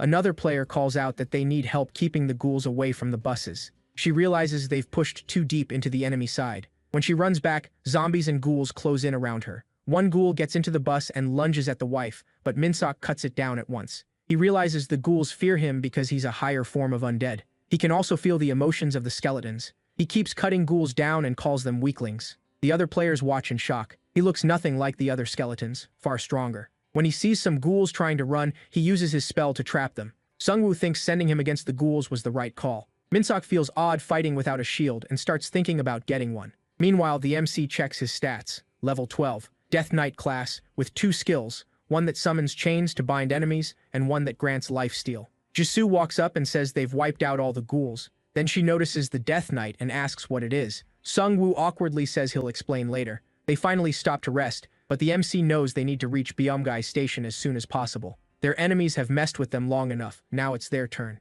When they finally reach the station, the black smoke is even thicker. Sungwoo asks Minsok if he wants to tell his family what happened, but Minsok says he's not ready. There are more urgent problems right now. As they move on, Jisoo comes running back, coughing. She says her mask is useless against the smoke ahead. Sungwoo realizes he can't take her any farther, so he goes on with the Death Knight and Righty since the smoke doesn't affect them. Inside, the place is quiet, and he doesn't see anyone guarding it. He figures they can't post guards here because of the smoke. Even so, he still can't tell how they're keeping the raid bosses locked up. He guesses they use some kind of magic to seal it without killing it. The Death Knight tells him to move faster. They need to finish the quest quickly. Sungwoo asks if he's worried about his family. He says Jisoo is protecting them. Sungwoo also has to wait until midnight because Reaper's scythe is still on cooldown. They're heading into the enemy's hidden base, and he knows things could turn ugly fast. Farther in, they find a note from the Ministry of Interior and Safety Emergency Action Committee. The Death Knight recognizes it as a government seal and wonders if this group works for them.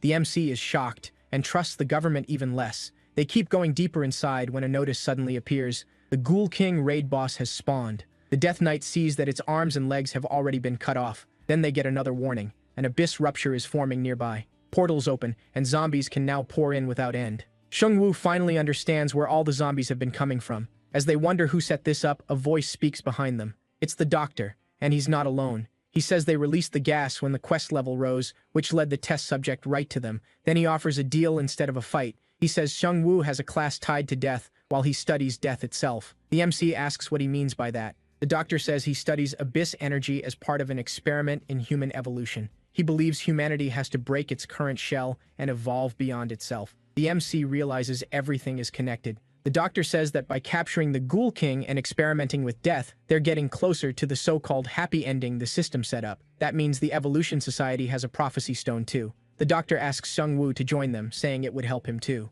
Shungwoo shuts him down right away. He asks if the doctor really expects him to become the game's puppet and work for him. He's sickened by the human experiments and poison gas. To him, this isn't for the greater good. They're just sacrificing everyone else to save themselves. The doctor lets out a sigh and says that in the real world, he could have shown him the wonders of science, but this isn't that world. Once he sees Shungwoo won't budge, the doctor tells one of his men to release the Ghoul King. Shungwoo warns him to stop and sends his minions in. But before the skeletons can reach the man, he finishes the pose and triggers a holy power skill. It cuts the MC's skeleton stats by 60%. Shungwoo realizes the power feels like Han Ho's. These people are all priests. Since holy power hard counters his undead army, he switches to his crossbow and fires at them. But the arrows stop before they can hit. The girl on their side uses telekinesis and flings them back. He quickly crafts a shield and blocks the returning arrows. The Death Knight rushes forward, but Seong-guk hits him with holy pressure. The attack shatters his shield and slams him into a room. The girl warns him to be careful. Her test tank is in there. Hearing that,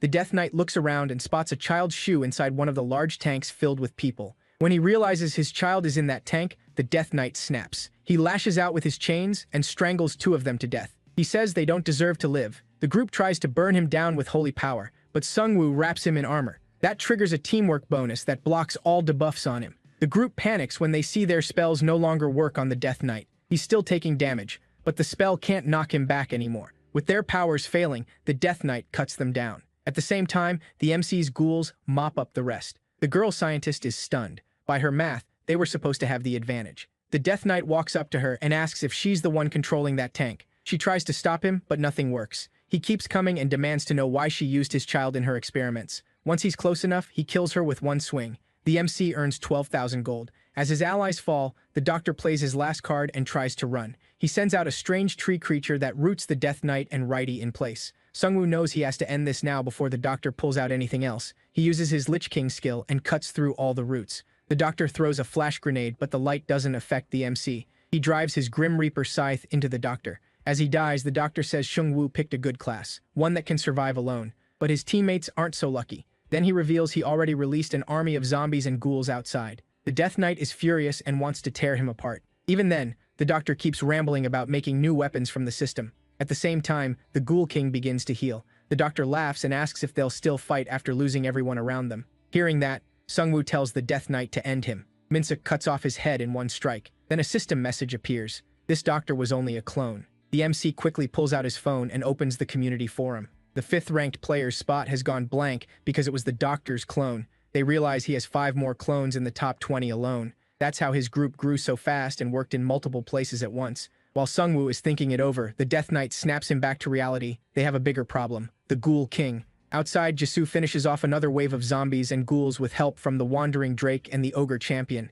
The players start wondering if it's finally over, but Jisoo senses more monsters coming. That sends them into a panic. They've already killed so many zombies. Jisoo knows she can't let anyone here die. Shungwoo trusted her to protect everyone outside. He's still stronger than she is, but she's doing everything she can to catch up. Without hesitation, she charges straight into the middle of the horde. Meanwhile, the skeletons keep falling because the MC isn't there to revive them. Then one of the recently fallen minions rises again. Jisoo sees it and figures the MC must have activated his Lich skill. She uses that opening to push the zombies back. The players call her Sungwoo's girlfriend and say they're the strongest couple in Korea. Hearing that, Jisoo gets a little shy. Even so, she keeps cutting down zombies and ghouls on her own. Some players spot ghouls heading for the buses. They break through the defense line and rush toward the children. Right before they reach the buses, the Death Knight steps in and wipes them out with his chains. He goes to check on his kids and asks if they're okay. They know his voice right away and ask why he turned into a skeleton. He pauses, then says the Necromancer made him into one. The kids get excited and say they want to become skeletons too. To them, the MC is a symbol of justice. At the same time, the MC meets Jisoo. He says he never worried about the outside because he knew she had it handled, though she must be tired after fighting so much. She looks at him and says he must be tired too after fighting the Ghoul King with the Death Knight. That makes the MC think back to it.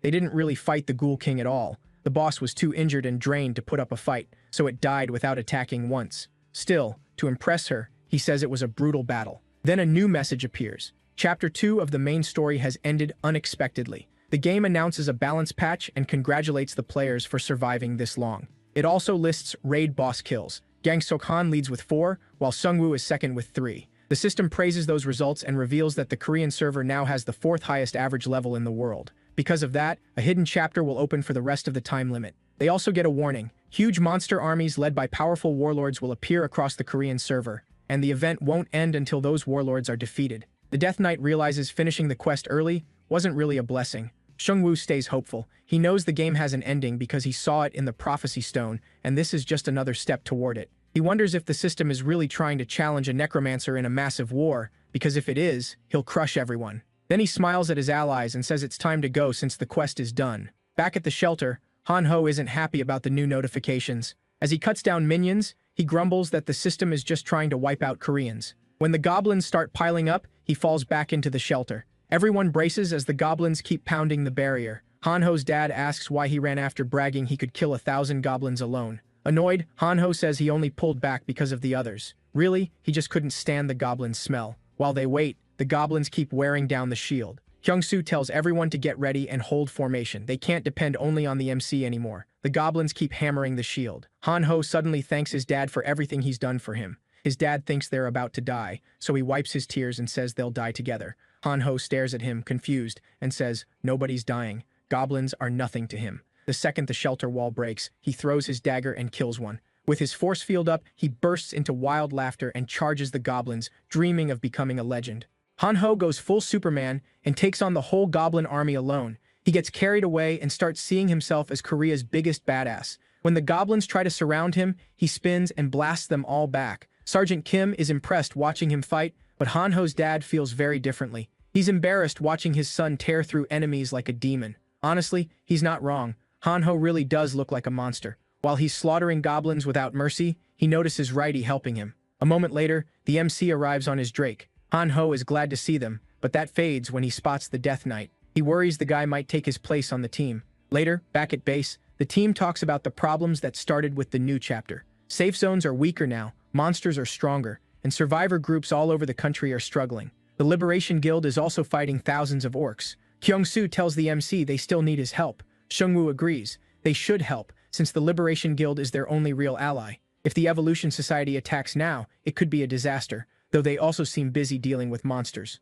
Sergeant Kim arrives with news. They've found the goblin base. He estimates the goblins' root point lines up with the mountain. While other regions are facing stronger enemies like orcs, their town only has goblins. Yeongdeung-po and other areas have to deal with red orcs. He also figures about 3,000 monsters are ready to attack. Kim says they should be careful if there's no urgent reason to fight yet. But Sungwoo says the goal isn't just to survive. They want to see how much gold and experience they can get from these goblins. Kyung-soo likes the plan, but he isn't sure how they'll hunt that many monsters. Sungwoo points at the group and says they'll be the ones killing the monsters, not him. He wants them to use this chance to level up. That night, 2 goblins stand guard at a factory in the mountain. The MC slips behind them and kills both in an instant. He learns the goblin leaders are all inside the factory, which makes things easier. He won't have to hunt them down one by one, and even weak goblins are dangerous under a warlord. His plan is simple. Kill the leaders so the goblins can't coordinate, then let his team clean up the rest. He summons the ogre champion. It slams the warehouse with a brutal attack. The strike wipes out the goblin leaders in one blow,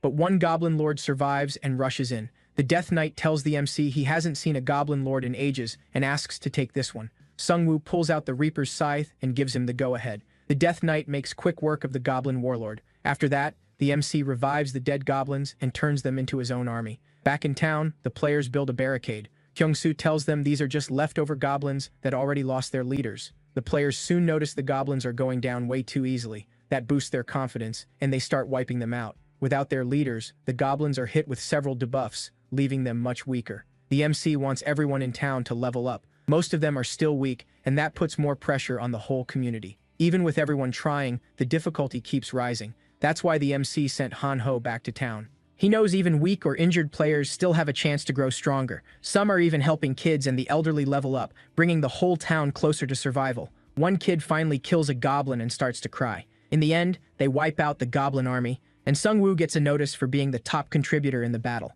Every player also gets bonus gold based on what they did. Sungwoo watches it all from a rooftop. He admits fighting alone is still easier, but he doesn't mind how things are now either. The next day, he tells Kyung-soo he expects everyone to reach at least level 8 before he comes back. He says he can't stay and protect them forever. They all need to work hard and survive on their own. Just then, Han-ho tells him the helicopter has arrived. His deal with the Liberation Guild was only temporary, but he's still willing to help in this disaster. The next morning, buses full of crusaders move out together. The prosecutor asks his scout how many monsters have shown up. The scout tells him to wait a moment. They're almost at the northern border. He sends up a magic drone to check ahead. From what he sees, about 200 trolls are coming. He tries to look closer, but a troll spots the drone and smashes it with a rock. Manhwa says they should destroy the bridge since thousands of orcs are also coming from Gimpo. They can't fight both armies at once. But the prosecutor wants to take on the trolls first, so his crusaders can level up, even knowing how risky it is. He needs them at level 10 to clear the exclusive quest, and he sees no other way to close the gap with the MC.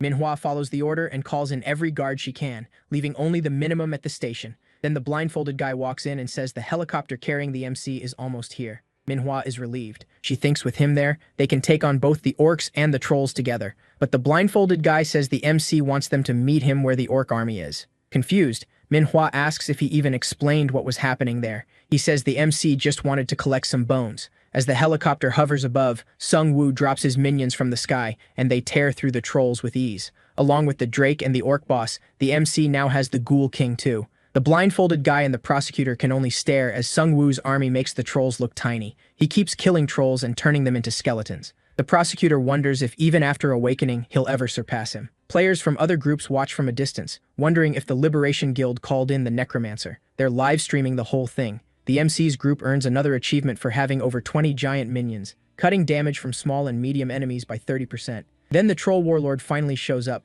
The group watches him charge at the MC's army and wonders if even Sungwoo can handle something that strong. But Sungwoo's ogre champion and the rest of his minions overwhelm the troll chief almost immediately. The troll warlord can't even fight back and is completely crushed. The Death Knight lands the final blow and kills the troll boss. Sungwoo revives the troll chief and adds him to his army, then tells the group to move. They still need to meet the Liberation Guild. The prosecutor thanks the MC for the help. He had hoped to use him to buy time and get stronger, but now it's clear the MC is even stronger than before. He tells him a huge orc army is coming, and there's only one bridge they can use. He wants to show his strength in the next battle. They've already sealed the other routes with items and other methods. The prosecutor knows the whole Korean server will be watching. If he looks weak here, he's finished, so he decides to take the lead. As word about the MC spreads through the forums, many players want to join the raid. They see him as the future and want to help however they can. Meanwhile, the Liberation Guild is struggling to protect its reputation as smaller guilds spread news of his feats online. One informant tells Manhwa that a survivor group wants to join the raid. They have about 200 people, and 5 buses are on the way. Manhwa thinks they should accept them. She wants to bring them to their side, build up the raid force, and convince them to work with the guild. Then she heads into the meeting. The prosecutor asks her to brief everyone on the plan. She explains that their guild has blocked most of the bridge and is tracking the orcs with magic drones.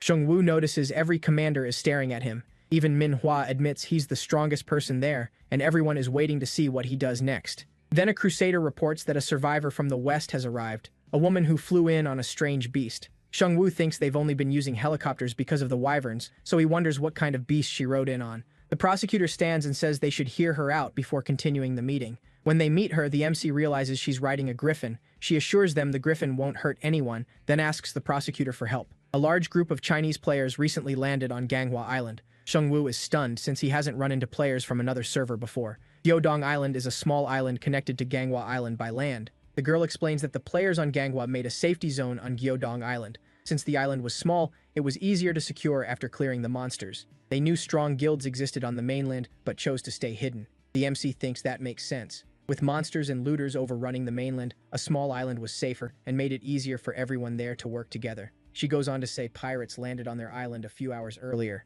They came in by the dozens on fishing boats. The island players tried to fight them off but lost. The prosecutor asks how many pirates there are. She guesses around 1,000 based on the boats, but says there could be more. The leaders begin to worry this could be a full invasion from the Chinese server. Manhwa says that's unlikely. The pirates are probably low-level players looking for easy gold. Jungwoo says people like that are even more dangerous than monsters because they attack when players are at their weakest. They realize they have to deal with the pirates, but the orc army is still coming too. One commander points out that the pirates could move upstream and attack at the same time as the orcs. After hearing that, the prosecutor says they should focus on the orcs first. The orcs will likely keep the pirates from crossing to the mainland, and they'll send scouts to watch the river. The girl loses hope when they tell her they can't go to the island right now. Then Jungwoo raises his hand and offers another plan. He says one group should take out the pirates while the other fights the orcs. After finishing the pirates, the first group can come back and hit the orcs from behind. He wants to handle the pirates himself. The prosecutor looks at him and asks if he can really do it alone. He says his skills work better alone, so going solo suits him. He also wants to learn about the Chinese players, since this likely won't be the last time they meet. After the pirates, he'll deal with the orc leader at the rear. He asks the girl to take him there on her griffin so they can arrive without being noticed. At last, the MC leaves with the girl. She says they need to wait by the shore until nightfall because the pirates use huge birds to scout the area. That night, some pirates light a lantern on the island and grumble that the expedition team kept them away from the prisoners. One of them smirks, saying their turn will come when they invade the Korean mainland. They're happy they left mainland China, figuring they can earn more gold by raiding towns in weaker countries. While they talk, one of them hears something. As a human hunter, his senses are sharper than the others. Out of nowhere, the MC appears behind them with his sword and cuts them down with ease. He leaves one alive because he wants answers later. The Death Knight binds the survivor with chains while the others clear out the nearby pirates. The man wakes up with a griffin staring right into his face. The girl tells him not to panic. She'll feed him to the griffin later. Jungwoo leans in and says he has a spell that can read a dead person's memories. So the man has two choices: talk now or die and give up everything anyway. Meanwhile, the leader is enraged when he hears about the escapees. At the same time, he sends one of the giant birds out to find whoever caused this. As the birds spread out, the captain smirks. Sure, the enemy can't stay hidden on the island for long. Then one of his men reports that the missing pirates were found dead on the ship. The captain is furious, wondering who dared dump the bodies there instead of tossing them into the sea. He starts to think someone is trying to provoke them. As they run out, the man says it wasn't just one ship. Another one nearby is filled with bodies too. Suddenly, that ship erupts in a massive explosion. The captain and his crew have no idea what is happening. Then they hear others choking after breathing in some kind of black gas. One man says it's a dark sorcerer's gas. It paralyzes anyone who inhales it. The captain warns there may be more bombs on the ship, so they need to leave. They jump into their cars and race for the bridge. Through his birds, the captain keeps getting reports from all over the island. He decides the Koreans launched a full attack. Furious, he thinks they were caught off guard by biochemical weapons. He knows they must abandon the island and set up a new base for the main fleet, all for their general's plan. As they start crossing the bridge, a giant minion blocks the way. The captain stares in shock. He never expected monsters like this on the Korean server. These pirates came from China's second server. Because of China's huge population, there are 3 servers total. Sungwoo realizes they're only the advance force, sent to prepare a base for the main fleet. The captain gets out and orders his men to attack. As they step out, the MC summons all his minions and zombies. At the same time, he hits them with Breath of the Abyss, leaving them paralyzed. They've been trapped from both sides. Knowing he can't escape, the captain uses his bird spell and calls the birds in to fight the zombies. As the birds dive in, the other pirates join the battle too. The MC realizes these are the same birds the girl warned him about, but they are no match for his skeleton ghouls, which tear them apart in seconds. Then Sungwoo revives the birds and makes them his own minions. The captain realizes it's hopeless, so he jumps off the bridge and tries to escape on one of his birds. He believes the main army will crush these minions anyway, but the MC sends his skeleton birds after him and knocks the captain's mount out of the sky. He crashes down and breaks his back. At the same time, the girl returns on the griffin and says the islanders got their weapons back and are fighting the pirates. She thanks him for helping them. Meanwhile, the captain wonders who he really is. Sungwoo knows the captain won't talk, so he kills him and reaches level 17. Then he uses memory fragments to look through the captain's memories. He sees a huge ship that seems to belong to the same pirate group. A man at the front asks the crew where they should head next. Sungwoo wonders if this is the general, hoping he isn't another lunatic like the vampires or the scientists. The general says the second server is controlled by the elementalist, while the first is being expanded by a self-proclaimed emperor who wants to rule the world. Then he asks his crew what they should do next. One of them suggests getting outside help, and the emperor instantly cuts his throat. He tells the others they're drifting across the sea because they still aren't strong or brutal enough. He says they need to swallow the mainland like a shark. Hearing that, the MC realizes the general is insane. No sane person would think of invading another country.